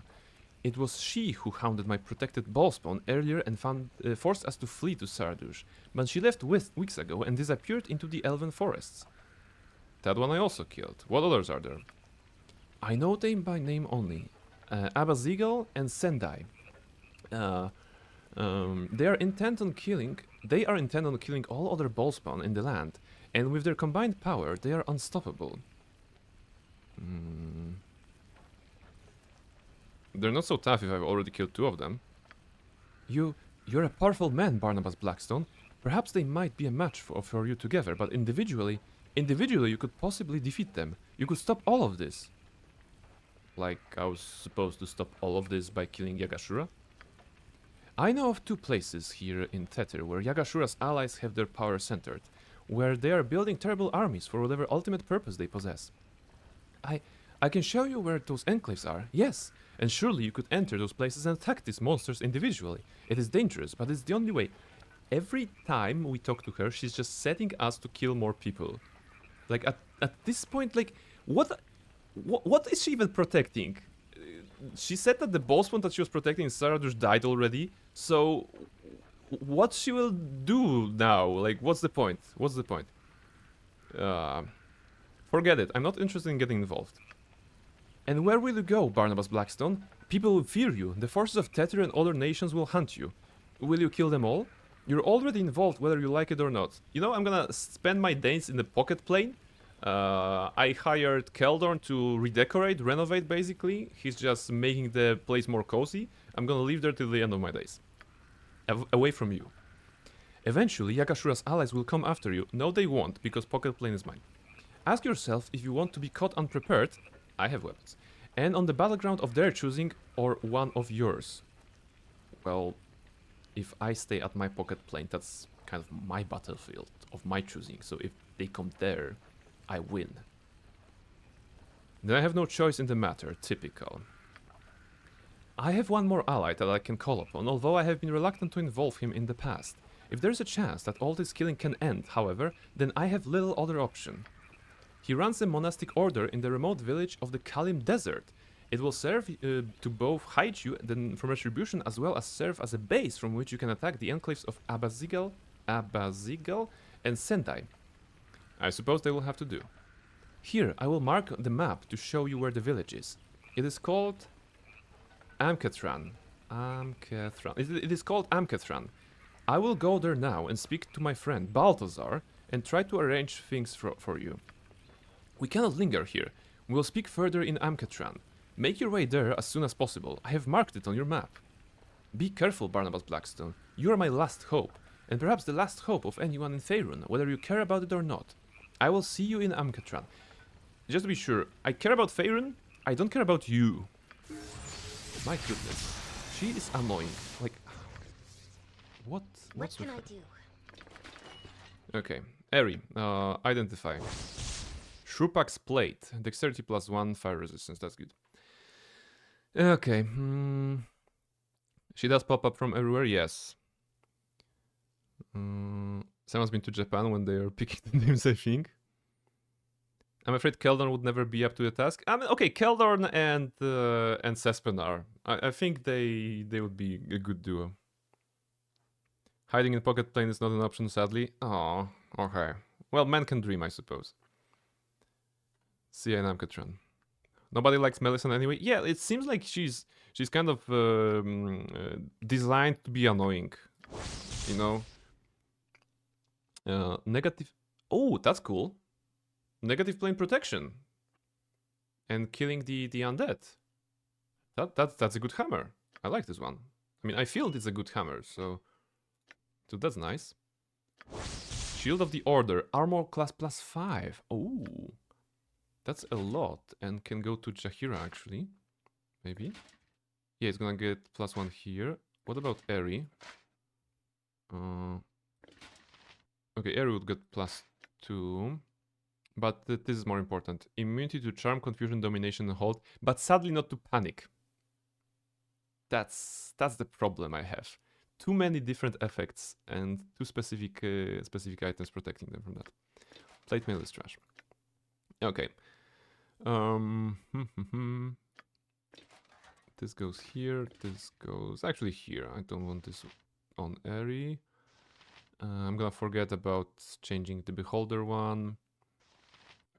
Technically, Barnabas has a shield, but that's that would be better. But he rarely uses it because Cromfair is also two-handed, right? So it also doesn't change anything here. Okay.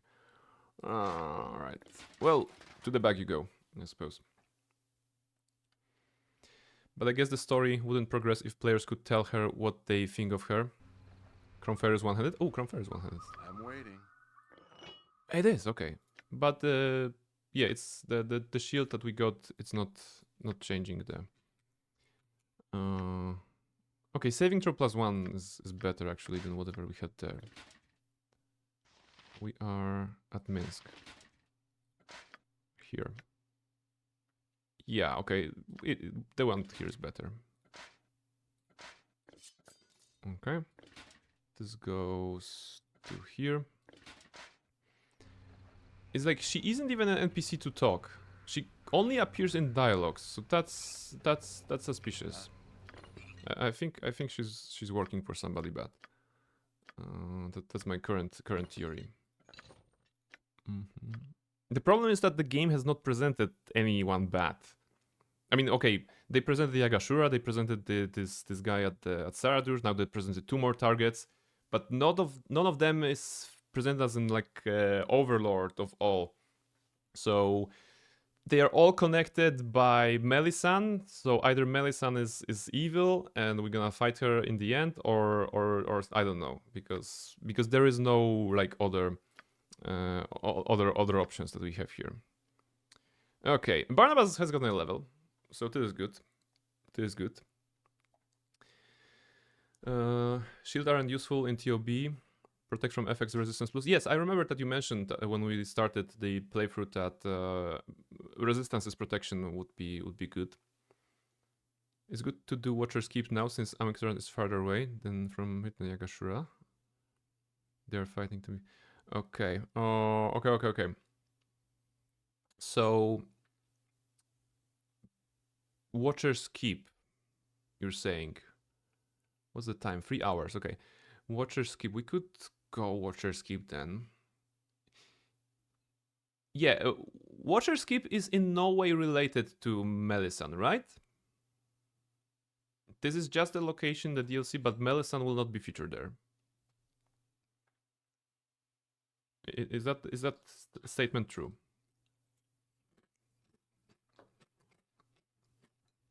Yep, okay. Side dungeon. Alright. Well, I guess there's gonna be a lot of fighting, which is not my favorite part of the game. But we can go there, because I'm gonna pretend and roleplay that I kind of need a break for her bullshit, from her bullshit, and I'm gonna go for some old-timey, you know, adventuring into the dungeons, into the levels, fortresses, you know, whatever. Just fighting like this, maybe getting some treasure out of it. Although we are pretty decked out. Oh, okay, we may need some more rings, right? Jaheira doesn't have any rings, so we could use some more treasure, always. Loot, like Almer is always saying on her streams, loot is important. we're gonna get some loot. So yes, screw Alcatraz or whatever she wanted us to go, and we're gonna just go to the Watcher's Keep. Loot is essential. Yes. Okay. I'm thinking that hardiness for Barnabas, because sometimes, given that he's a character that is in the front line, maybe hardiness would help with some fights. Other than that, it would be, you know, more whirlwind attacks per day, but that's also kind of pointless because I can, you know, fight, win, and then rest usually. Unless it's gonna be like a super big combat or something. Kinda want a few hardiness levels. Yeah, that felt like a right decision. My concern is that it says 40% resistant to all form of physical damage, right? So magical, I suppose an elemental won't be covered by that. But against the giants, that would actually help a lot, right? Because they were doing crushing damage, so that would be good. Critical strikes and death blow are decent too. Let's check it out. Critical strike. With this ability, every attack roll made in the next round is a natural 20, a critical hit. Okay, okay, so I can see that. Activate this and then do a lot of DPS, like a burn phase. And you said death blows. Death blow, okay. Like death blow, any creature of 12 level or lower is instantly killed. Okay, okay. 10 level or okay, I can see that. Let's try to build our defenses. I feel that Barnabas was getting hard. Well, he was getting his ass kicked a little bit with the giants, so hardiness is probably a good idea. Okay. Done. Okay. Minsk. Minsk hardiness as well, I'm thinking. Right? Because he kind of follows the same pattern as Barnabas, and he's a frontliner, so hardiness for him would be good.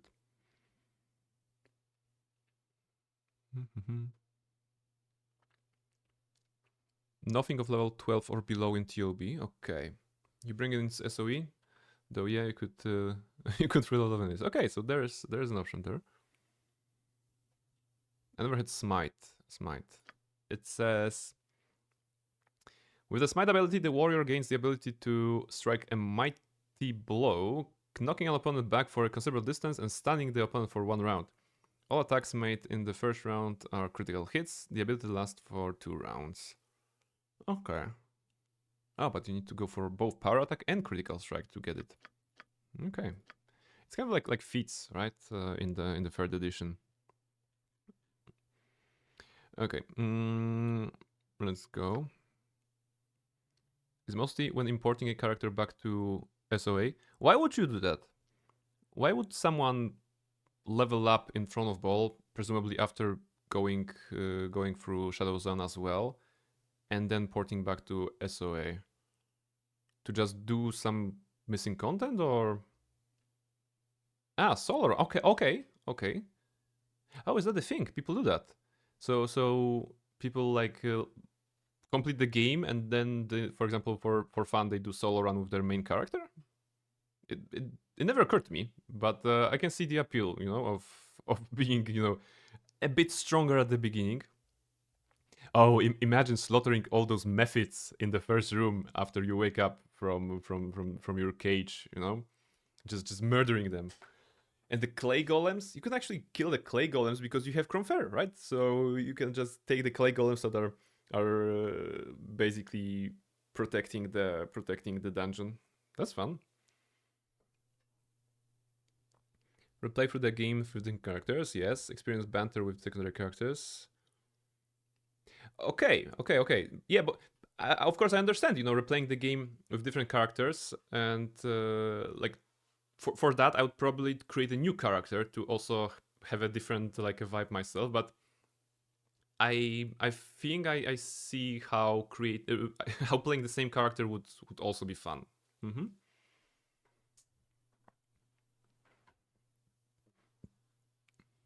Now you get your gear. You get your gear taken. Okay. Ironicus steals and pedals it. Okay. Well, then what? Then I guess, well, it would be too easy probably. It would be too easy if you could import your equipment as well. But at least you have some skills, you have some levels and everything like this. So that's probably good. Dual class, no. Let's have him as fighter. Let's have him to be good at halberd. Abilities. Okay, hardiness. We could also go hardiness here. Like, he feels to me like a super tank. I'm also not using it. Maybe Whirlwind. Let's go Whirlwind actually. It's gonna have this, and kind of same progression as Barnabas, but with hardiness as first. New character works too, of course, but importing allows you to just pick anyone you want without worrying about what class they are. Okay. You can just pick 3 clerics and druid and stuff like that. Yeah, okay. That makes sense. So, because you're pretty much guaranteed to win at combat due to the sheer power of your character, the companions are mostly for flavor and banter rather than providing actual value in combat or in, you know, solving the stuff. Importing TOB characters is my backup plan for beating the game on highest difficulty. Oh, of course, yeah. The challenge itself on playing on higher difficulties. That's a given. I remember, I think yeah, it was Neverwinter Nights. It was Neverwinter Nights when I first discovered that during your gameplay you could export your character, and then you can start the game with imported character. So I remember one day I was just playing through the beginning of the Neverwinter Nights campaign, Wailing Death, and just finishing the academy, which I think nets you level 4 or something like this if you do everything, and then just importing that character back because I felt like, oh, I found the, that was when I was a younger person, I suppose, not the kid but the young dude. I was like, oh, I found a way to actually get more XP. And of course, when you're playing Dungeons and Dragons for the first time, you're all into XP and you're all into loot. You're not really into like narrative or like character progression and I don't know, even visual stuff. You're like, oh, XP levels, give me that. Yeah. So that was it. In Neverwinter Nights you can do that too, yeah. Scale somewhat with levels, but not completely. Exactly. So you have that more comfort, I suppose, if you get some more levels via some other means. I think there's like a mod. Oh hell, you can create a new character in Hordes of the Underdark. I think it's level 15, right, or something, and then you can start this character, at Wailing Death. So actually, there are means to actually be more gimped. Sleep. Every time I close my eyes, I see the burning buildings of Saradouche and the smoking bodies of all those Balspawn lying in the streets. Ugh, it's horrible. Well, I preferred when you talked about your previous naughty dreams rather than, not sleeping here. Okay, what's that? Okay, let's be fair to our wife, right? It was horrible, Eri. An entire city ravaged because some of them shared my tainted blood. I'm sorry, Barnabas Blackstone. I was so worried about my own reactions, I forgot that it must have been even more upsetting to you. All those who shared your destiny, butchered like that. I mean, to be honest, I don't really care, but...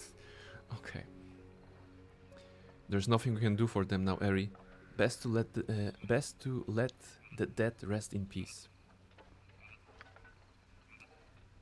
You don't seem very upset about it, Barnabas Blackstone. Just because we didn't know those people doesn't make their deaths any less meaningful. I fear this was there was a trap in dialogue. Like, I said to her, there's nothing we can do for them now, Eri. Best to let the dead rest in peace, which is a very fine, I feel, follow-up. The second option that was, I saw so much death that it hardly bothers me anymore. And her response kind of feels like, more attached to the second of the dialogue choices that I had rather than the first one. So, Eri, like, come on.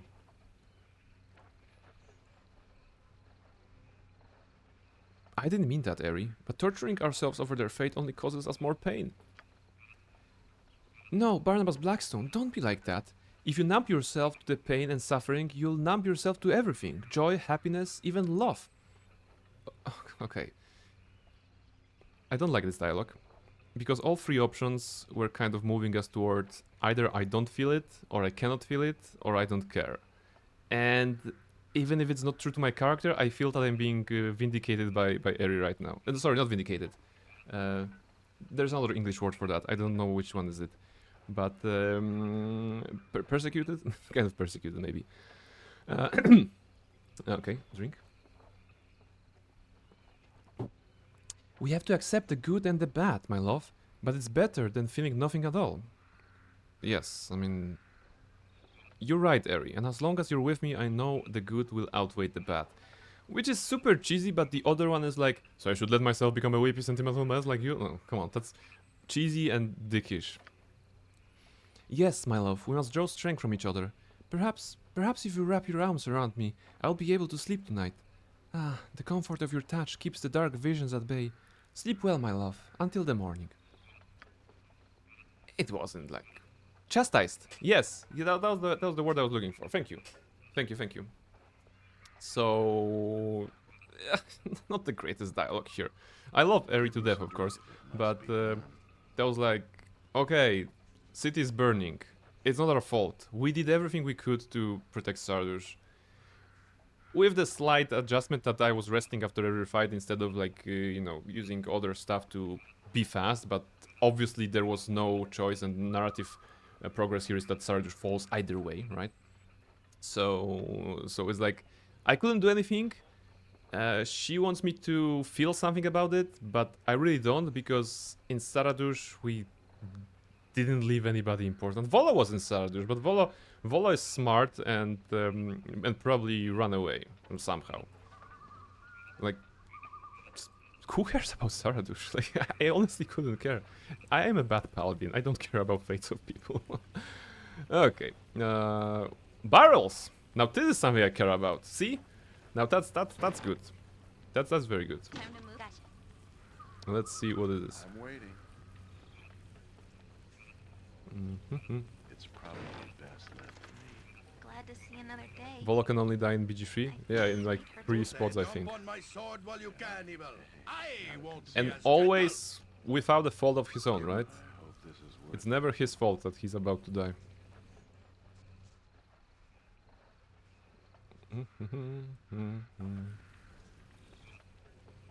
Wait, so that was a one barrel with scrolls? Is that it? That's a weak barrel. Oh, that's the bigger barrel. Okay, just this? Is that it? I mean, I defeated Yagashura. I got some items from him, but is that everything in this camp? Okay. Okay. Maybe here. The loot was pretty much on Yagashura. Yeah, I feel that. Well, I guess we got something out of it. So, to the Watcher's Keep, I suppose. I'll see to it. And also... Okay, and the bot is telling me to go to break. That's good. Okay. Can you move? Okay, so there's Oasis and Amcatran. Siege Camp, okay. And Watcher's Keep, let's go there. Alright, and this will be a good moment for a break, right? The time is good, so just a short break and we're gonna start exploring Watcher's Keep. I don't believe we can explore it whole today, so just first foray, I suppose, into this particular dungeon, to this content.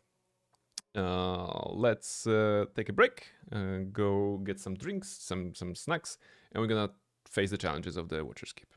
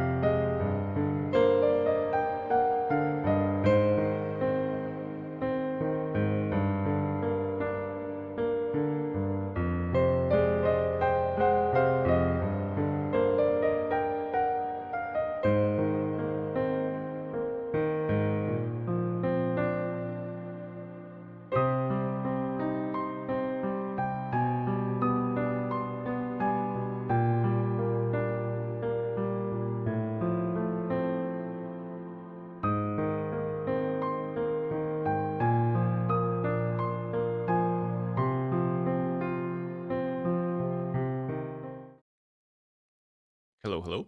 I am back. And we're gonna continue the adventure that is Baldur's Gate 2 in the Watcher's Keep. So basically this. Give me some. It's done. On an unrelated note, I was talking to Nighty today about male characters in Honkai Star Rail.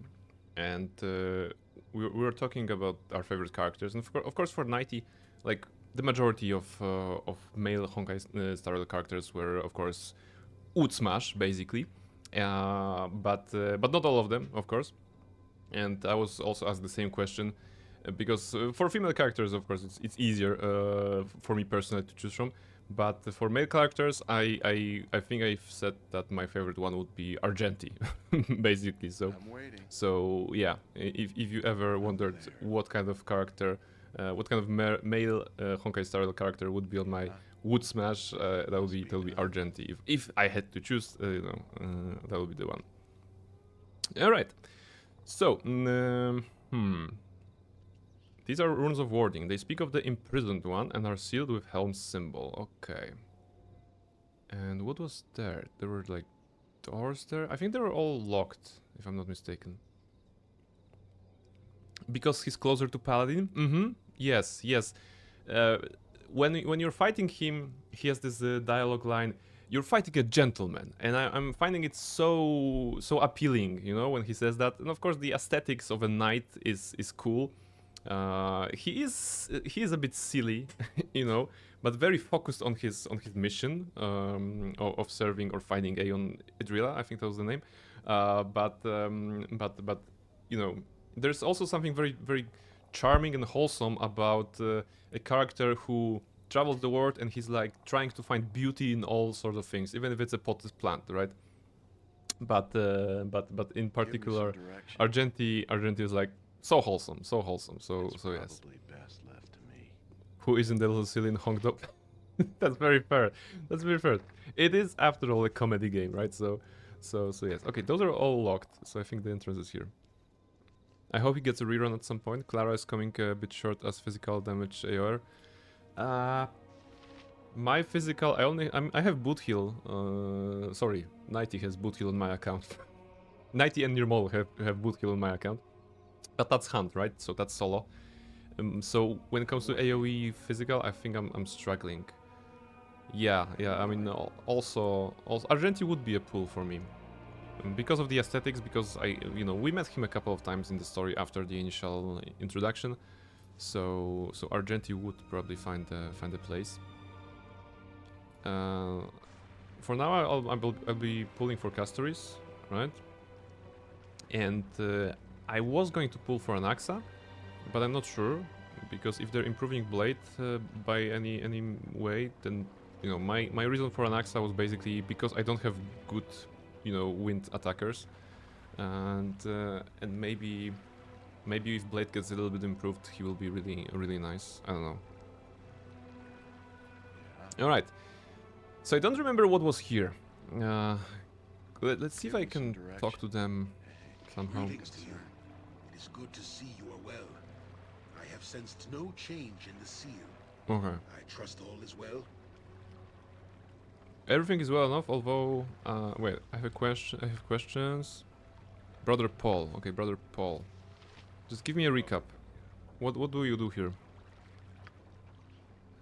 The first is the holy symbol that shall allow you to pass through the seals of the prison. Do not lose it, child. Without it you cannot enter the keep. Or if you're within, you will be trapped forever. Oh, we got a visual stone. The second is the ritual scroll, which will repair Helm's seal upon the keep. It needs only to be read aloud in the presence of the imprisoned one. You require no special training to do so. Reaching the imprisoned one is the difficulty. Watcher's Keep was built many ages ago to contain great horrors that walked Faerun. But it was abandoned centuries before Helm restored its purpose. When Helm came to us, he asked half of our order to sacrifice themselves, to become spirits guarding the keep and adding the ancient seal that they were already in existence. The spirits will guard against all who enter. They cannot be reasoned with. Add to this the evil which has been drawn to this place by the infection of the imprisoned one. All these obstacles must be bypassed. When you finally reach the lowest level, you must open the final seal to gain access to the imprisoned one himself. I do not know what state he will be in, Read the ritual quickly before he attacks. Okay, any questions? Not really. Go down. Don't lose the scroll. Don't lose the stone. Kill everything that tries to kill you. Get the imprisoned one. Read the scroll out loud. That's a good one. We'll be apparently able to replace characters for lost 50-50 in 3.2. Yes, I heard about it as well. Which is a nice quality of life, you know, improvement, I suppose. That would be very, very nice. Oh, all the spells that we got from Yagashura's barrel are fire teamed. Well, neat, I suppose. But Yagashura himself wasn't a mage. Did he have mages with him? Because if he did, then we didn't see them during the fight. There were just some archers, I think. Okay. So the rune hammer goes to Minsk for now. But let's keep that in mind. Science blade goes to Minsk as well. I'm gonna be searching for them later. This should be salt. Should be here. He had clerics and some mages. Yeah, I mean, the fight. Dusk, it was all a blur. Barnabas, in the fit of Zell's rage, he just charged at him, and so nobody else on the battlefield. Just Yagashura, just the target. I think it was the blood of Baal boiling in his veins, so that he charged at him with such not vigor. Well, vigor as well, I suppose. Zeal, yeah. After he dies, you get teleported to the pocket plane. Okay. They will not be there anymore. Ah, yeah, okay, that's what happened, indeed. So, the solar lady was like, or the planter, or, you know, the solar lady was like, oh, I see you killed this one. I'm gonna take you from your time stream and talk to you right now because I don't want you to kill anybody else. Bag of plenty. Okay, this sucks. So, pointless. Vigil stone. Okay, that's important, so keep it. And the scroll. Okay, that's important. Seraph, hello! Welcome in! Nourish, thank you very much. Seraph, today we have a bit of chips. Those chips, actually it's the rest of chips that I have. Basically, I was playing D&D yesterday, and my friends brought a lot of chips like this. So this is the remains, basically. Like I pulled together them into a single bowl, and this is basically all the flavors. Like some spicy ones. One of them even tastes like crab, so that's interesting. How are you doing, Seraph? How is the middle of the week? Is it the middle of the week? No, it's Tuesday, right? It's Tuesday. Okay. How is Tuesday treating you? We fought some giants, Seraph, today. We killed a big giant who turned out to be a pushover. But because we've taken, you know, we broke his invincibility, like, protection. So that was smart, that was good. But, yeah, other than that, we're just chilling. Right now we are at Watcher's Keep, so we'll be taking this content away from the main story of Throne of Baal, because I got pissed at an NPC, so I'm kind of taking a vacation in a good old-fashioned dungeoning experience, I suppose. Just causing havoc with Jensen today. Ah, okay. Mankind Divided, right? So I guess you're not doing like a ghost stealthy way, more like guns blazing. I hope this is worth it. Let's see. Let's enter here. Oh, there's also Flex. Okay, that's actually a good one as well. Rubber the head. Okay. This place is just too darn creepy. I really want out of here. Iman, we just went in here. It's a multi-level dungeon. We're not going out like any time. Okay. Yeah, I'll see to it. Hello. Ooh, Archivist. Are you a ghost? Ghost! Okay. Cold, so very cold. Ah, how about we cast the fireball in here? That should solve it. I'm mixing it up? Good. Sometimes we can be stealthy, but sometimes you're like, oh my goodness, I don't want to be stealthy anymore, just shoot people, right? That's an idea. Cold, so very cold. Okay. Iman, Yep, good to go. find traps. Any traps here? Probably not. Oh, probably yes. Okay, see, I'm good.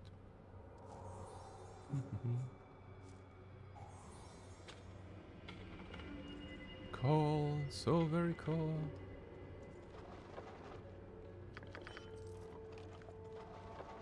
Wow, a lot of books. History of Zambia. Okay, those are just typical books, nothing extraordinary. Okay. Ooh, bracers. And antidote for Imoen in particular, because she was suffering poison damage twice today. Wand of Sleep and Paladin's bracers. Oh, plus 10 HP. It would require us to drop the Legacy of the Masters. So no. But, well, one of the few, I think, items that increases HP. Right?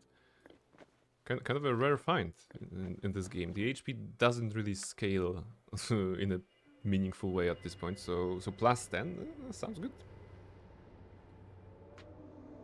Upgradable. Yeah, I mean, at plus 10, they're definitely not upgradable, not good, like that's the saying. But if you can upgrade them to, but only does it only scale like into HP, or there's upgradable with different features like charisma plus 2 or whatever.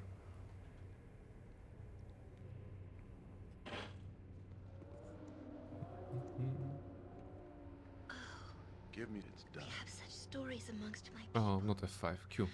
Being underground is just not for the Different Avari features, but not very useful. Okay. Oh. Stone Golem. Cronfair. Barnabas go. There we go. Done. Okay, that was nice fight. I love this. Let's go further. Troll. Cronfair. Barnabas go.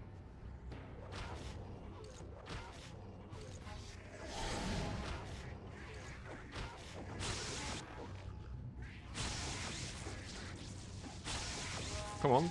That's not a troll? Oh, it's a spectral troll. And a spirit troll. Nature could find a home here if it were properly cleansed and balanced. Come on, just destroy them. You're doing so well. I don't want to engage, like... Actually, the rooms are so small that... Figure out that... Wait, immune to damage. Oh, I'm not reading that.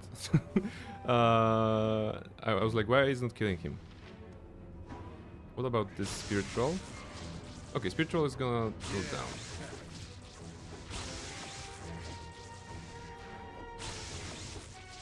No, there's something else. Wait. It's not killing them. A spirit troll unconscious. So it has to be killed probably by some specific damage, right? So I'm guessing I should try with the regular stuff that I have on the on this cold fire acid. Yeah, if they work as regular trolls, then maybe this halberd will kill them. We are all here. Okay, it does. You and Boo and I, hamsters and rangers everywhere. So Rejoice! this should be good.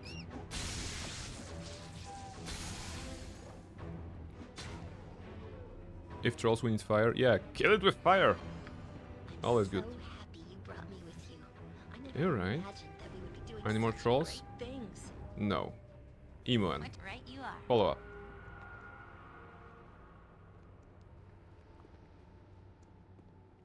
Minute meteors to finish them off. Ooh, that's also. But that's for those who use magic. We despise magic as Barnabas. As this particular Barnabas. Okay, tattered parchment. This fragment of an ancient and tattered scroll is inscribed with ornate calligraphy which reads: "And the sacred book shall be placed open upon the altar. Let the consecrated wisdom of the holy word bless the faithful. Let the bell ring forth a final time and joyous celebration of his name. Praise and triumphant to eternity's end, the ritual is complete." Okay. And this is... Okay, a book from Elminster again. Okay, this doesn't feel like a quest item, so I can leave it here, I suppose. Next. Handwritten note. Okay. Short, medium, square makes big muscles. Lamb. What? Short, medium, square makes big muscles.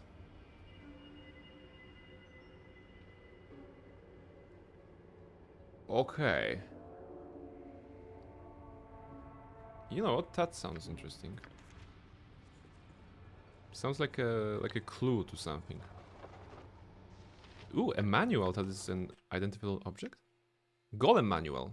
Summon flesh golem once per day. Ah. Who cares? You point. Live by the sword. Live a good long time. Okay, but this area is already interesting. Name. I kind of like the exploration. I kind of like the dungeoning exploration, you know? In general. I'm waiting. I'm there. But not in TTRPG. Okay, it's the same one. But in video games, dungeoning is super cool.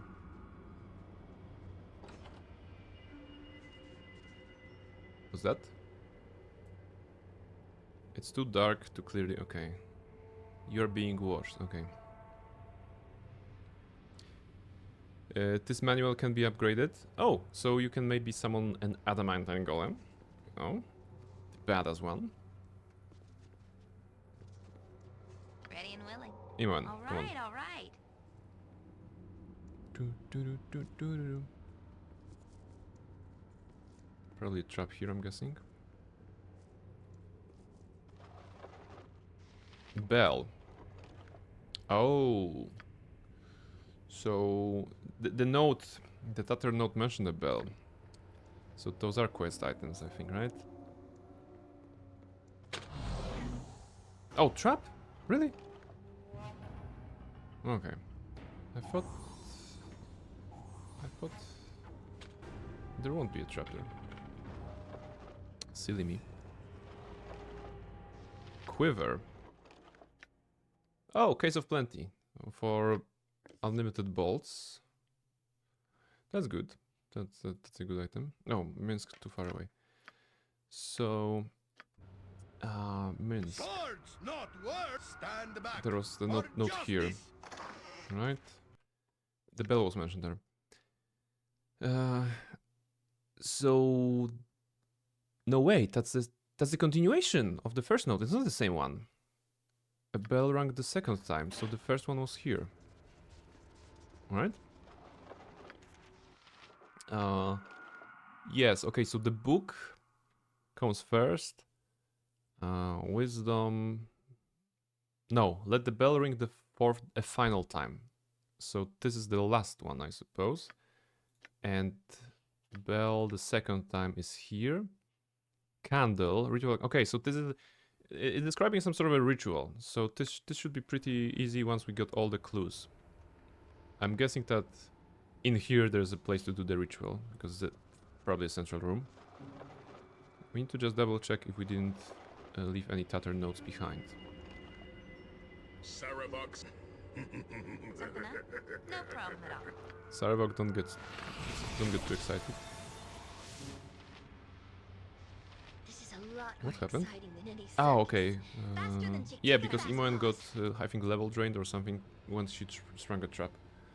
So that makes sense. In the memory of Glitham, the loyal archivist, he tended the fire, cared for the books, and sometimes even brought us our slippers. May his spirit endure forever. Oh, really? Is this one, right? May his spirit endure forever. That's that was a curse, actually. I think cast upon this dude. Glitham. Let me visit him for a second. Did anything change about him? Probably not, but Ugh, come on, my archivist. legs are just aching. Is your name Giltham? I've never walked so No? much in Okay. my life. Can I bet it is. rest now, please? Okay, next room. Hello? Vampire Wraith. Carsomer? Shouldn't be too difficult. Next time. Next time. There we go. There we go, good. Oh, there are statues here. Wait, why there are statues here? Those are statues with equipment, so either they come to life or something, or... This looks like an altar, okay. Be careful. Oh my goodness, what is this? Clay golem? No, it's an adamantine golem, I think, even. Okay, everybody, destroy this. My blade will cut you down to size. It's probably best left to me. And this.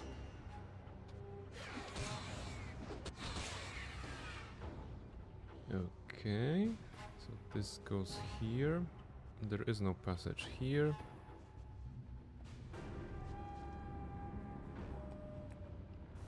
Not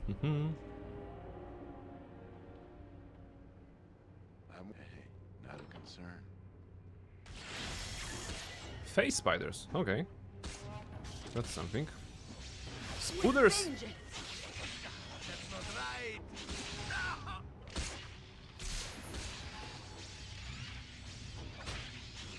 And sword spiders.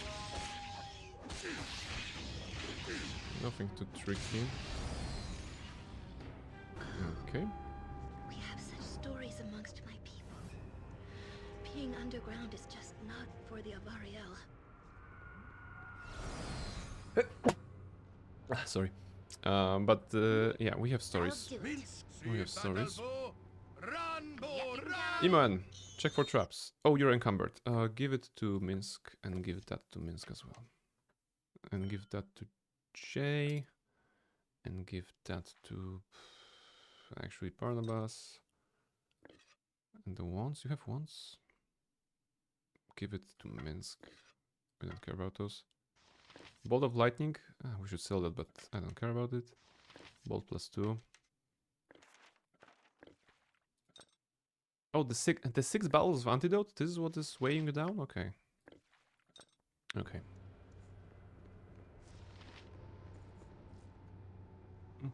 What do you want? This way then? Superior healing. Good. And wardstone. 2 towers to ever guard the tomb. 2 wards to now enter the room. The stone looks as it has been split in half. Okay. So we're gonna probably need another half somewhere. Let's check this room as Barnabas. This is worth it. Unlike the other rooms, there appear to be no monsters in here. The runes inscribed on the floor and walls just inside the door of this room are similar to those at the main entrance to the temple. Okay. Iman, come for traps. Give me some direction. Oh, small room here as well. Ready and willing. Good to go. Oh, there we go, a wardstone again. And a small shield. That is a shield +2. Trash. Wardstone.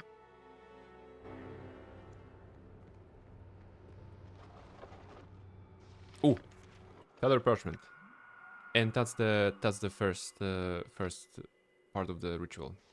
Very good. I'm waiting. What is it? Spellhound. Okay, are you dangerous? Yeah. Well, not really. Okay. If something is called Spellhound, I'll be like, oh my goodness, unique name because it's not vampiric mist or something. I would expect some opposition, but apparently I rolled a critical hit. 42 slashing damage. Okay, that solved the problem. Right as rain. Spellhound confirmed as weak.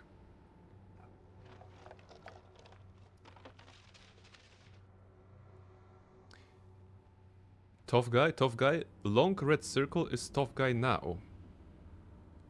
It's the same script as the previous one. LTM. And again, it's a color or shape, right? Short, medium, square makes big muscles, and a long red circle is tough guy now. LTM and Loom. Wait. Wild looping haphazard script. Wild looping haphazard script. So Loom is the first name of Loom, the master monster, and I don't know, mind player, something like this. So that was good. You are. Key and history of Satyr. Okay, that could be useful. Yeah. Yeah, I'll see to it. So rooms here and then altar. Oh my goodness, the altar. I mean, Give me I'm some invested. direction. I'm invested in the exploration of this place. Oh, trap. Yep. Is it rechargeable? All right, all You right. might check it. I'm invested in exploring this place now. I'm waiting. I'm there. Okay. Oh shit. What you want? No problem at all. Spell ineffective. Okay. There we go.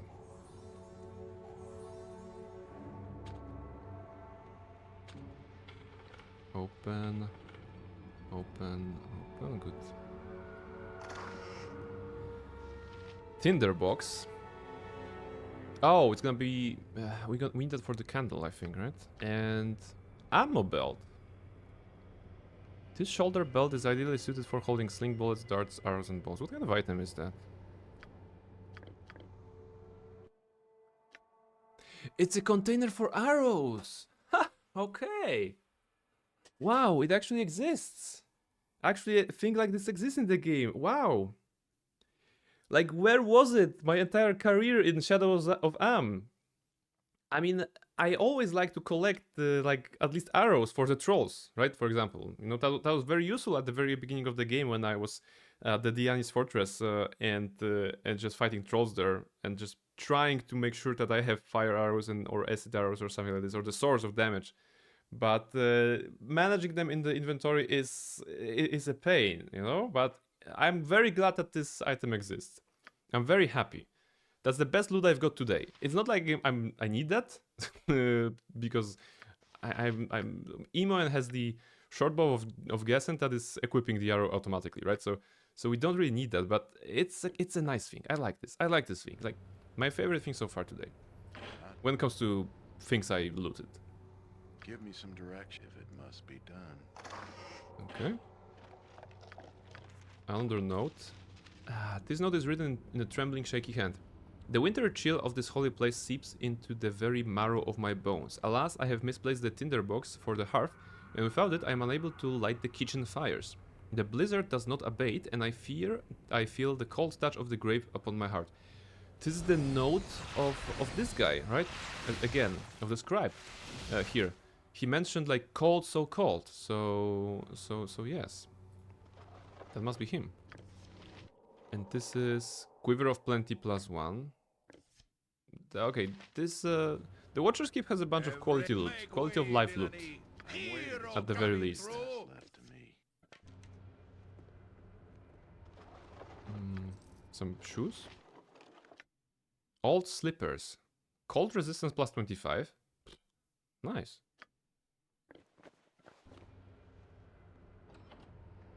Yeah. Hey, Okay. not a concern.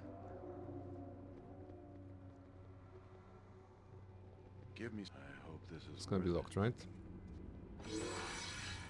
No, actually opened. Guardian Golem. Hello? Okay, wait, this is the altar. Or this is the altar. Okay, something is fishy here. I don't want to touch anything because those Guardian Golems... Well, I think they're adamantine, right? So I would have to work for them. Oh, mustard jelly. It shouldn't be a problem to destroy them, right? Isn't it? Yeah. Go, Barnabas. Kill the jelly.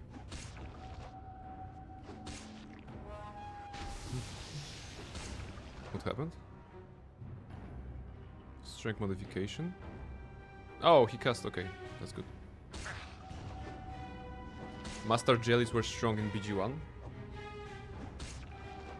Any sort of ooze. Like I remember playing BG3, and there's this section in Grimforge, right? There are some jellies, jellies dropping at you, and I think it's one of the first enemies that actually have 2 attacks. And since you can meet them relatively easily when exploring Grimforge, then they were actually hitting quite hard. I recall that some people, Astyron died there, I think. I resurrected him, of course, but yeah. Now it's like, master jellies. Yeah, it's like, oh, they're so cute, they're jellies, and they smell like mustard, but we love them. I don't know. Kind of the vibe I'm feeling from the mustard jellies right now. It's like, oh, you're a jelly, but you're also mustard.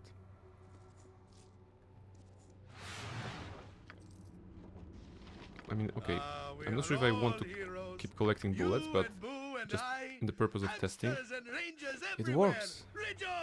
It actually works. You should have left him there. He was already underground. Don't even need to bury him. That's fair. That's fair. But you know, I wouldn't hear the end of it from 90 and your model, and many people probably, if I had left him there. Candle. Candle goes here. Okay, this goes here. This goes here. This goes here. Bluestone necklace. All right. I'll see to it. So now the party members have gathered everything. Let's put it at Barnabas. All the notes as well. Case of Plenty. Quiver of Plenty. Slippers. Okay, this is irrelevant. Jaheira has nothing. Imoen has Tinderbox. And tattered parchment. Okay. Okay. Okay. We have a candle. We have a bell. We have a tinderbox. We have the ward stones. Wait, there's a picture of a golem on it. Oh! Oh! Two ward stones? 2 towers to ever guard the tomb. 2 wards to now enter the room. Ah! Okay, so if we didn't have that, those doors would be locked, right? Because I think it's about this room. A moment, Imoen, if you don't mind. Oh, Jaheira talking to Imoen. I suppose, Jaheira. What is it you want? Well, that is just it, isn't it? You have been so formal to me, so distant. Is there something wrong? Maybe because you're not easily approachable, Jaheira, but that's just my take. I'm not...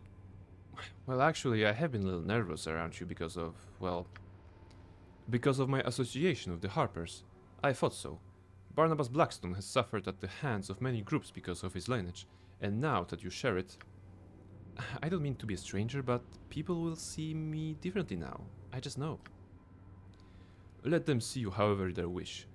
What can you do but just to be you? What can you do but just be yourself? I know these are only words, but you'll be fine. I know. Thanks, though. That was wholesome. That was wholesome. Jaheira knows Imoen since BG1. Mm-hmm. Makes sense, makes sense. So distant. So formal. Okay. What's the statue? Etchings on the day portray a man in priestly robes chanting over an altar that holds a book, a bell, and candle. Yeah, okay, we're good. So... It's not a scroll.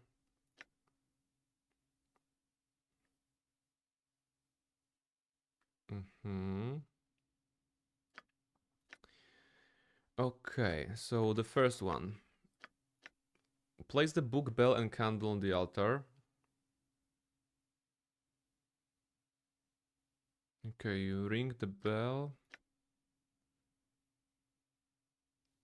And the sacred book shall be placed upon the altar.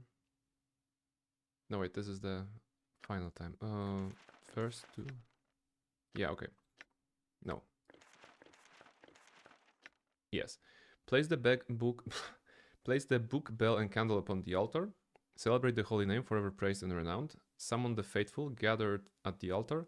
Witness his glory and triumph. Ring the sacred bell. As it is written, the ritual has begun. So put everything, go there, ring the bell. Ring it the second time. Lit the candle. Okay. Shall be placed upon open. Okay, but it's already on the open, but okay. And final time. Okay, let's see how it works. Quick save. It's done. Holy book. Ah, okay. So it was about placing everything on the altar. So that gives us a candle and a bell. Oh, things are happening. Wait, is the bad good statue? Oh my Give me goodness. some direction. What is going on? I'm getting attacked by bees, I feel. I don't think that's intended. Is that intended? My goodness. Everybody's getting damaged. Weird. It's a curse? Wait, what was that?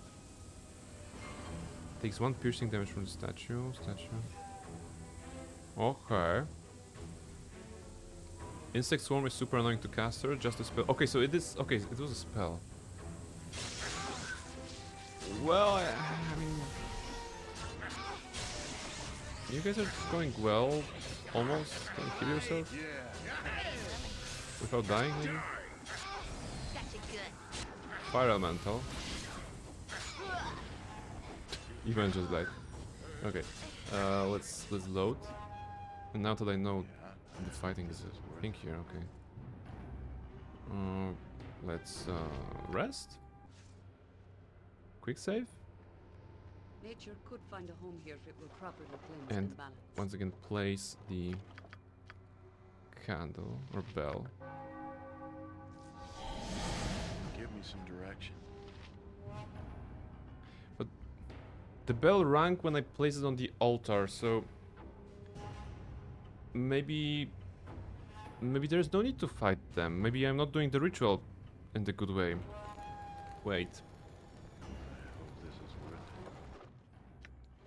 Place the bell, book, and candle upon the altar. No, so this is okay.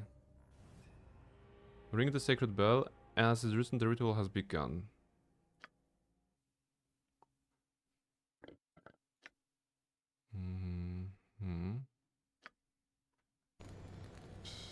Okay, then I don't see any other way. So bell. It rings. The ritual has begun. Kind of. Quick and pain. Give Barnabas a boost. Give me some And once you do that, However I can. give Sarvog a boost. Yes? Bees! Not the bees! It's also causing them to run around. So it's like a panic that is doing damage? Is that what the spell does? It's just doing like 2 piercing damage every second, kind of.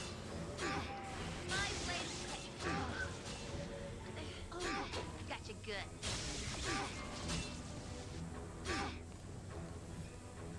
You done? Rest. Oh, okay. Oh, that's not great because we are still getting damage from the bees. And now some cloud stuff. Can I just chase it like this? No. Enemy still? You may not rest. What can I do? Drink then. Yep.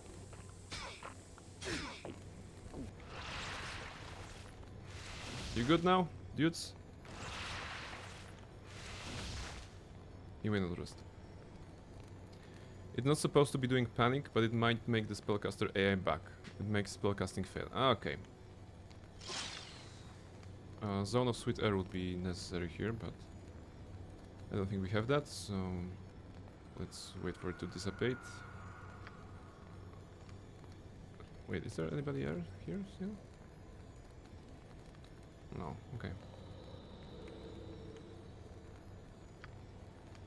If I go here, can I rest though? Just away from this place?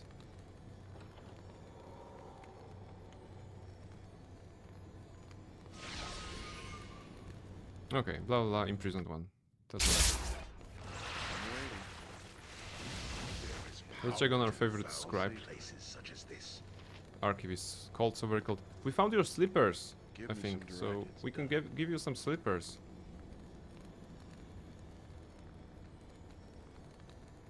Okay, now I presume we can place the candle on the altar.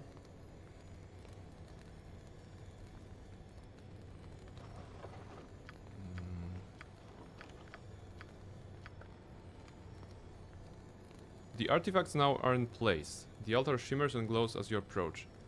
The very stones beneath your feet tremble with caged power. The ritual has begun.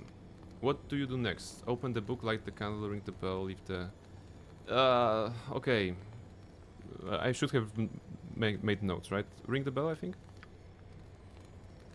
The bell chimes once and the glow in the altar pulses in response. Okay, good. Light the candle. Or those two bells and then light the candle. And then the bell will... I think the second bell, then the candle, then the book, then the bell. Bell again. Second time, good. Light the candle. Good. Open the book and then bell.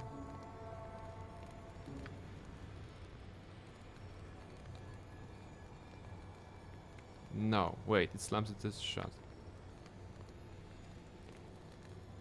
Ritual from the beginning. Okay, so it was the bell first, right? No, wait. Yeah, okay. Bell placed open.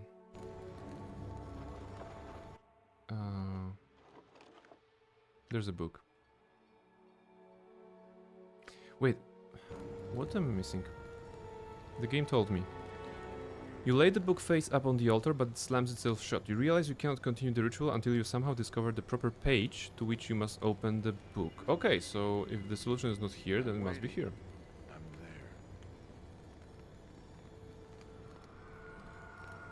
there. Everybody, do not panic. Those are just guardian golems. Shh. Calm before a storm. Medium green triangle gets storm in hand. What? Okay, it's the same dude again. We cannot really talk to them, that's okay. What's here? There is an inscription on the sarcophagus. Here lies our faithful servant. Despite a somewhat suspect memory in his later years, he served with duty and honor. If you wanted to, you could move the heavy lid and peer inside the sarcophagus. Okay, I mean, let's open it and probably inside the wrath of those guys. You push the heavy lid, but before you can inspect the contents, there's an angry roar. You sense... not have come to this place. Oh, a priest. For 1,000 years I slept in peace, forgotten by the world beyond those temple walls. Now you dare disturb my eternal rest. Oh, I see you have brought my slippers. How thoughtful. May I have them? See, this is a much more engaging writing than the Throne of Ball that we did today. Because Throne of Ball is like, go kill this thing. My name is Melisande, go kill this thing. And here is about, oh, I have awakened from my slumber, do you have my slippers? so yes, sure, take the slippers. I apologize for my undeserved reaction. I will take my slippers and let you finish your work here. Look for the sarcophagus if you wish. Okay. Inside the sarcophagus, you see the remains of the old priest's possessions. Woven into the sleeve of his ceremonial robe is the following. Holy Ritual chapter 12, verse 14. You make a mental note for... Okay, 12:14. So that's the Give me page, some right? It's I'm probably guessing. best left to me. It is cold there. Warm slippers are important. Yes. But we lost that item, right? Yeah, you lost an item. Oh, okay. I mean, we didn't need them, but it was fun to have them. Okay. Let's go again. Place the book. Place the bell. Place the candle. And ring the bell. What was that? Ring the bell second time. Light the candle. Open the book. Yes, okay. 12:14. And then ring the bell. You ring the bell a third time. Behind you, the mirrored portal begins to glow. The gate to the lower levels is now open. Awesome! Okay, those guys are here. Let's kill them. Go for the eyes, yeah! Yeah, with adamantine? No, it's a statue.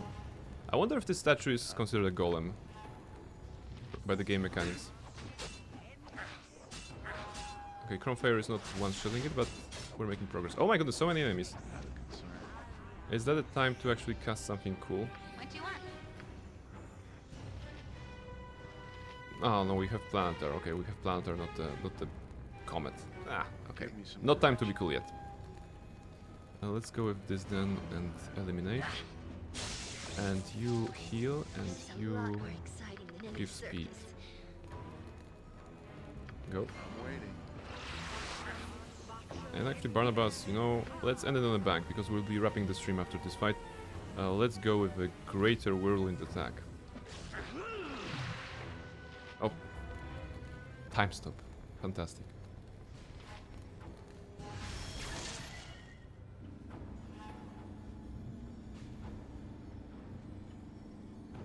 Now it's that less awesome part. Symbol stun, symbol fear on Eri. Barnabas activated.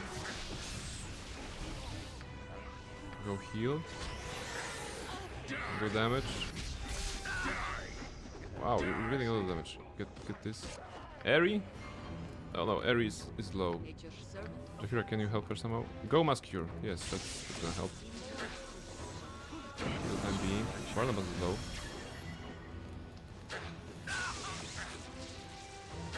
Okay. Eri is out of combat but safe. This one statue is escaping. What is this? Statue. Saravok, go there. Okay, Eri is back under control. That's good. Let's just make sure she doesn't die. No, she's not. Okay, we can't do her. Can't do anything here. Last guy. Kill the last guy. Alright. We got something. Emoan. Pick Sorry, but I everything. couldn't hold that last item. It's on the ground. Arrow of fire. You're gonna with all the arrows I'm gonna give you. Usuno's blade plus 4. 10% chance of inflicting 2d10 electrical damage with each hit. Nice. A fun weapon. Dagger plus 3. A less fun weapon. Longbow plus 3. Also not exciting, but we get what we have.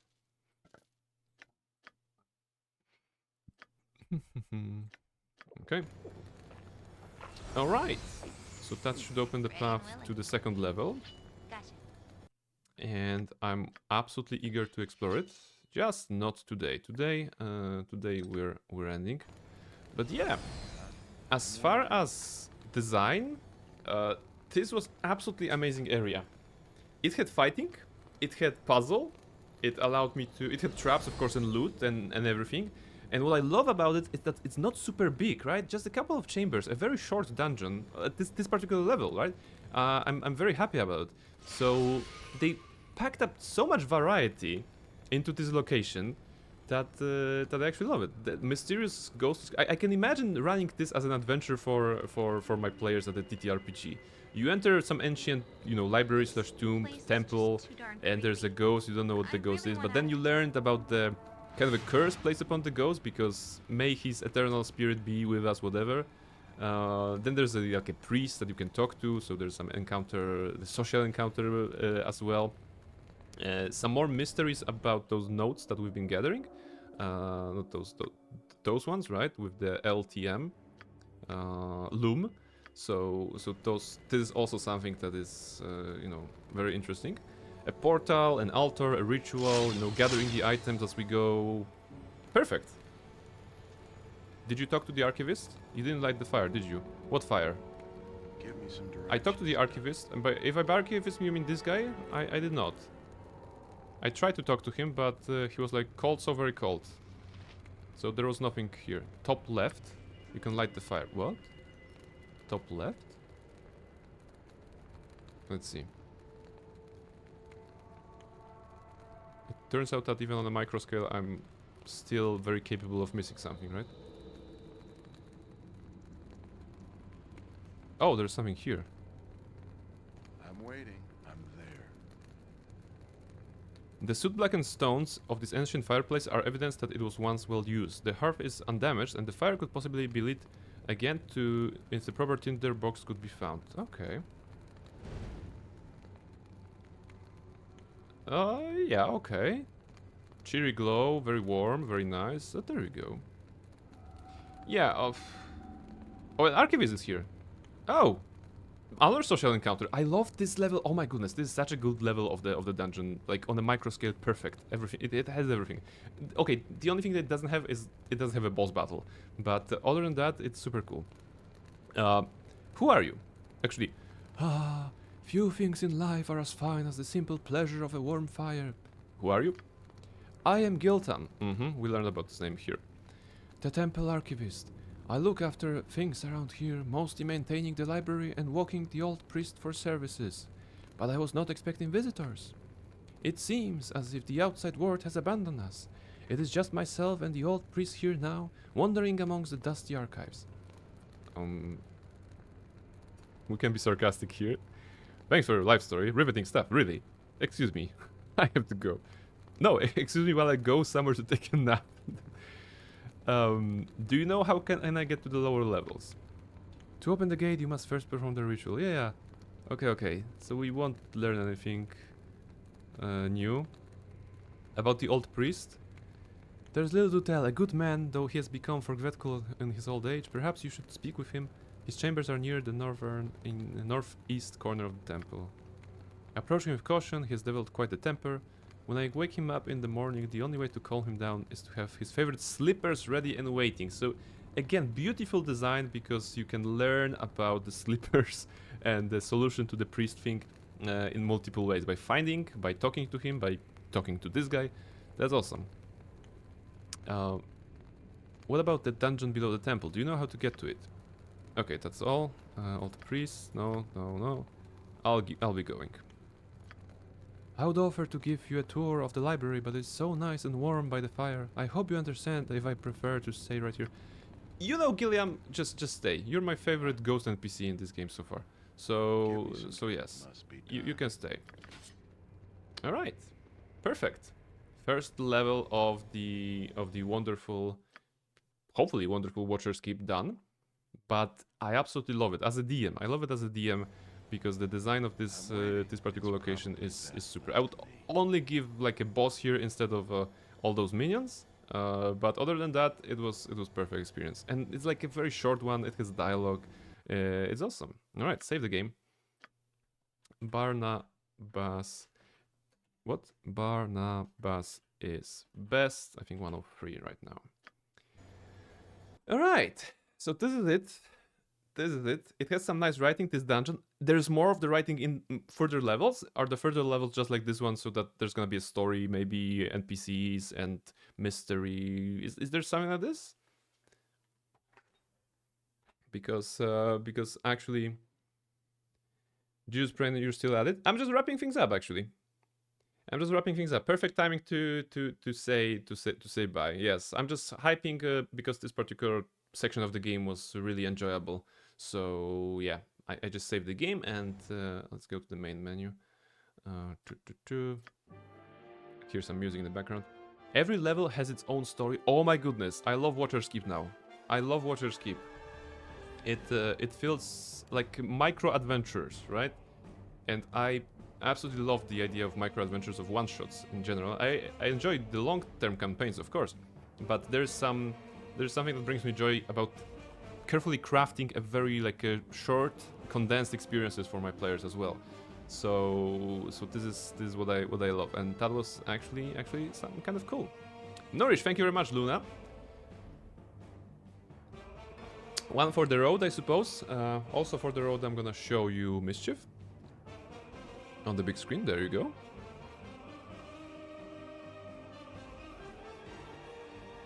Hello. Yeah, she's like, why are you waking me up? I just wanted to, you know, people just wanted to say hi. So yes. There you go. There you go. There's a little. All right. So she's there. I can leave it at this camera actually while I check if there's anybody streaming right now. It is what? It is Tuesday, right? I don't know who's streaming on Tuesday.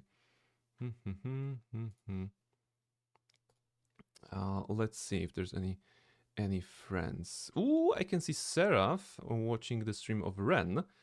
We've rated Ren recently, but to be honest, that's the only person I have on my friends list. So let me go here. You may remember this one. It says Mythwrecked Ambrosia Island, Strand of the Gods first playthrough. Oh my goodness, what is that? Okay, I'm not sure what that is, but if that's the god Hermes, I suppose that's the interpretation of Hermes or something. I'm gonna just quickly rate Ren then, because why not? And I thank you very much for the stream. Right, rate. There we go, Ren. The Mentiobi team is a remake of the BG1 team, by the way. Ah, there you go. I never noticed that. Guys, thank you very much for joining me tonight. The Throne of Ball, nice, but in particular, the Watcher's Keep. The last 30 minutes were very, very interesting. So yes, I'm looking forward to exploring this one. And then going back to Melisande and the desert and everything that is related to killing more ball spawn. But yeah, two important streams this week. I mean, tomorrow Elden Ring, more bosses. So let's kill some of the bosses in the game there. And the other is on Friday. One particular interesting one because it's Stalker Shadow of Chernobyl. It's a game redeemed by Nighty.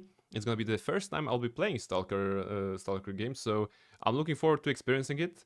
Nighty warned me that the game can crash, the game can be weird sometimes, but apparently it's the part of the experience, you know, playing this rather, you know, at this point old game. So yes, come see me on Friday definitely for Stalker, and to just try to understand Nighty as she's hyping over those characters, you know, because she can never stop apparently. But yeah, I'm looking forward to that, and also to bonking some bosses tomorrow. So yes, thank you very much today for coming. Let's see. Almar, Los Hill, and Kala, Katana as well. Blue joined for a moment, Harmonia joined as well. Dusk, thank you very much. Rasset, both of you, and everybody for helping out with the stuff. Wolfcape, Nighty, Luna, and Seraph. Oh my goodness, I read it too soon. Shit.